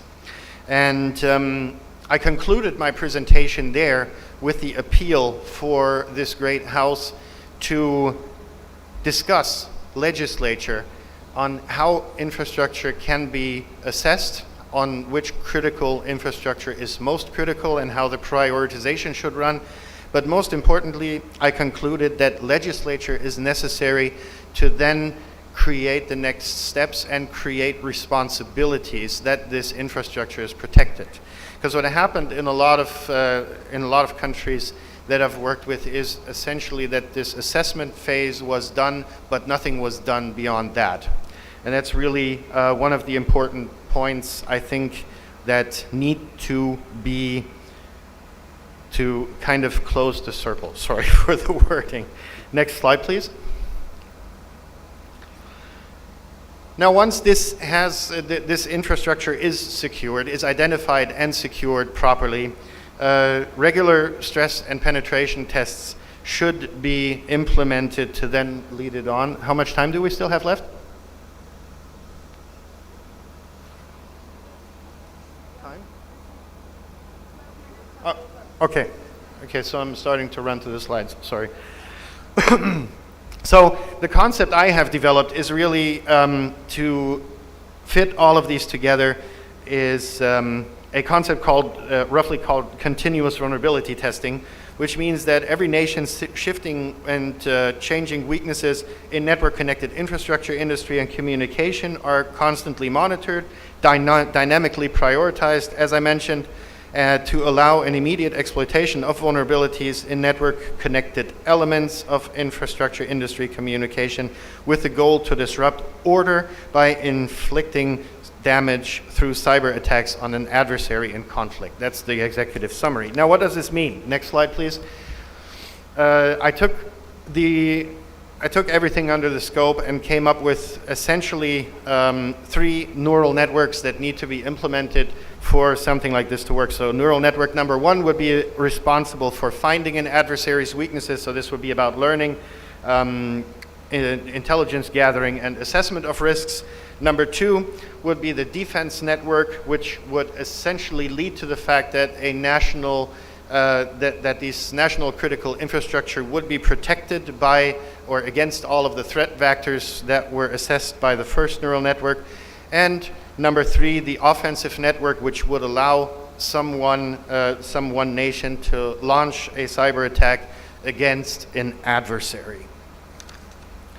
Next slide, please. So the prospects of AI in hybrid warfare, I think we all remember the birth of the word fake news. So we have, for instance, the founder of this word being former President Donald Trump, but it's actually a movement that has developed around that. So in 2016, we had 2 major incidences which nobody really foresaw. It was the election of Donald Trump as President of the United States, and the funny thing is we had friends over from the US at that time, and we went to bed all in the belief that that wouldn't happen, that couldn't happen, it was just so unimaginable. And the second event was the Brexit that happened pretty much around the same time. Now, we all kind of assumed that Cambridge Analytica, which came under a lot of fire, really led to these events happening and enabling them. But what we didn't see was the depth. And so this unveiling of the this documentary called The Great Hack was really eye-opening and comes to show that there's a lot of there's a lot of disturbance going on in the forming of public opinion. Next slide, please. Misinformation and disinformation are also insanely important prospects in hybrid warfare. We've already heard that. I'm going to skip through that because I think I'm running out of time. The next would be, next slide, please. So the cyber physical attacks I do want to mention because this obviously has a very important military application, which was the attack on the Stuxnet attack on the uranium enrichment facility in Natanz. And these systems that are out there, these Siemens systems and all other programmable logic controllers, et cetera, they are out there and they're everywhere. And north of 90% are still fitted with the default password they were delivered with, which means that as soon as I get access to your network, I have a very high chance of figuring out what the standard password is of this thing, what is controlling so, yeah, I'm out of time. So anyhow, I'm going to be in the smoking corner if you have further questions beyond the upcoming Q&A. And yeah, thank you very much, and thank you for having me. So now we have our fourth speaker, Dr. 𝐿𝐃𝐄𝐒 𝐏𝐚𝐤𝐢𝐬𝐿 from Indonesia. He'll be talking about the development of 5G network-centric warfare and the components and the challenges. I think I have enough material over here for a very interesting and energetic panel discussion. Okay, thank you very much. Bismillahirrahmanirrahim. Assalamualaikum warahmatullahi wabarakatuh, and very good evening to all of us. So today I would like to deliver presentations about development of 5G network-centric warfare, its component and challenges. Next slide, please. So I would divide this topic into 4 subtopics. The first one is that I will give very brief introductions about the 5G itself, the KPI, the use cases, the standardization roadmap, and so on. And then from subtopic 2 until 4, they are about the military. What are the 5G key enablers that can be used for the military? How 5G can be very beneficial or can be used for the future battlefields. And the last but not least will be, so what are some technical challenges in there that we need to consider? Okay, next slide. So I will start with this triangle, which is very famous in explaining about 5G. If I only have one slide, we can see here that in 5G, basically there are three very big use cases. The first one is called the massive broadband, which means that the speed is much faster than the existing one, the existing 4G or even the 3G and so on. And then the next one, the bottom left, no, previous slide please. Yeah, okay. The bottom left is about the massive machine type communications. So this is about so many devices are connecting to the network. For instance, in this kind of venue or in the stadium and so on, even if there are cellular signals, in most of the cases we cannot connect to the network. It is because a number of connectivity are limited. So in the 5G, this kind of problems is solved. So one big use case in the 5G will be massive machine type communications, which is later on will be used very much for the IoT, Internet of Things, and so on. And then the third use case is about critical machine type communications. This is about the very low latency, even less than 1 millisecond latency. So using these three generic subcases or big use cases, then there are many possibilities, like using 5G for sensor network, using 5G for industry 4.0, using 5G for streaming, using 5G for autonomous driving or semi-autonomous driving, and so on and so on. Next slide, please. So if we want to see a little bit detail, then the upper left or upper right picture is showing how we can compare the 5G with the 4G. So 5G is much better in all the aspects, and then we can see also in there several KPIs of the 5G, but I think it is quite difficult for you to read. But here I just want to show you that with all these KPIs, all this performance, we have very big possibilities to use it in various type of use cases. For smart cities, for mobile broadband, for the automated controls, real-time telematics, and so on and so on and so on. And of course, 5G is connected to the AI or also the edge computing. Next slide, please. And in this slide, you can see that the standardizations of 5G is now still ongoing. We call it the release stages. Release 14, release 15, release 16, release 17, and so on. Now is 2022, so the release 17 is already there, which means that the full set of 5G will be available in the market already. And some countries have launched the 5G. I think Pakistan is not there, but some countries like Korea, Japan, US, Germany, Saudi, and many countries have launched the 5G, so they can use all the capabilities. Next slide, please.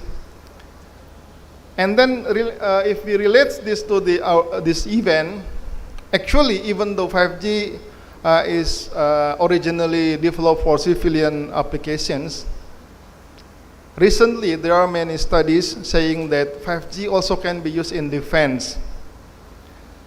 This study from Allied Market Research saying that global 5G in defense market is expected to reach $70,000 million.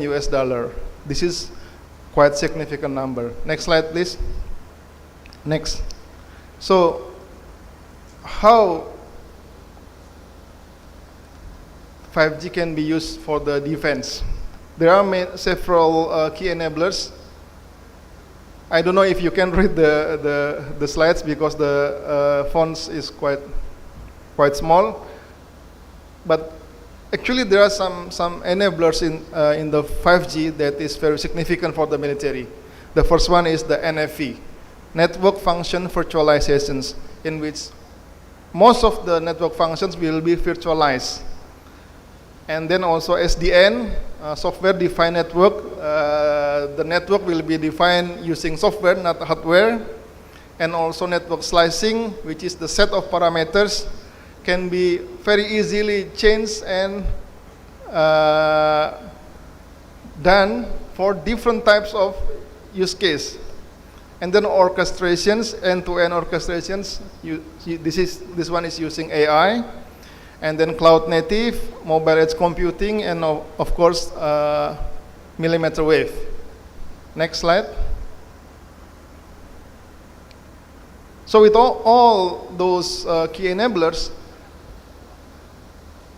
we can see that there are many studies, many research about using the 5G for the military. This is just a few examples, like the one done by LMT, and then Fineable, and so on and so on. Next. Okay. So this slide explaining in brief about how this 5G can be used for military applications. Okay. The first and the foremost is that it can be used for the military decision making, because of the quality of connectivity, the very low latency, and so on and so on. Several studies investigating about how 5G can be used for military decision making, and then also for smart warehousing, and then for distributed command and control in the battlefields. Even some studies are investigating about the use of the 5G for NTN, non-terrestrial network. Also for tactical communication. Tacticals means that in the battlefields, using millimeter wave, so that we can have very high frequency, high directivity, and very low latencies. Also for the proximity service, PROSI, 5G for the AR, VR, augmented reality, and the virtual reality, also the mixed reality, and also for the geointelligence. These are some pictures, some pictures that is showing that how this 5G can be used and has very big potential for the military applications. Next. However, we can see that still there are some challenges in the 5G. The first one, click please, next, is related to the KPI challenges. Not all KPIs are there, but it is in the process. Next. The next one is about architecture. 5G is much more efficient than other G, than 4G, than 3G, of course. Okay, but if you can see here that the contribution of 5-layer algorithms is about 5 times. Contributions of spectrum is about 25 times. And the biggest contributions comes from the smaller cells. It is 1,600 times. So all these components is, if it is there, then it is very good. But in fact, not all of them are there. Next. And then the next one is the most important, I think the most important part here is that challenge of softwareizations. Okay, in the legacy network, in the 4G, software and hardware is interlocked to each other. Most of them are not open. Okay, and then in the 5G, there is so-called decoupling between software and hardware, so that we can develop the software and virtualize the hardware, and so on and so on. And then post 5G, in the after 5G, beyond 5G, it is not just decoupling but also orchestrated using the AI. So this is the most important technical revolutions in the 5G. Next. Next one is about the bandwidth and delay. I think we can skip one, and then next one. Next. The next one is about the use of the IP version 6. Next one. So, as we can see that one of the things that have big impacts on the security in the 5G is softwareizations. Softwareizations mean that NFV, SDN, it's cloud computing, and so on. All of them are softwareizations, and it has very big impacts for the security aspects. Next. Next. Next. Next. Okay. If we compare this 5G to 4G, then 5G is much better in terms of security, much more secure. The problem is that because 5G is more software, meaning that the security problem difference. So we need different approach of assessing the security of mobile cellular communications, like Lars said just now. Maybe we need to use the cybersecurity approach. That's what makes the 5G more challenging. It is much more secure than 4G, but because of this variety of use cases, meaning that it also increasing the surface of for attacks. That's why this is very big concern to use this 5G for military. Next slide, please. And of course, the security standard itself still ongoing. Now, next. The problem is this one. Okay. Even if the standard is there, okay, the standard is just the what we call it, the innermost rectangular. Okay. After that, there are some security issues which is depend on the vendor development process, and then another security issues that are related to the deployment process, and then another security issues that are related to the operation process. That's why there are so many fora, so many forums that are discussing about how we need to deal with this security issues in the 5G. 5G has very big potential to be used for the military, but there are so many challenges, technical challenges, software challenges, and the most important thing is that security challenges. So we need to do very important and serious research if we want to use this 5G for the military. Next. That will be the last slide from my presentation. Thank you very much. Assalamualaikum warahmatullahi wabarakatuh. Thank you, Dr. Sijit Jarrett. Now we move to the panel discussion. The format we'll be following is that I'll pose a question and I'll ask each one of you about 1 minute or 2 minutes to explain your point of view. We'll start from the rightmost, Dr. Ayaz Yasir Saab. Do we know how people think? Well, that's more a question for the medical side. Actually, when the study of artificial intelligence began, it had 4 paradigms in it. And like this was it was the second paradigm, I think. The first one is mimicking human behavior. The second one is mimicking human thinking. And there are 3 approaches towards mimicking human thinking. Like the first one is introspection. Like when I wrote my first AI algorithms, like the one I remember is the game of Black Queen. You know, the Microsoft Hearts game in which players play against each other. At that time, I had no formal teaching in artificial intelligence. I just sat down and started thinking how I play the game. And I started mapping a flowchart of it, and then I programmed it. So it's a working game in which the players even remember. So how the new ideas come into the mind? Okay, this is one is introspection. The other is some brain imaging based tools which tell, for example, if you are thinking at certain time, which aspect of your brain you're addressing. And using the second one, for example, you can say what lobes you're accessing at any certain time. For instance, there are some theories, this is more connection with the biomedical sciences, but some theories say that, for example, if you frequently practice doing one task and then a different task after it, for instance, you're studying, but you take some time out to play, for example, a music instrument, or you take some sports, for example, so it helps the neurons fire in a different way.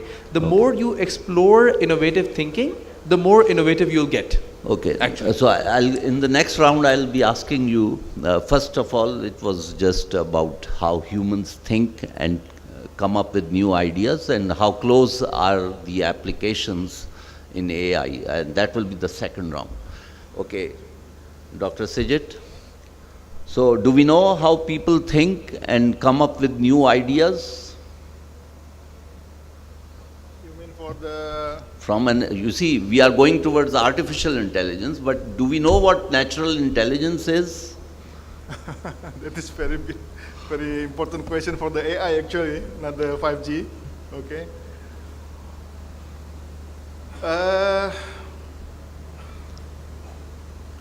Natural language, natural AI is still ongoing, I mean the research. So where is the limit? We don't know. Okay. Yeah. Would you like to add something? It's okay. Okay. Mr. Las, we are talking about artificial intelligence. Do we know what is natural intelligence?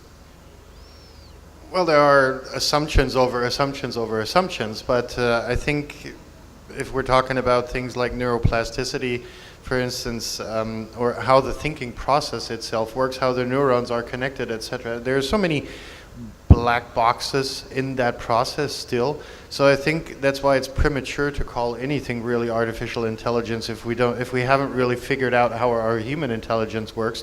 Why do we want to create artificial intelligence, right? You know, they're good guesses, and a lot of what these good guesses are, artificial intelligence has learned from, right? But that's what I mentioned in the presentation. Right now, we're still at a stage where the human intellect has failed to secure our networks. Why should we entrust an artificial intelligence which is based on our natural intelligence, which has failed us, instill the trust into systems like that to secure our networks and basically everything else, right? So, okay. Do we know what it is? I think they're good guesses. They're pretty good guesses with shitloads of black boxes attached to them.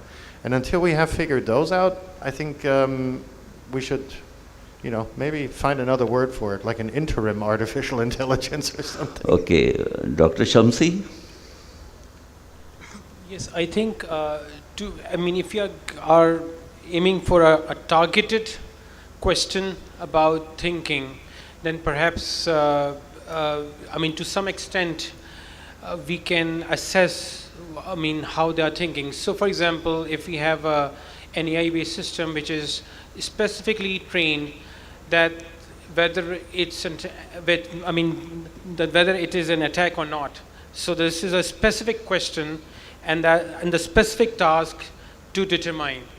So in that case, yes, if we train it properly, but if we leave it very widely open, then we are far behind. Okay. Okay, over here, Dr. Yasu, you may like to interject in between if you want to. Now, my other question, which I already prepared you, was that how close we are to mimicking whatever we consider as natural intelligence in the artificial, and how far we are. Actually, through a series of reasoning, what people arrive at regarding artificial intelligence is that what we want from AI is rationality, right? The purpose of AI is not to just mimic human behavior, but to give us some sort of a rational analysis of things. So in some things, like if you look at most of the span of AI applications right now, they're focused towards sensing things. For example, from images, recognizing what the pattern of the image is, like what object is appearing. So any sort of information extraction from data. But the total artificial intelligence would also go towards what sort of action needs to be taken, and then there has to be some agent. The model of that agent has to be learned. For example, if it's a robot, let's say a flexible robot in space, which is not physically modelable by a conventional strategy, its model also has to be learned using some sort of artificial intelligence. So, and also this brings us to the second part, that it's not just machine learning that's answer to everything in AI. All the previous study of AI, for example, whoever uses Google Maps, for instance, is using machine learning, but is also using search-based artificial intelligence at the same time. That's a real-world application, right?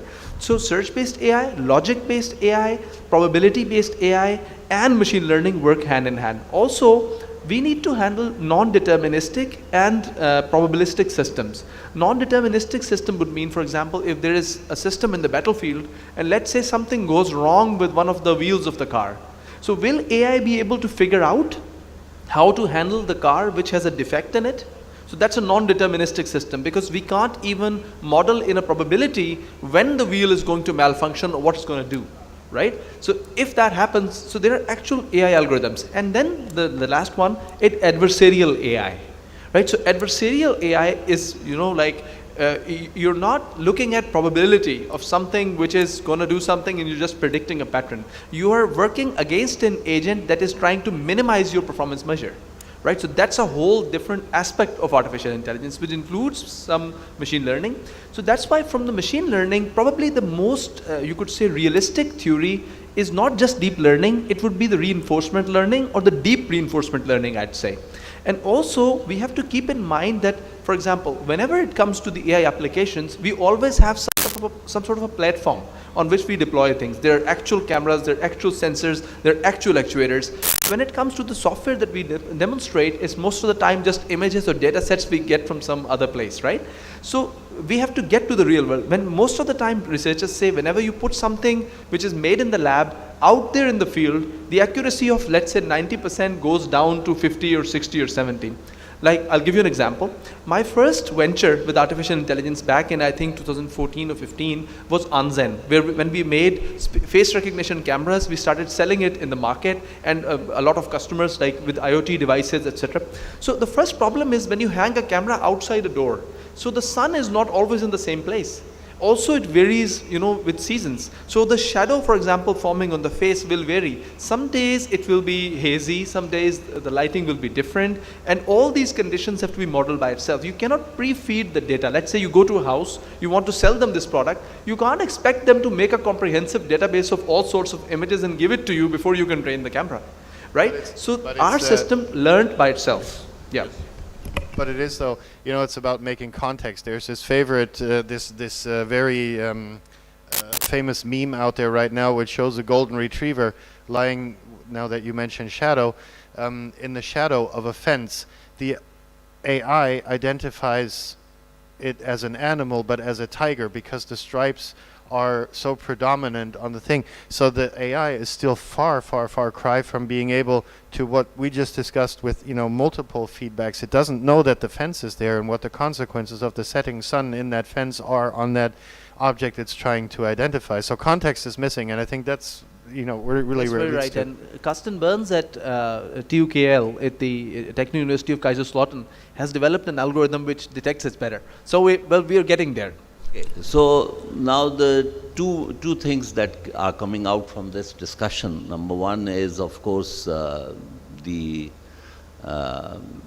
need for some specific target or specific application, the need for a context, and the need for first training the person. The person in this case is the machine. So I think one of the things that you mentioned interesting was the AI is as good as the person behind the programming of AI code. So then what kind of intelligence it is. It's just fancy programming. At the end of the, I think if we think of using AI for the battlefields, then we can add more security risk actually.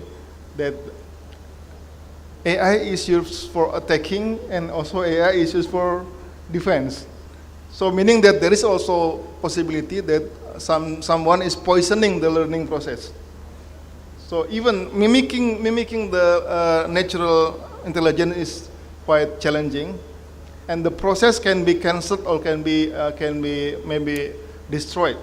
The process of learning if someone is poisoning with corrupted data and so on and so on. Because the attacker as well as the defender also using AI in the battlefields. That is the problem. Yes. You were saying something? I think the advantage of, I would agree that, AI is as good as the person behind the system who's like training it or modeling it. But the advantage of AI is like it actually automates the process. So computers are good in like repetition of tasks, right? So humans get tired. Computers don't. So this is one advantage where that if you and they can perhaps do a faster computation. So this is where the actual advantage of AI is, that you can train tons of system. You can like replicate.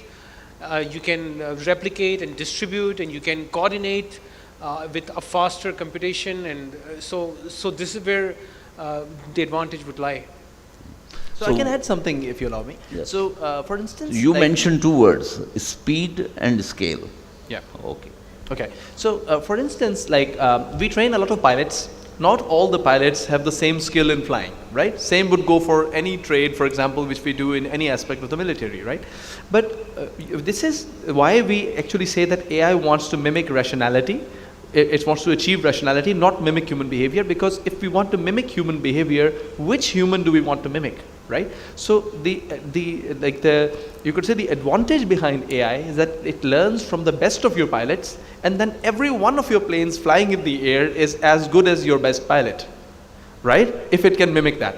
But the problem is, sorry, what if something new comes? Yeah, so how do you want to include the instincts of the pilot, right? How do you want to include the experience of the pilot? How is the system going to learn? Most importantly, I think in this discussion, particularly in military applications, is how can you make an emotional decision, right? And run with reduced failure.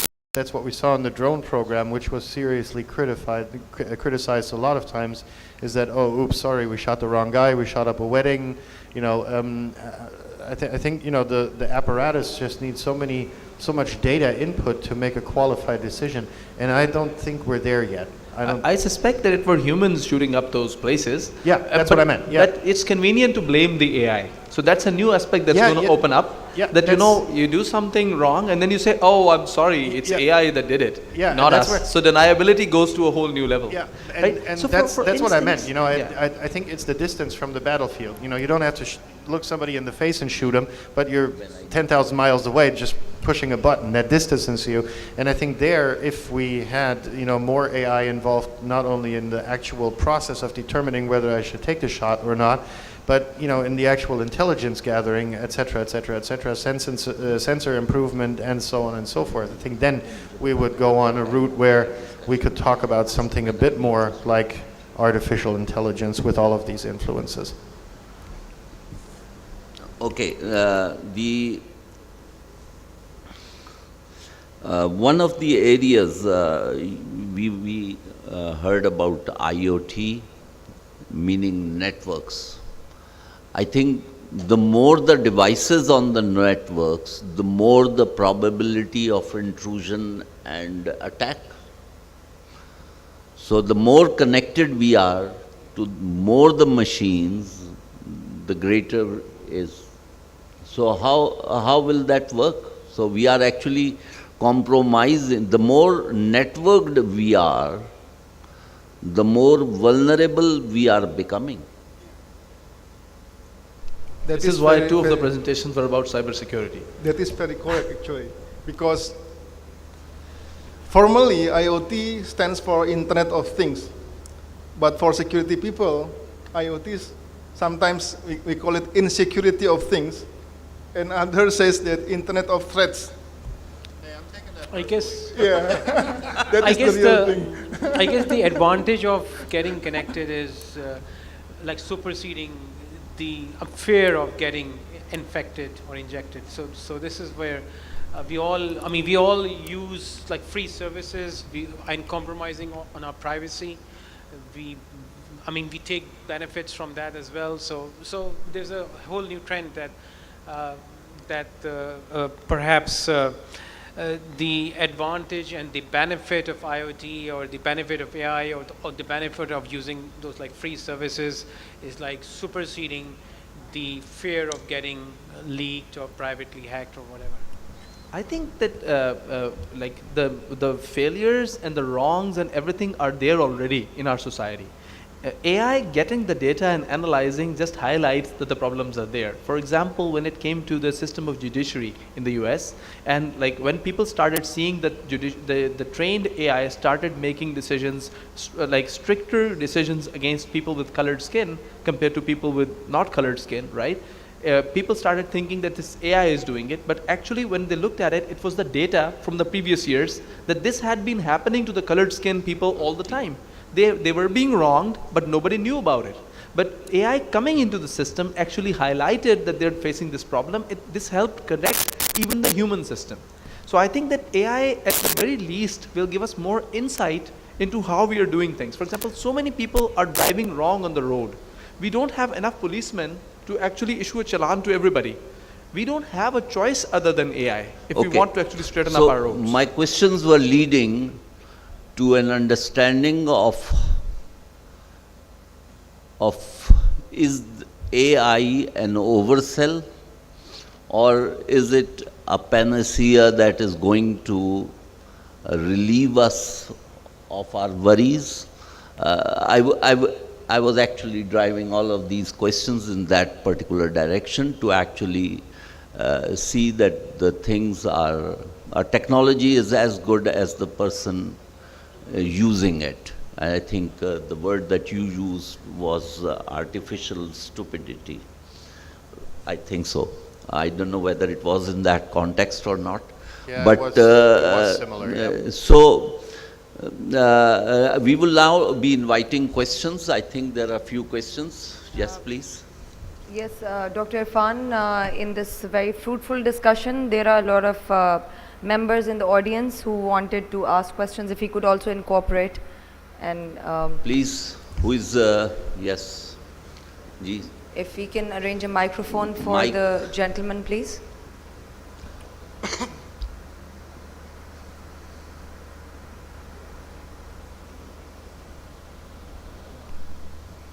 Thank you very much, Doctor. I would just like to ask one question from most probably would suit to Dr. Shamsi.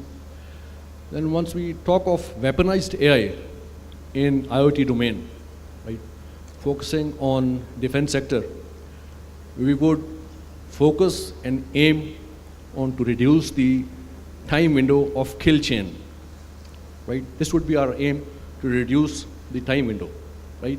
Identifying the object and then killing it or neutralizing it. One school of thought says that we should use the federated learning. Federated learning that will give us the huge communication cost. The other school of thought says that we should use distributed learning. That will give us the computation cost and high compute at remote locations.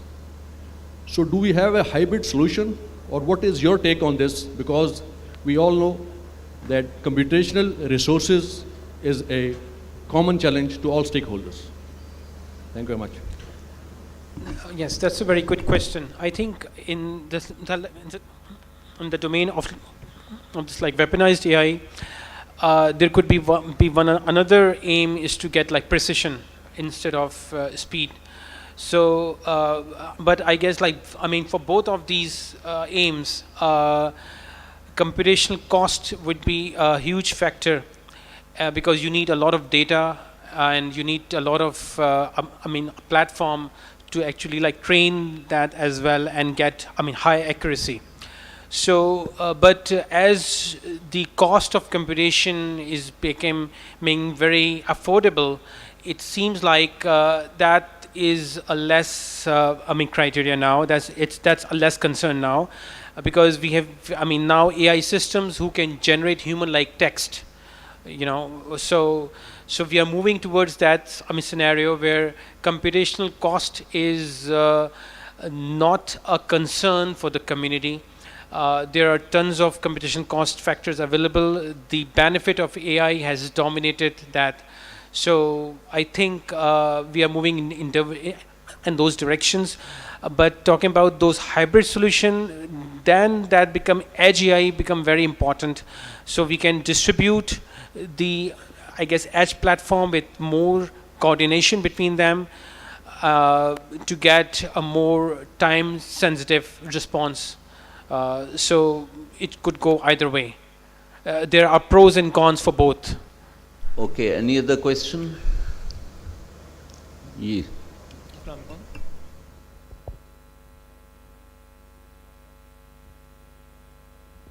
Assalamu alaikum. Dr. Fahad here from NUST. My question is for the whole panel. First of all, are you comfortable with giving the AI the license to pull the trigger to take a human life? And secondly, if AI makes a mistake, who gets blamed for it?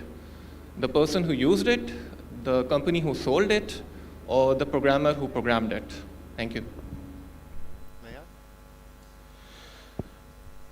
So I think that's where we go into ethics, right? And I just mentioned earlier the drone operators who were very vastly criticized.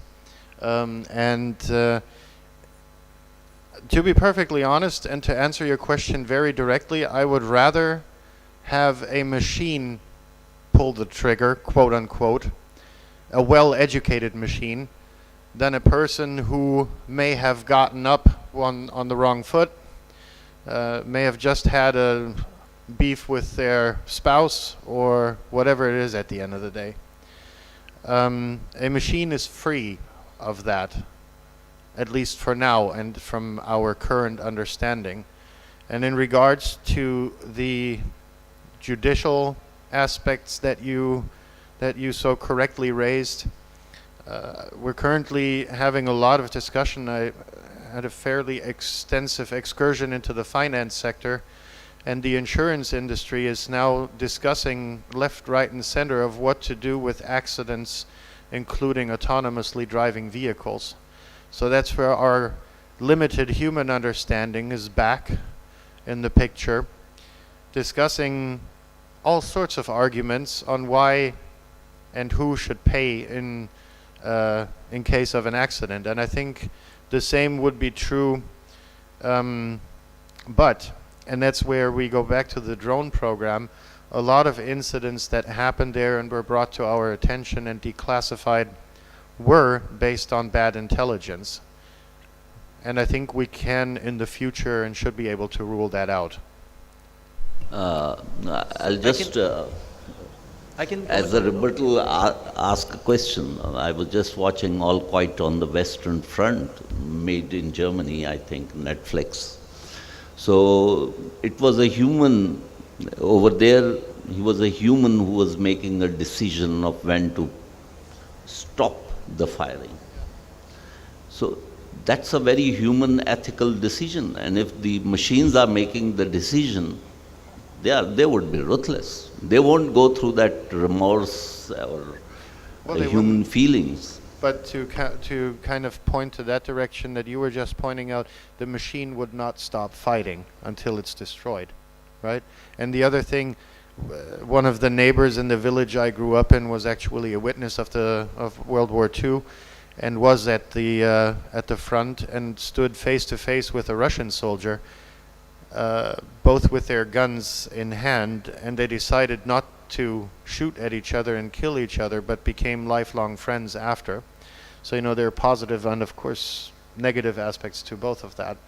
And I think, you know, there are tons of ethical questions in AI that we need to address, but I guess that's why we're not philosophers, but we're specialists in other areas. Can I add something? So I can add a little bit to this. Oh, yeah, Dr. Jawad, please. All right, I think that's a very right point there, that there are tons of ethical questions which are needed to be addressed, but I think we have moved, from that point as a technology-driven society, we have moved away from that thoughts that there are ethical concerns of anything, and we are more technology attractive and more driven towards adopting it, because we are afraid that if we don't adopt technology, someone else would do it and we will fall behind. So I think this remains a concern. Thank you. What I can add is that there is a standard setting instrument recently devised and actually developed over the period of more than 1 year by UNESCO, by the United Nations, and there the scientists from all over the world came together. I also had the opportunity to participate in some of the rounds of the discussion, and what the recommendation came out with the collaborative discussion is that when it comes to things like pulling the trigger or somebody, we need to keep a human in the loop, which, for example, is the idea to find somebody to blame in such a case, who makes the final decision, right?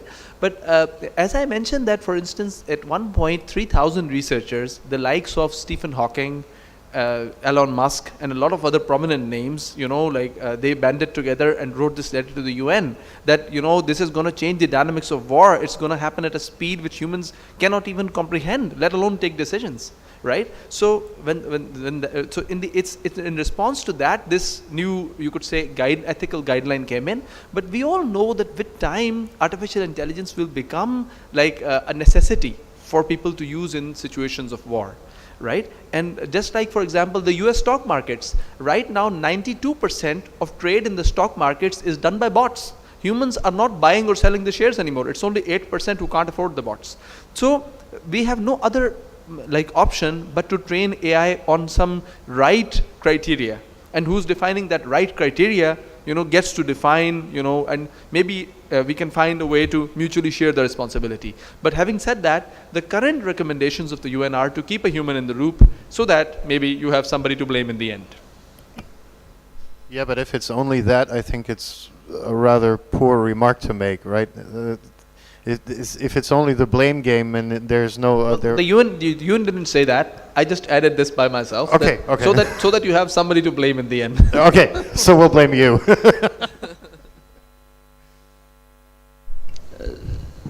So we have been discussing over here the AI. Of course, there is a huge... Yes, I'm coming to that. We have time. There are moral questions, there are ethical questions, and of course there are speed and efficiency and scale questions.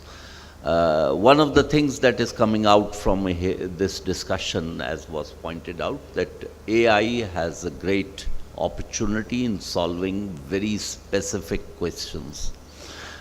Specific questions where the conditions are very well defined and the intruder or the type of intrusions are very well defined.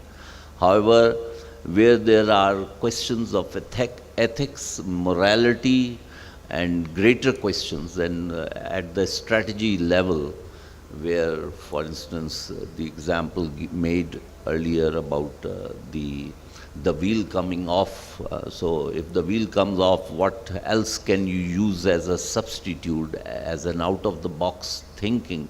Those are areas, I think, which require a great amount of research. Let's take another question. Yes, hello everyone, I'm scholar Dr. Nair from CA Risalpur. And sir, thank you very much, first of all, for enlightening us on this AI topic. My question is regarding, we have seen talks mostly covering progress on AI and what it can what it can do and what it is capable of. So my question is, there is another side of the picture as well which is progressing, and that is adversarial side of the AI. Where we have very mature systems rightly deciding upon tactical decisions. It's very easy to fool them with very high confidence. So do you think, my question is to the panel, do you think this is a threat to the future of AI, and what's the way forward? Thank you.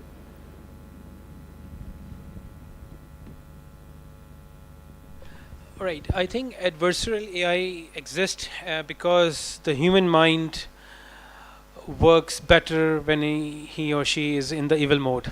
Just a joke. So adversarial AI exists. I cited the example of deepfake. We have deepfakes emerged, and the solution is and the solution of deepfakes is actually as a counter solution of of this, like generative AI.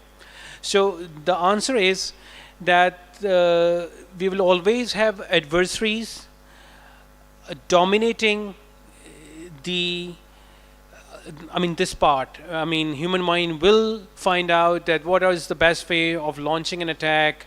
There are attacks being launched using the AI-based systems, and which are being handled, and then the solution is coming to cater that. So it will always be that race. AI will be there for adversarial part as well as for this better part as well. I don't see this as a threat. I see that this is a race which will continue.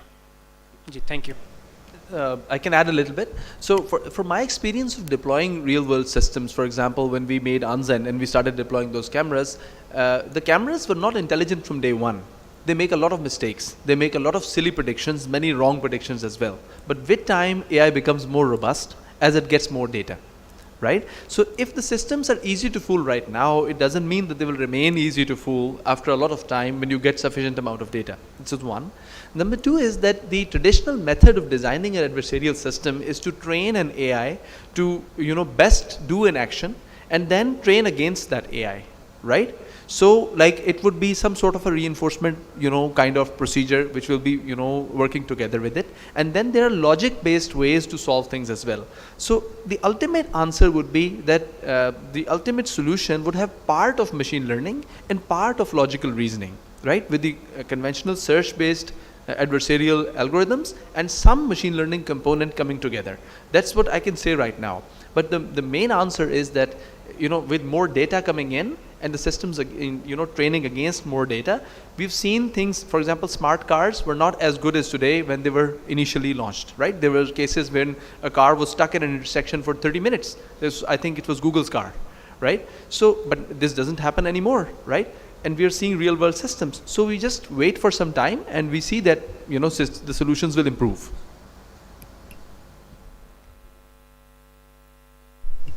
Assalamualaikum and good afternoon, sir. Sir, the seminar on this topic really explained itself the importance of AI. The advances in the AI really, as said, that they are going to affect the national security, and same has been widely acknowledged as a game changer. So my question is regarding the national integrity and the interface of the theoretical knowledge of the national integration and the practical uses in the defense field. So if I just ask in a way that what steps have been envisioned in terms of the theoretical knowledge our country has in terms of the university students or the professors, and the defense field, the uses of AI, of that theoretical knowledge in the practical field of defense, especially keeping in mind our dependency on the other countries, not to mention, but keeping in view everything else. So this is my question, sir. So I can venture an answer to that. So actually the national centers, the National Center of Artificial Intelligence and the other national centers, one of the reasons behind establishing those centers is how to leverage the knowledge in the universities, not to just solve theoretical problems, but bring them to the real world. So with the NCAI, we have so far launched around 16 companies which are in the private sector, which are offering products to the people. They're actually selling in the market, and 12 more are on the way. I think 7 or 8 of them have been registered and some more are coming. So the way forward, I think, and the very recent development of this launch of the National Aerospace Science and Technology Park, we have to actually promote entrepreneurship somehow with the students. The third tool which we have, other than the direct national centers and the centers of excellence being made by the defense forces, the third one is to make challenges. For instance, I mentioned about the AI Techverse, that for example, if you want that a certain problem needs to be solved, do it like DARPA does it. Announce a prize, for example, that if you do this thing with a drone, we'll give you this much prize, let's say ₹1,000,000, right? And let the students come up and compete. For example, the Stanley in 2007, I think, accomplished the self-driving task and actually solved the DARPA Grand Challenge by autonomously driving across the whole, desert area, the designated path, through the desert path, which DARPA could not accomplish on its own for so many years. They opened it up for universities, the students came together, the professors came with them, they applied their knowledge, and we have actual examples of success that were reaped by the US DARPA with that. And they have been following that model for so many things ever since. I think this is the answer, that we need to have more startup competitions, number one. Number two, we need to have, challenge-based, focused, you could say, contests where, the prize money is substantial enough. The funding given to actually develop that prototype is also there, and we let it open for the entire academic community. I'd say even open up for international people, that they come in and solve this problem. So they've done the same thing with DARPA Robotics Challenge, and now things have gone international, right? So the company that won the first year was actually Shaft from Japan. The Atlas, we've all seen, it was also there, but Shaft was the company that won it. Next year it was 𝐾𝐈𝐃. So because we have to think global and we have to get the best minds to do the work for us, the one idea, and this forum is a testimony for that we have to open up and group together to actually make technology. So I think this kind of challenges and the startup systems are the answer for that. Thank you. Now, one of the areas I think which has not been explored up till now, I believe, is the role of using the psychology of the people in getting worked up and working against their own interests. So we saw, for instance, in USA, how a particular segment of extremist thought were used against the US interests themselves. So you don't need an enemy to infiltrate, you just need maybe a particular segment of the population that can be worked up against. So how is that working? I'll also ask you to contribute. Okay, the way you define an adversary with artificial intelligence, or when you decide to apply an adversarial AI, you see any agent that's there in the environment that affects your performance measure, right? So anything in your environment that is affecting either in terms of cooperation or in terms of opposing. In both cases, this is something which is an agent. That agent, according to the theory of AI, should not be modeled probabilistically. You cannot just learn information about them and rely that they will always do the same behavior, right? The same way the tactical things are doing. That this is actually an agent, something making decisions deliberately that we are trying to model in a probabilistic way. This is against the basic theory of adversarial, AI. So what we have to do is to see the best possible scenarios that will come out. For example, if we are going to accomplish something and there are so many steps that we can take, what are the best steps that the opponent can possibly take, right? So some of this will require machine learning, some other will require logical reasoning. And then you design something that plays against that AI. You use the same algorithm both ways, which is your best model for AI, and you improve the model simultaneously by reinforcement learning. So this is how our decisions as humans can become more perfect with time. The common thing with AI, for example, what we have seen with the cesarean section research that was done by Tom Mitchell in the 90s, what we've seen with the breast cancer and many other medical, for example, research is that many times the number of variables involved are so many that human beings cannot comprehend all those variables. Like for instance, just for the cesarean section thing, there are more than 400 variables that have to be kept in mind before the doctor can come up with the right answer. Right? So for adversarial things, it gets even more complicated than that, because now there's an actual agent there which is not probabilistic. It's actually deliberately trying to minimize your performance measure. So this is why, in that kind of a scenario, actually AI is the only solution that we have to actually solve our problem and give us some sort of realistic answer. Otherwise, human beings have made mistakes, and putting AI out of the system, keeping AI out of the system is not the answer. The very reason AI is coming into the system is that it is better at handling so many variables and so much data, and to make more informed decisions. You mentioned about Brexit. Yes, I think I would like Mr. Lars to comment. You mentioned about Brexit and how the people were duped into how that mood was developed using fake news or filter bubbles or echo chambers to sway the mind of the people, masses. Yeah, it was rather interesting and something nobody really predicted, and it was, I think, very surprising for a lot of the people who made a decision, one of them being a good friend of mine, who said, after I saw this presentation on Netflix, The Great Hack, I know that I was being led into this decision that I made at the ballot by a machine and by foreign interest, and not by myself. And I think the same is true, that a lack of awareness of the competency, of the potency of these machines and algorithms leading us in a direction is frightening. That there is a lot of unawareness that these things exist, and I think therefore this presentation was insanely important. Sorry, I got off track where your question was leading. I think we are now coming to the end of the quick Q&A session. I need to summarize. Huh? Do I need to summarize? Yes, sir. I think I have another 10 minutes. I'll go over there. Assalamu alaikum. I have couple of questions. Hello. I have a couple of questions.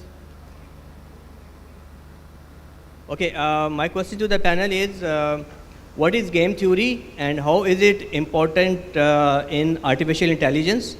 And another question is, what is the use of computer vision in artificial intelligence? Thank you. I think these are questions will be addressing later on. You may ask. These are big questions, and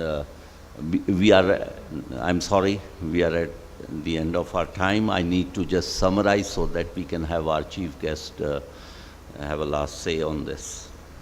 Yes.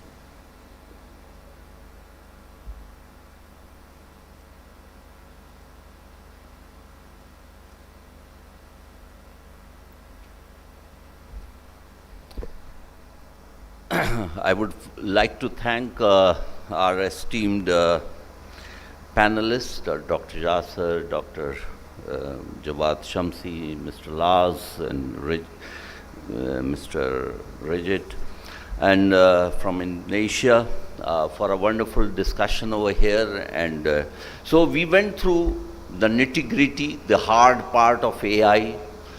My objective of that discussion was to lighten a little bit and put the discussion in a context. The context which is very important.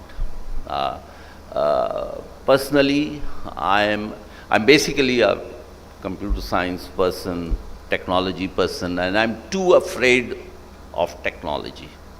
You can't imagine how much afraid. I've stopped using PowerPoint technology for the last 20 years now.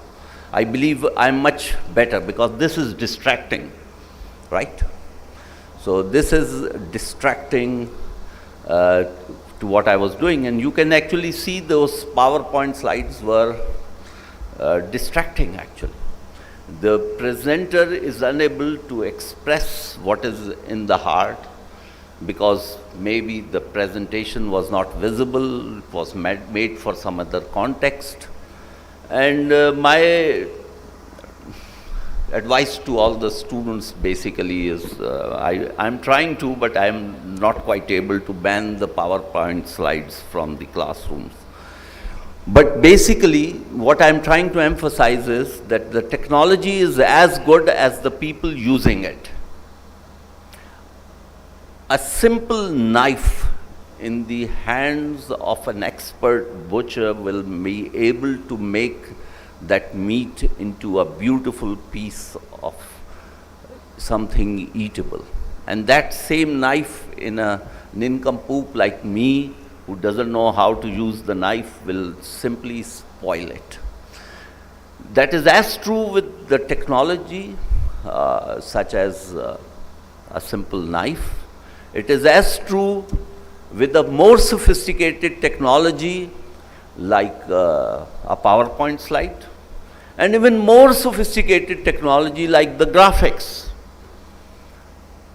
So these graphics help, but they help some of the time and not all the time. We need to be humble about the use of technology. It is for serving our purpose. It is not to serve the purpose of technology itself. It is not for the purpose of serving the purpose of the capitalist economy that would like 2G to be replaced with 3G, to be replaced with 4G, to be replaced with 5G, to be replaced with 6G, and in each such transition make our life more and more miserable and more where we do not have the quality time for us. So we were talking over here about artificial intelligence. There was a great debate between Peter Norvig and Noam Chomsky. The basic issue today, where we are using data, and I think that example is very well put. We have all the data about planetary motion. So we are taking readings. We know precisely when a particular planet will be at a certain time. We have been taking those readings for the last, say, 20 years, and we have a massive database which can precisely predict, based upon the data itself, where the planet will be on such and such date. But does that mean that we do not need the Newton's equations of planetary motion? Because the Newton's equations of planetary motion required intelligence, the human intelligence. Whereas simply predicting something on the basis of huge number of data instances that we have is of course efficient, is of course speedy, it of course scales up, it makes our life easier, but will not be able to resolve some of the major issues, major concerns of our life, which is how to be happy, how to live with equanimity, what happens when there is war, and how to avoid wars, and when to stop. Yes, it is a tool that has to be used, but it has to be used in a sparing fashion. We just saw what the soft power of USA versus the hard power used in Afghanistan did. So yes, it is for the time it happens, and it is an essential part, but we must not lose sight of the greater picture of our life. So the technology is as good as the people using it. If the people are not good, I don't know what will happen. As the speakers pointed out, that in most of the cases we are using the same password that was given by the manufacturer when the machine was installed. I think that would also be true in 95% of the cases, even in Pakistan also. So, and this was also pointed out, AI is as good as the man behind the programming of the AI code that is being put in the machines. So, and that person can also put in all the viruses that one wants, and the machines, those hi-fi machines that we are buying, I'm I'll be surprised if the manufacturer has not put in a fail-safe switch in there. It was really an nincompoop of the manufacturer not to have put when to shut down that machine getting such and such signal. I think that's pretty easy to do and pretty simple thing. So we need to be humble about technology. It's not a panacea. It's a good for solving specific problems, directed problems, and solving particular issues, very well-defined problems. But at the current state of the art, thinking about big decisions, I believe the humans will have to take and shoulder those things.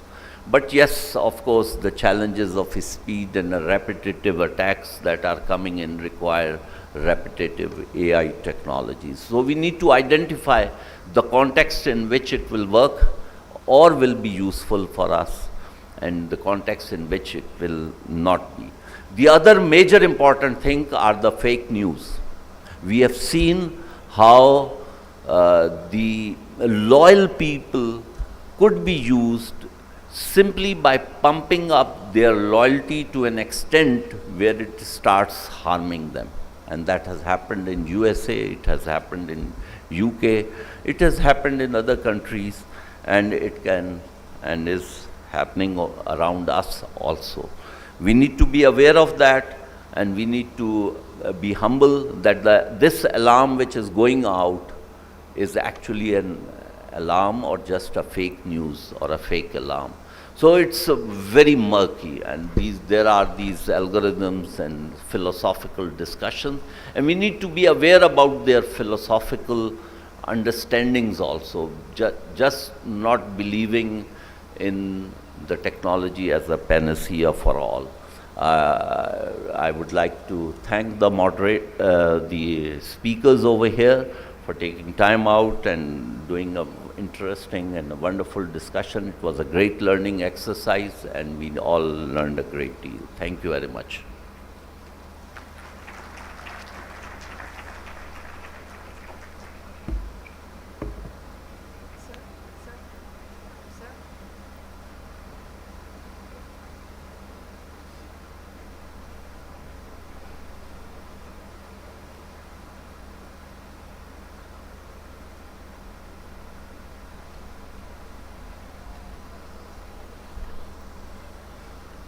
Thank you so much for being a lovely audience, and Dr. Irfan Haider, our respected moderator, and the very informed and very educated set of panelists that we had.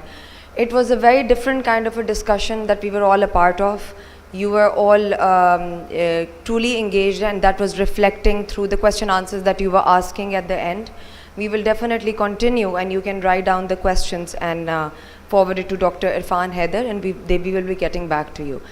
Here at this point, I feel compelled to be expressing how honored I feel being a part of Defense Export Promotion Organization for arranging this platform, where not only we are having this discussion, there was a complete background work.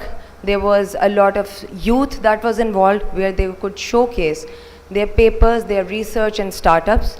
There was a complete structure, and there was a whereby they were selected from one criteria to another, reaching to this platform. That will be also concluding, we will be concluding in tomorrow's session. So thank you so much once again, our respected moderator and panelists. Now I would request Honorable Chief Guest Lieutenant General Retired 𝐏𝐻𝐚𝐤𝐲𝐬𝐭𝐚𝐬𝐲 𝐿𝐼𝐃𝐄𝐒 Secretary Ministry of Defense Production to deliver his keynote speech.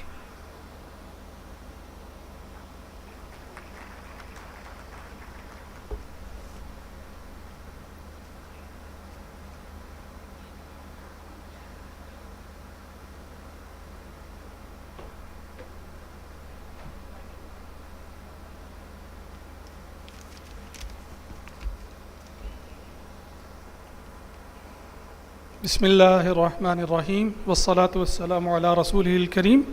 Professor Dr. Syed Irfan Haider, the chair, distinguished panel members, General Arif, DG Defense Export Promotion Organization, worthy delegates from the friendly countries, general officers, dignitaries, honorable ladies and gentlemen, Assalamu alaikum.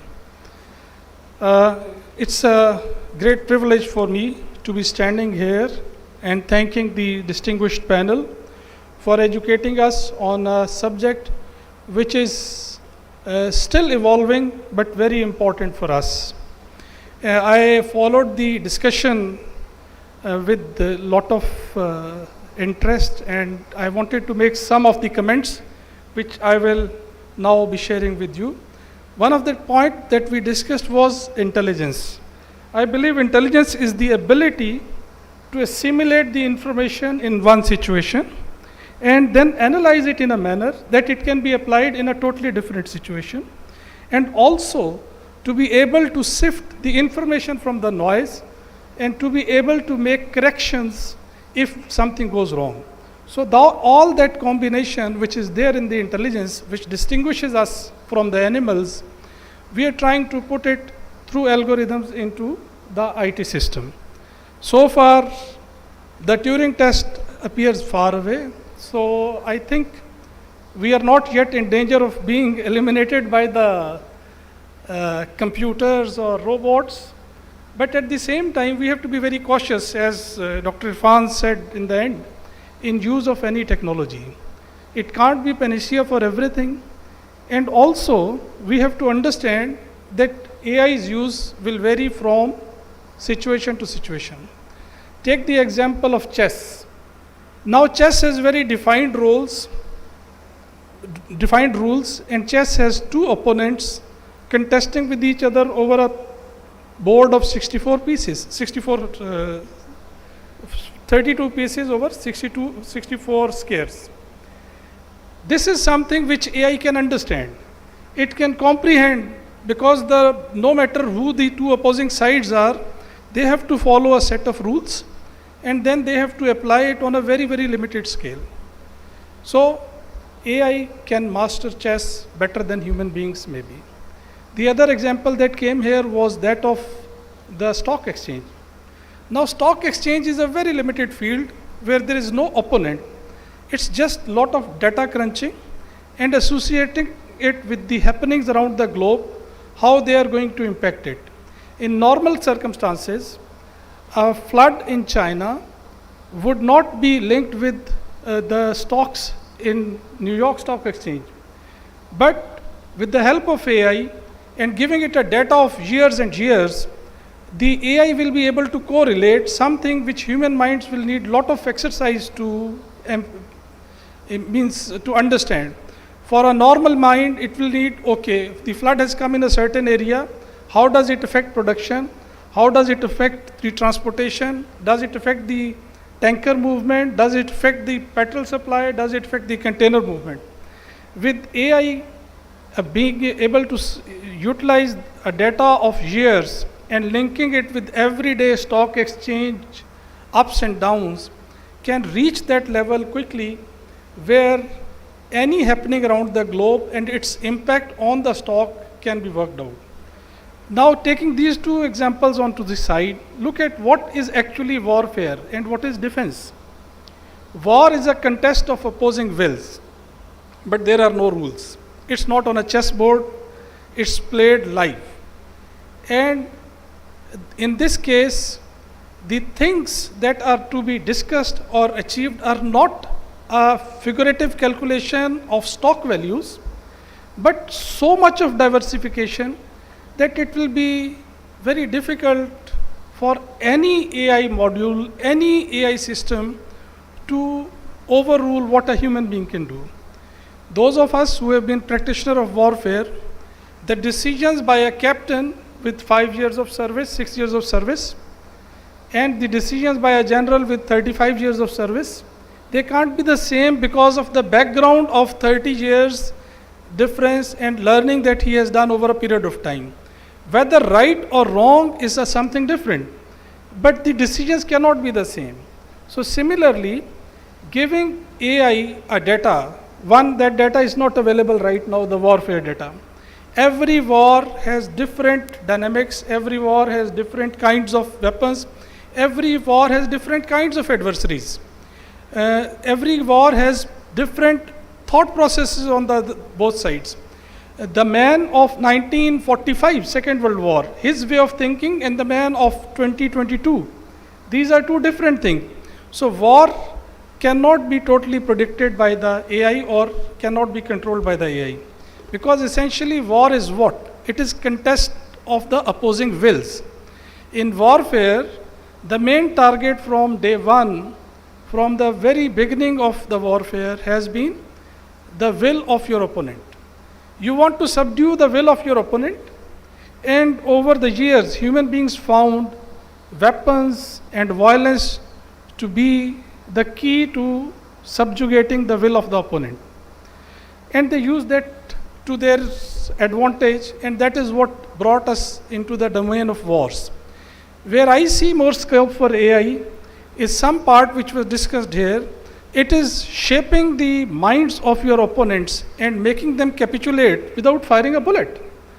By using AI to play with the way they think, the way the society operates, making that society fight with each other instead of fighting outside, making that society collapse internally through economic, through political, through religious, ethnic, or any other kind of warfare internally.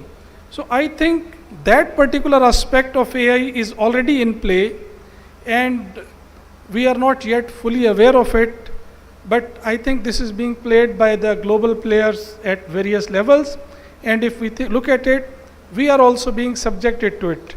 Recently, there was a discovery that Indians were operating fake sites and generating fake news to malign Pakistan. Well, this should not come as a surprise. This is what is going to happen. And how much of this is already happening is again something which should interest the practitioners of warfare. The other aspect where I think, from what I gathered from the discussion today, AI can help you regulate so many of the mundane tasks which today sap the energy of decision maker, like the logistic calculations, like movement of supplies, like the time taken for move from one place to another, and so many mundane plans. Those can be, computerized and automated with the help of AI with a fair degree of certainty, and of course keeping some breaks in between for the variables which you don't understand. But end of the day, the major decisions that you make will remain human, and AI will only be used as a decision support mechanism, because it will be able to analyze many of those informations which human beings cannot process at one time. So it can act as a decision support mechanism, but it cannot replace the decision makers right now as we are. Still, it is an evolving field, and like all predictions in the past, it will not be a good thing to predict something which may change very suddenly, and we may find that sometime in near future, artificial intelligence has reached that level where human beings are not required to control. But one thing I am certain, that artificial intelligence can never compensate for the natural stupidity of human beings. And that is what we need to cater for, and as practitioners of war, we need to guard against our natural stupidities. Thank you very much, gentlemen. I once again thank all of you for all the inputs that you gave us. You have given us a lot of food for thought, and I'm sure all the people attending here have benefited from this talk. Thank you very much.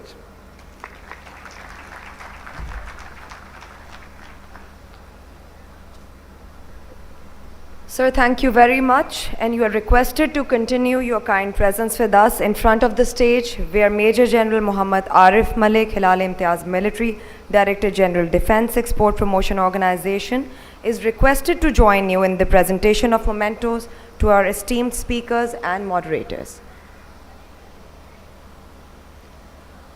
First of all, I would request Dr. Irfan Haider to receive his memento.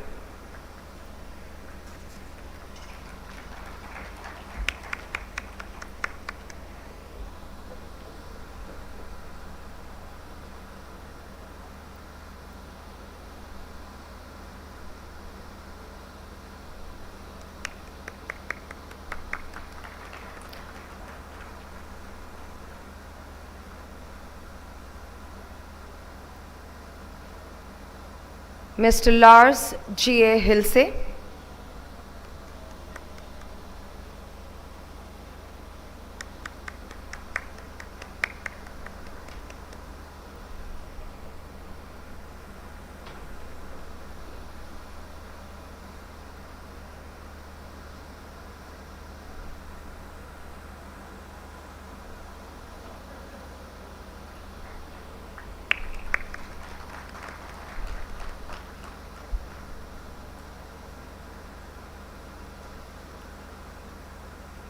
Dr. Sigit Jared to kindly receive his memento.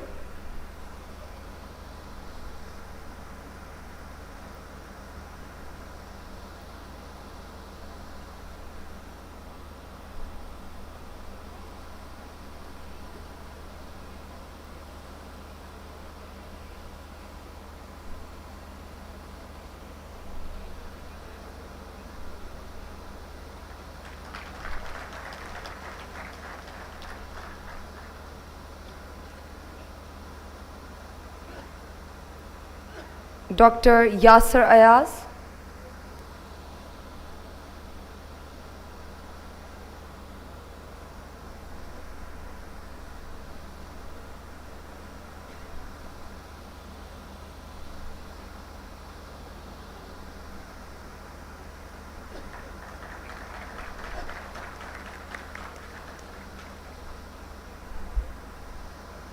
Finally, Dr. Jawad Ahmed Shamsi.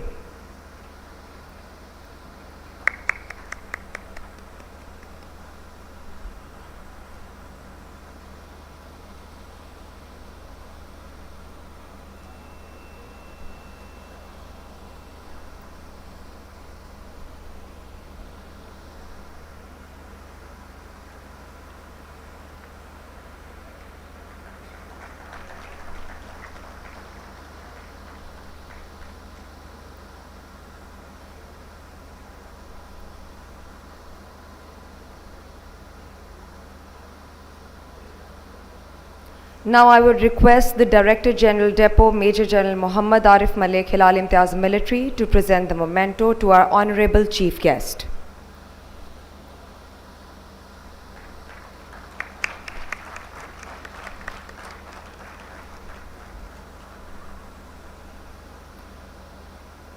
I would now request our guest for a group photograph in front of the stage, please.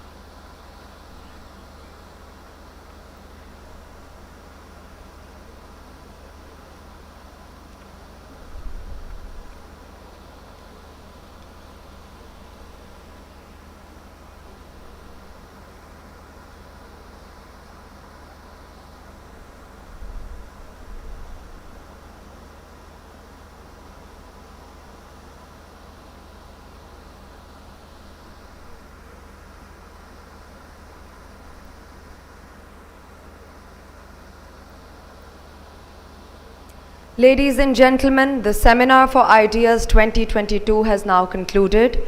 We would like to thank the Honorable Chief Guest, Lieutenant General Retired 𝐻𝐻𝐻𝐻𝐻 𝐻𝐻𝐻𝐻 Military, our moderator, our eminent speakers, and our distinguished guests for their participation and for making this seminar a success.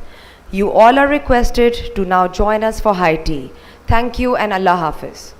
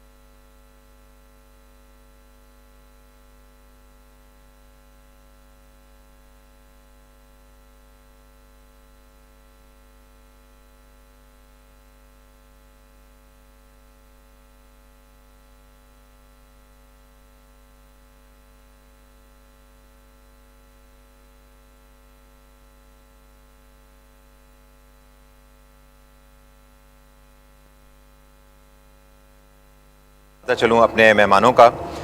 हमारे साथ तशरीफ़ रखते हैं वसीम पाशा साहब from cavalier group, फिर हमारे नूरुद्दीन साहब तशरीफ़ रखते हैं फ्रॉम दाऊद सन्स आर्मरी।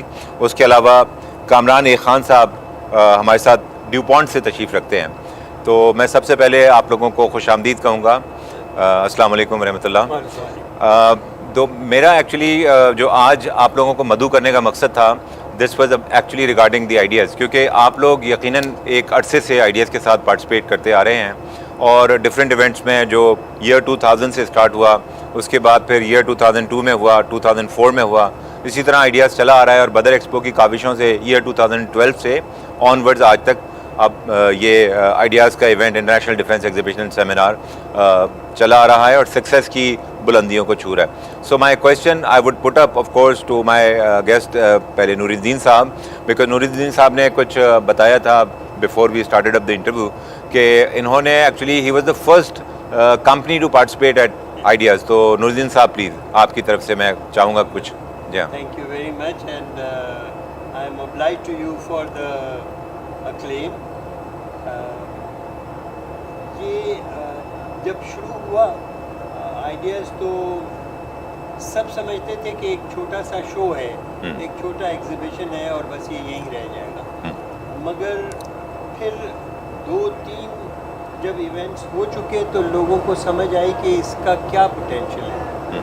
और मुझे याद है कि जब बदर एक्सपो आए बीच में और ड्यूटी डेपो जब आए तो कहने लगे कि 200 मिलियन का हमारा टारगेट है।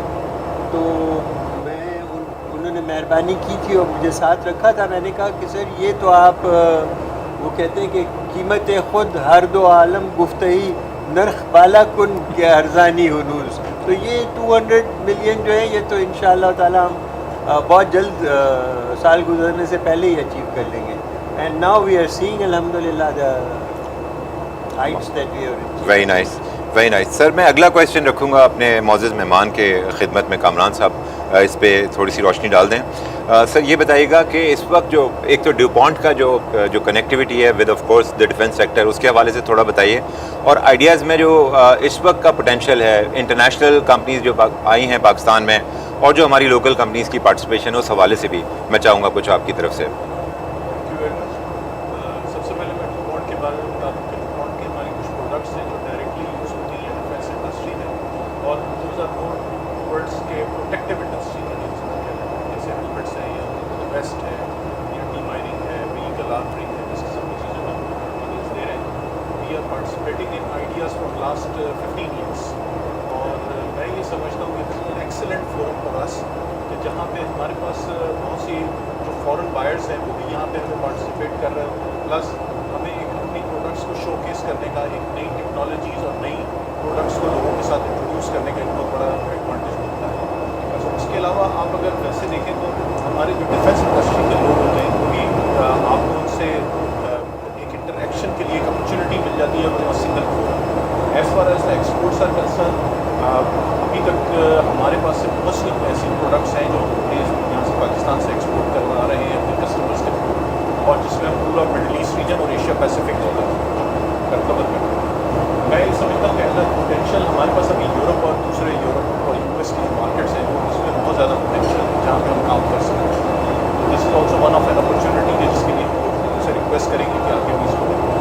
अपार्ट फ्रॉम दैट मैं ये समझता हूँ कि जो लोकल इंडस्ट्री को सपोर्ट करने में आइडियाज़ का एक बहुत बड़ा रोल है कि जो बहुत से लोकल मैन्युफैक्चरर्स हैं उनको एक प्लेटफॉर्म मिल जाता है अपनी तमाम चीज़ें शेयर करने का, और जो बहुत सी चीज़ें हमारी अपनी डिफेंस इंडस्ट्री इम्पोर्ट करती थी जहाँ पे हम अपने फॉरेन एक्सचेंज को रिजर्व कर सकते हैं, सेव कर सकते हैं, उसके लिए इसकी बहुत बड़ी एक अहमियत है। जैसे कि जब भी आप देखेंगे मॉनेटरी वैल्यूज़ के अंदर डिफेंस की जो आइटम होते हैं उसकी मॉनेटरी वैल्यू बहुत ज़्यादा होती है। तो अगर हम वहाँ पाकिस्तान से जो लोकल मैन्युफैक्चरर्स को एक प्लेटफॉर्म मिला हुआ है जो इंट्रोड्यूस भी करा रहा है और आगे से आगे चल के लोगों को अपॉर्चुनिटी भी दे रहा है, तो this is an excellent forum. Excellent. मैं अब आऊँगा कामरान साहब की तरफ, कामरान साहब के बाद मैं आऊँगा वसीम पाशा साहब, कैविलियर ग्रुप के रूह रवां। कैवलियर ग्रुप के बारे में कोई चीज़ पोशीदा नहीं और डायरेक्ट एक आर्मरिंग के हवाले से एक बहुत बड़ा नाम है और बहुत बड़ा काम है। कैवलियर ग्रुप का एक बहुत बड़ा स्टैंड ऑलरेडी हम देख रहे हैं और वहाँ पे एक 𝐿 साइज़ का एक इक्विपमेंट है, एक व्हीकल है जो I think earth moving vehicle ही कहलाएगा। सो सर मैं चाहूँगा कि कुछ एक तो ये कि आइडियाज़ के हवाले से रोशनी डालें कि जो आइडियाज़ 2022 है इसको आपने being an exhibitor of course and a visitor end of course a delegate, आप कैसा पाया आपने इस दफ़ा का आइडियाज़ 2018 के मुकाबले में आफ्टर कोविड? नहीं जी, आइडियाज़ तो एक बहुत अच्छा इवेंट है और उसमें बहुत ज़्यादा अच्छा प्रोजेक्शन मिल जाता है। प्लस बदर एक्सपो की बड़ी एफर्ट है, उन्होंने बहुत नए एग्जिबिटर्स ऐड कराए हैं और इसका स्कोप वाइडन किया है। मगर जो मुझे इसमें थोड़ा सा एक मेरी तरफ से एक सजेशन होगी वो ये होगी कि ये इवेंट करवा देना तो एक बहुत अच्छी बात है, मगर जो मेन इशू है अगर आप इंटरनेशनल क्लाइंट्स को टारगेट कर रहे हैं और आप नई पोटेंशियल सप्लायर्स को एक एक्सेस देना चाह रहे हैं, तो जो सबसे बड़ा बैरियर है इज़ क्वालिटी कंट्रोल। और जो इंटरनेशनल क्लाइंट है वो आपके पास जब आता है और वो चाहता कि पाकिस्तान का ना अनफॉर्चुनेटली नाम इतना अच्छा नहीं है with reference to quality unfortunately.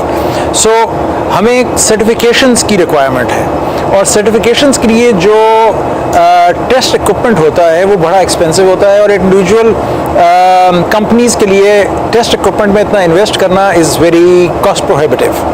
सो जो मिनिस्ट्री ऑफ डिफेंस प्रोडक्शन को करने की ज़रूरत है वो टेस्ट फैसिलिटीज़ के अंदर इन्वेस्ट करने का है, जहां अब एक तरफ वो आइडियाज़ करवा रहे हैं तो ये दोनों चीज़ें जो है ना ये साइड बाय साइड चलती हैं। आपने अगर प्रोजेक्शन करवानी है और वो करवाना है तो फिर इनको एम्पावर करें।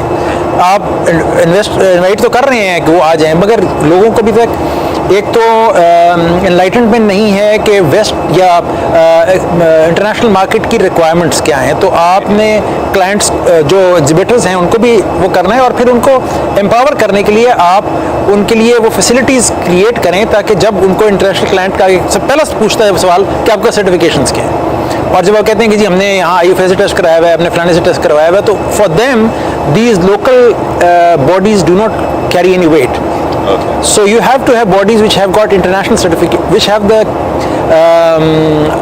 accreditation to give international certifications, जो पाकिस्तान में नहीं है unfortunately. So हमारा अपना सिस्टम तो चल जाता है, but so as an event which is good for projection within Pakistan, it's excellent. But if we view it as an event which is targeted to bring in बाहर से export को आपने लाना है या एक्सपोर्ट करने के लिए आपने एम्पावर करना है, तो मिनिस्ट्री को जब तक वो इन्वेस्ट इनमें नहीं करेगी हम एक्सपोर्ट्स मुश्किल होगा बेशक काफ़ी। तो सर अभी तक for now what is the number of exports when it comes to, of course क्योंकि डिफेंस सेक्टर की जो एक्सपोर्ट है वो अपनी जगह पे है, लेकिन जो रेलिवेंट सेक्टर्स हैं with in the defence sector जो उसके करीब हैं, और वो क्या डायरेक्टली एक्सपोर्ट्स में हैं या वो थ्रू राउट करते हैं थ्रू द सेम मैनर?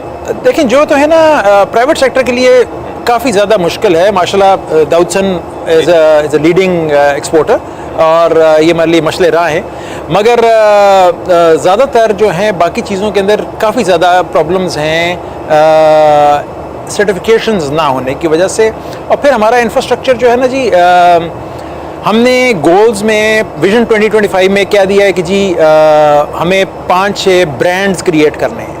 सो अगर आपने ब्रांड्स क्रिएट करने ना जी, तो ब्रांड्स जब तक एक अनड्यू एडवांटेज आप नहीं देंगे, हर मुल्क को अगर आप देखें, चाइना को देख लें, सब मुल्कों को देख लें, सब ने ना कुछ पार्टीज़ को सिलेक्ट किया है, फिर उनको अनड्यू एडवांटेज दिया है, उनको फाइनेंसिंग दे दिया है और कर दिया। यस, उसमें एक ज़रूर ये पॉइंट रेज होगा कि सिलेक्ट फेवरेट को दिया जा सकता है, उस चीज़ को थोड़ा लुक इनटू किया जाए और फिर 2-3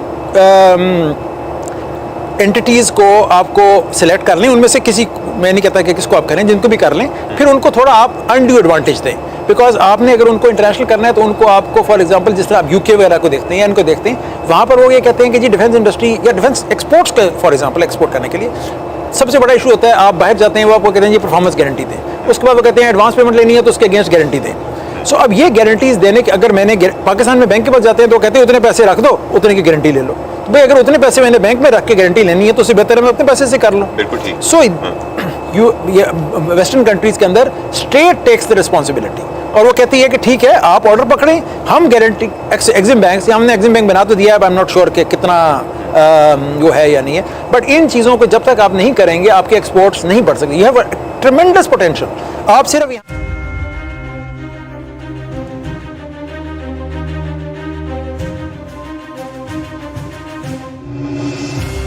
Self-reliance in defense is the single most important fundamental of strategic independence. The past 75 years have seen tremendous expansion and modernization of the defense sector. Defense Export Promotion Organization was established in the year 2000 as a cell in Joint Staff Headquarters. Since 2002, Depot functioned under the ambit of Ministry of Defense Production till being formally declared as its executive department in the year 2020. The prime objectives are promotion, facilitation and coordination for the sustained growth of the defense industries of Pakistan. Since then, Depot has established Pakistan pavilions in international defense exhibitions, held single-country exhibitions in Iraq for Pakistan defense production establishments, seminars and national exhibitions, namely SAVDEX, Rawal Expo and its virtual edition, while hosting international delegations every month. The Depot for the last 2 decades, likewise the public sector, has magnetized and facilitated the private sector defense industry through chambers of commerce to participate in inland as well as foreign defense exhibitions. In 2000, Depot organized a biennially held international defense exhibition and seminar, Ideas, at Karachi Expo Center, which brings global defense industry for synergistic interaction. Badar Expo Solutions since 2012 has been co-organizing Ideas with Depot. With 65 exhibitors in its first edition of 2000, Ideas has witnessed 8 times increase with 524 exhibitors from 45 countries and 3 times increase in the space booked in 2018. As a global rendezvous of innovation and excellence in air, land and maritime defense technologies, the 11th edition of Ideas 2022 will be an impressive display of defense industry prowess. Ideas Pakistan will be held from the 15th till the 18th of November 2022 at Karachi Expo Center. The 75 years of Pakistan's existence have been a continuous journey towards self-reliance and gaining expertise in defense production, aimed at encouraging indigenous design and development, innovation and manufacture of defense equipment in the country, thereby reducing dependency on imports in the long run. 2022 marks the 75th year of Pakistan's independence. In order to pay homage to struggle and sacrifices of our great forefathers and the undaunting resolve of the nation to achieve glory, the soft launch of Ideas 20...